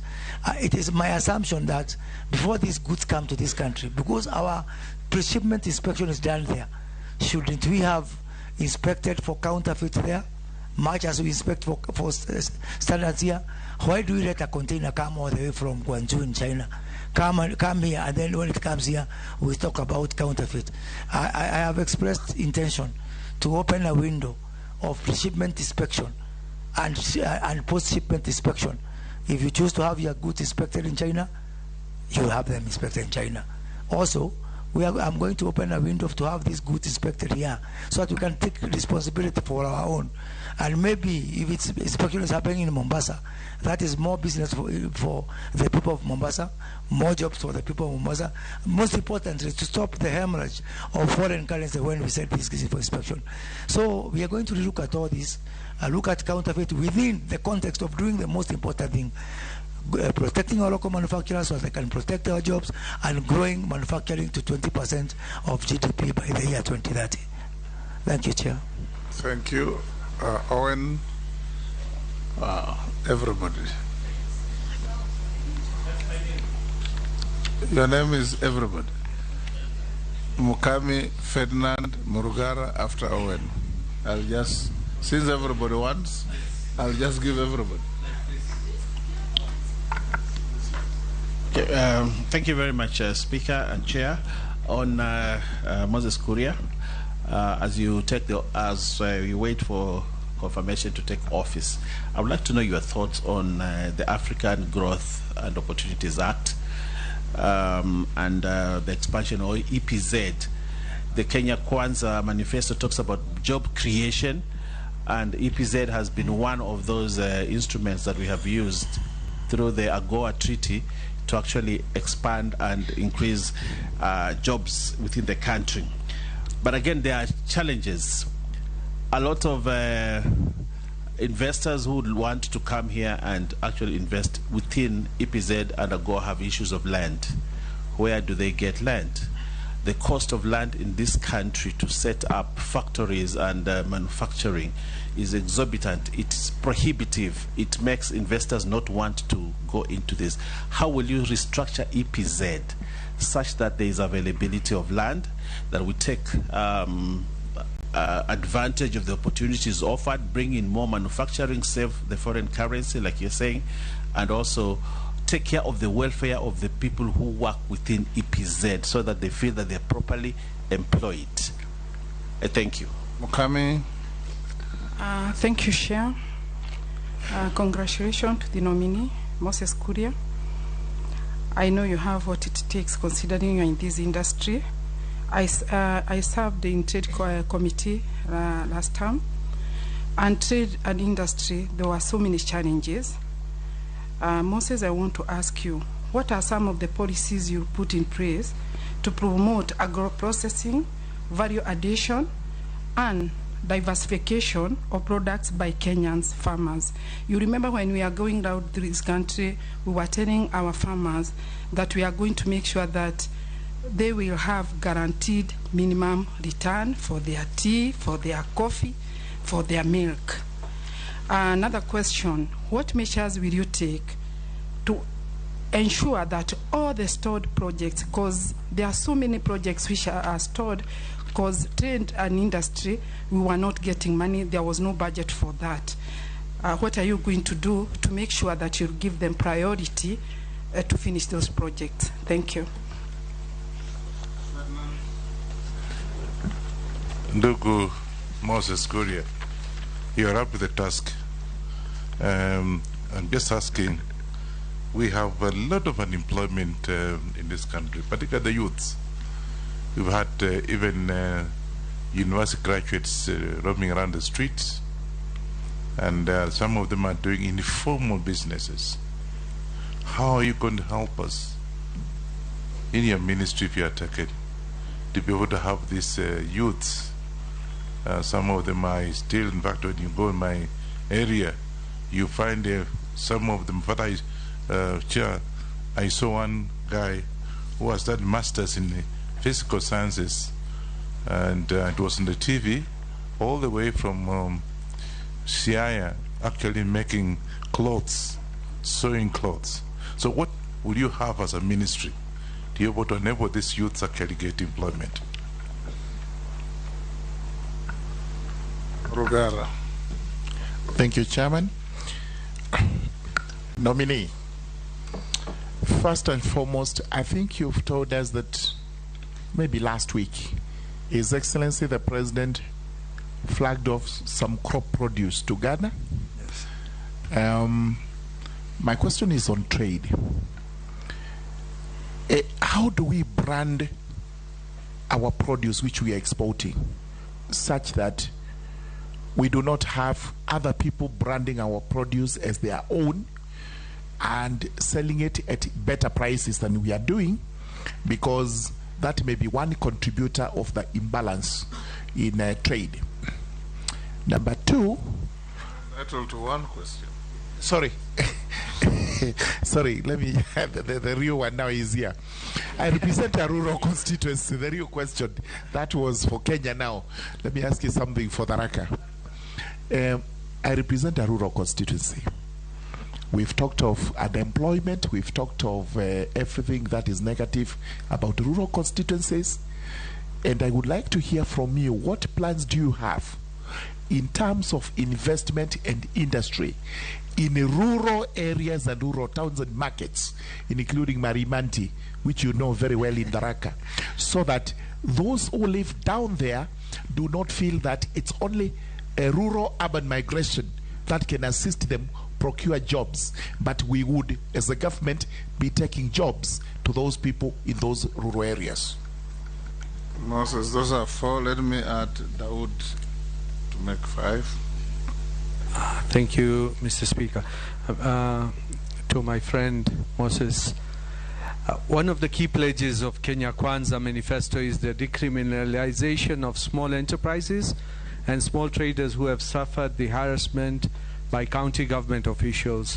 What steps would your ministry take to create viable markets within various towns and promote small-scale traders, including the youths who would want to establish businesses, but innovation is lacking? Innovation is there, but funds for innovation expansion is lacking. So how would you create those policies so that they can make factories?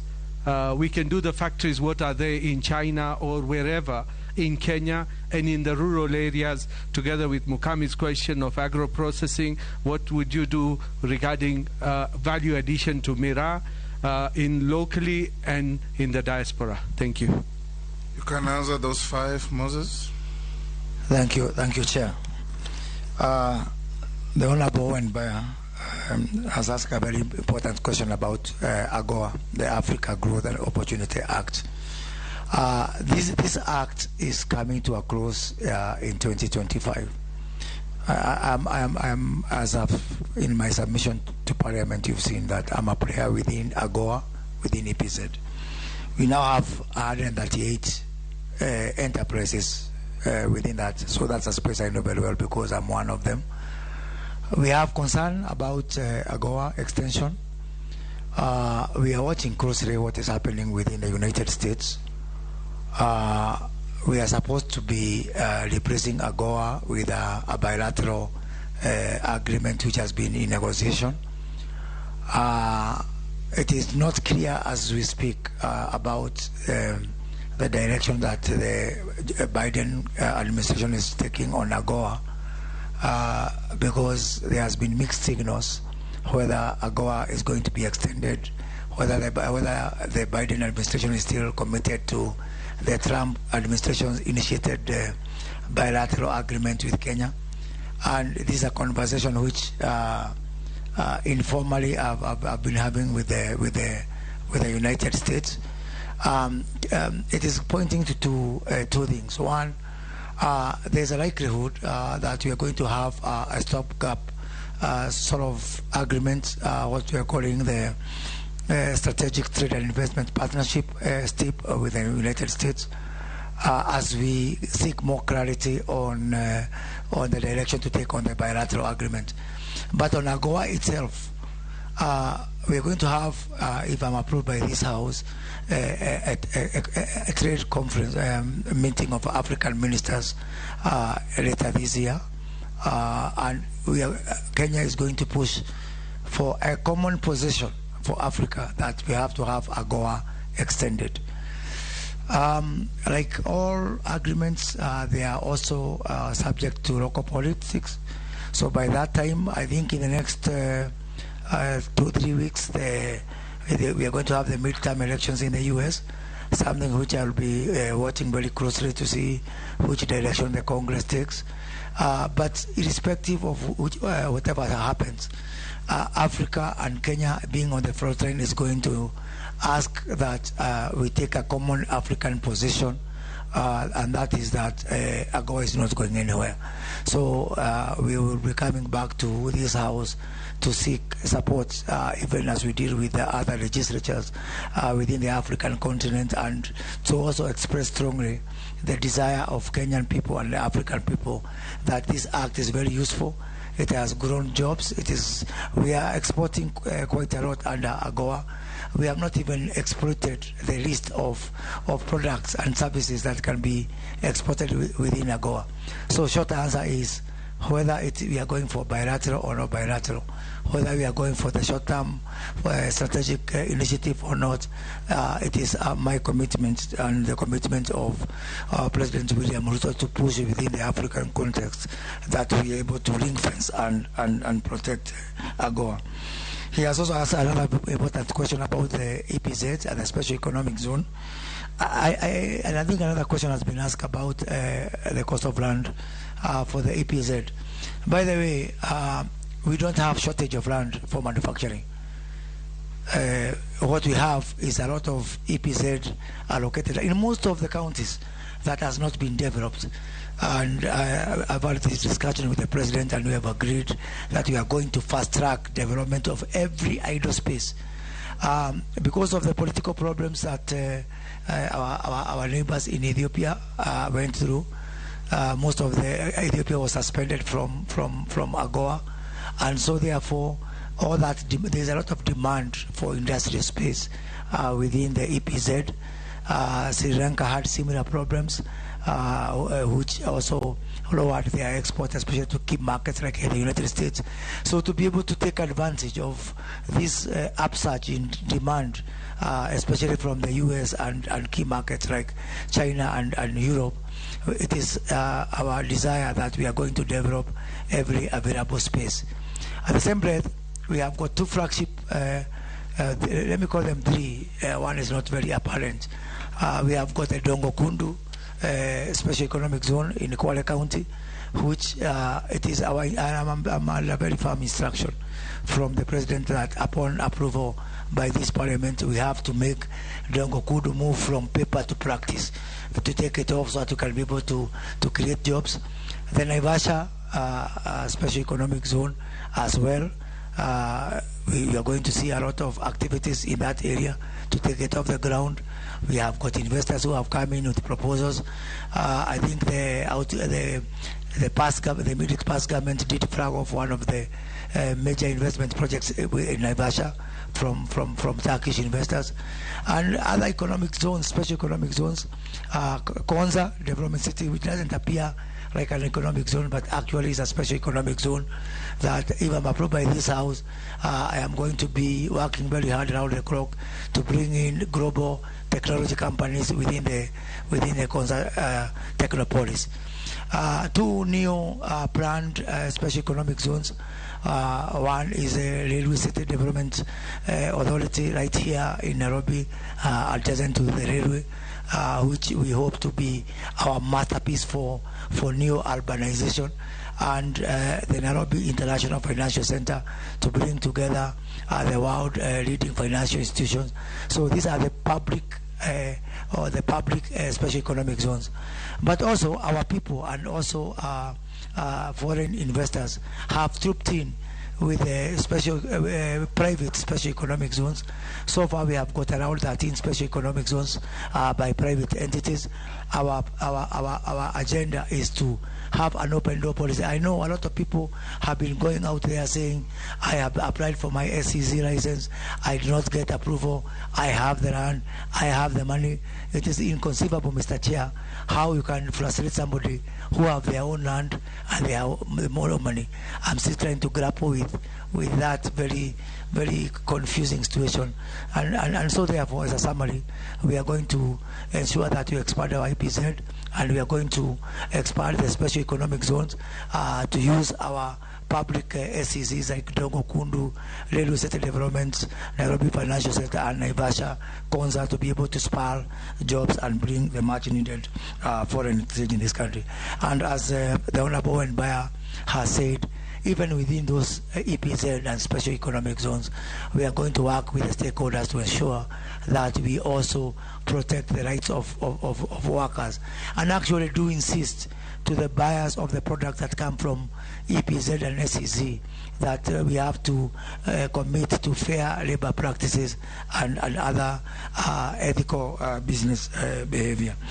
Let me address the question by Honorable Mugabe, which is very, very important, on the issue of, and I think also Honorable Murugala has asked us a related question.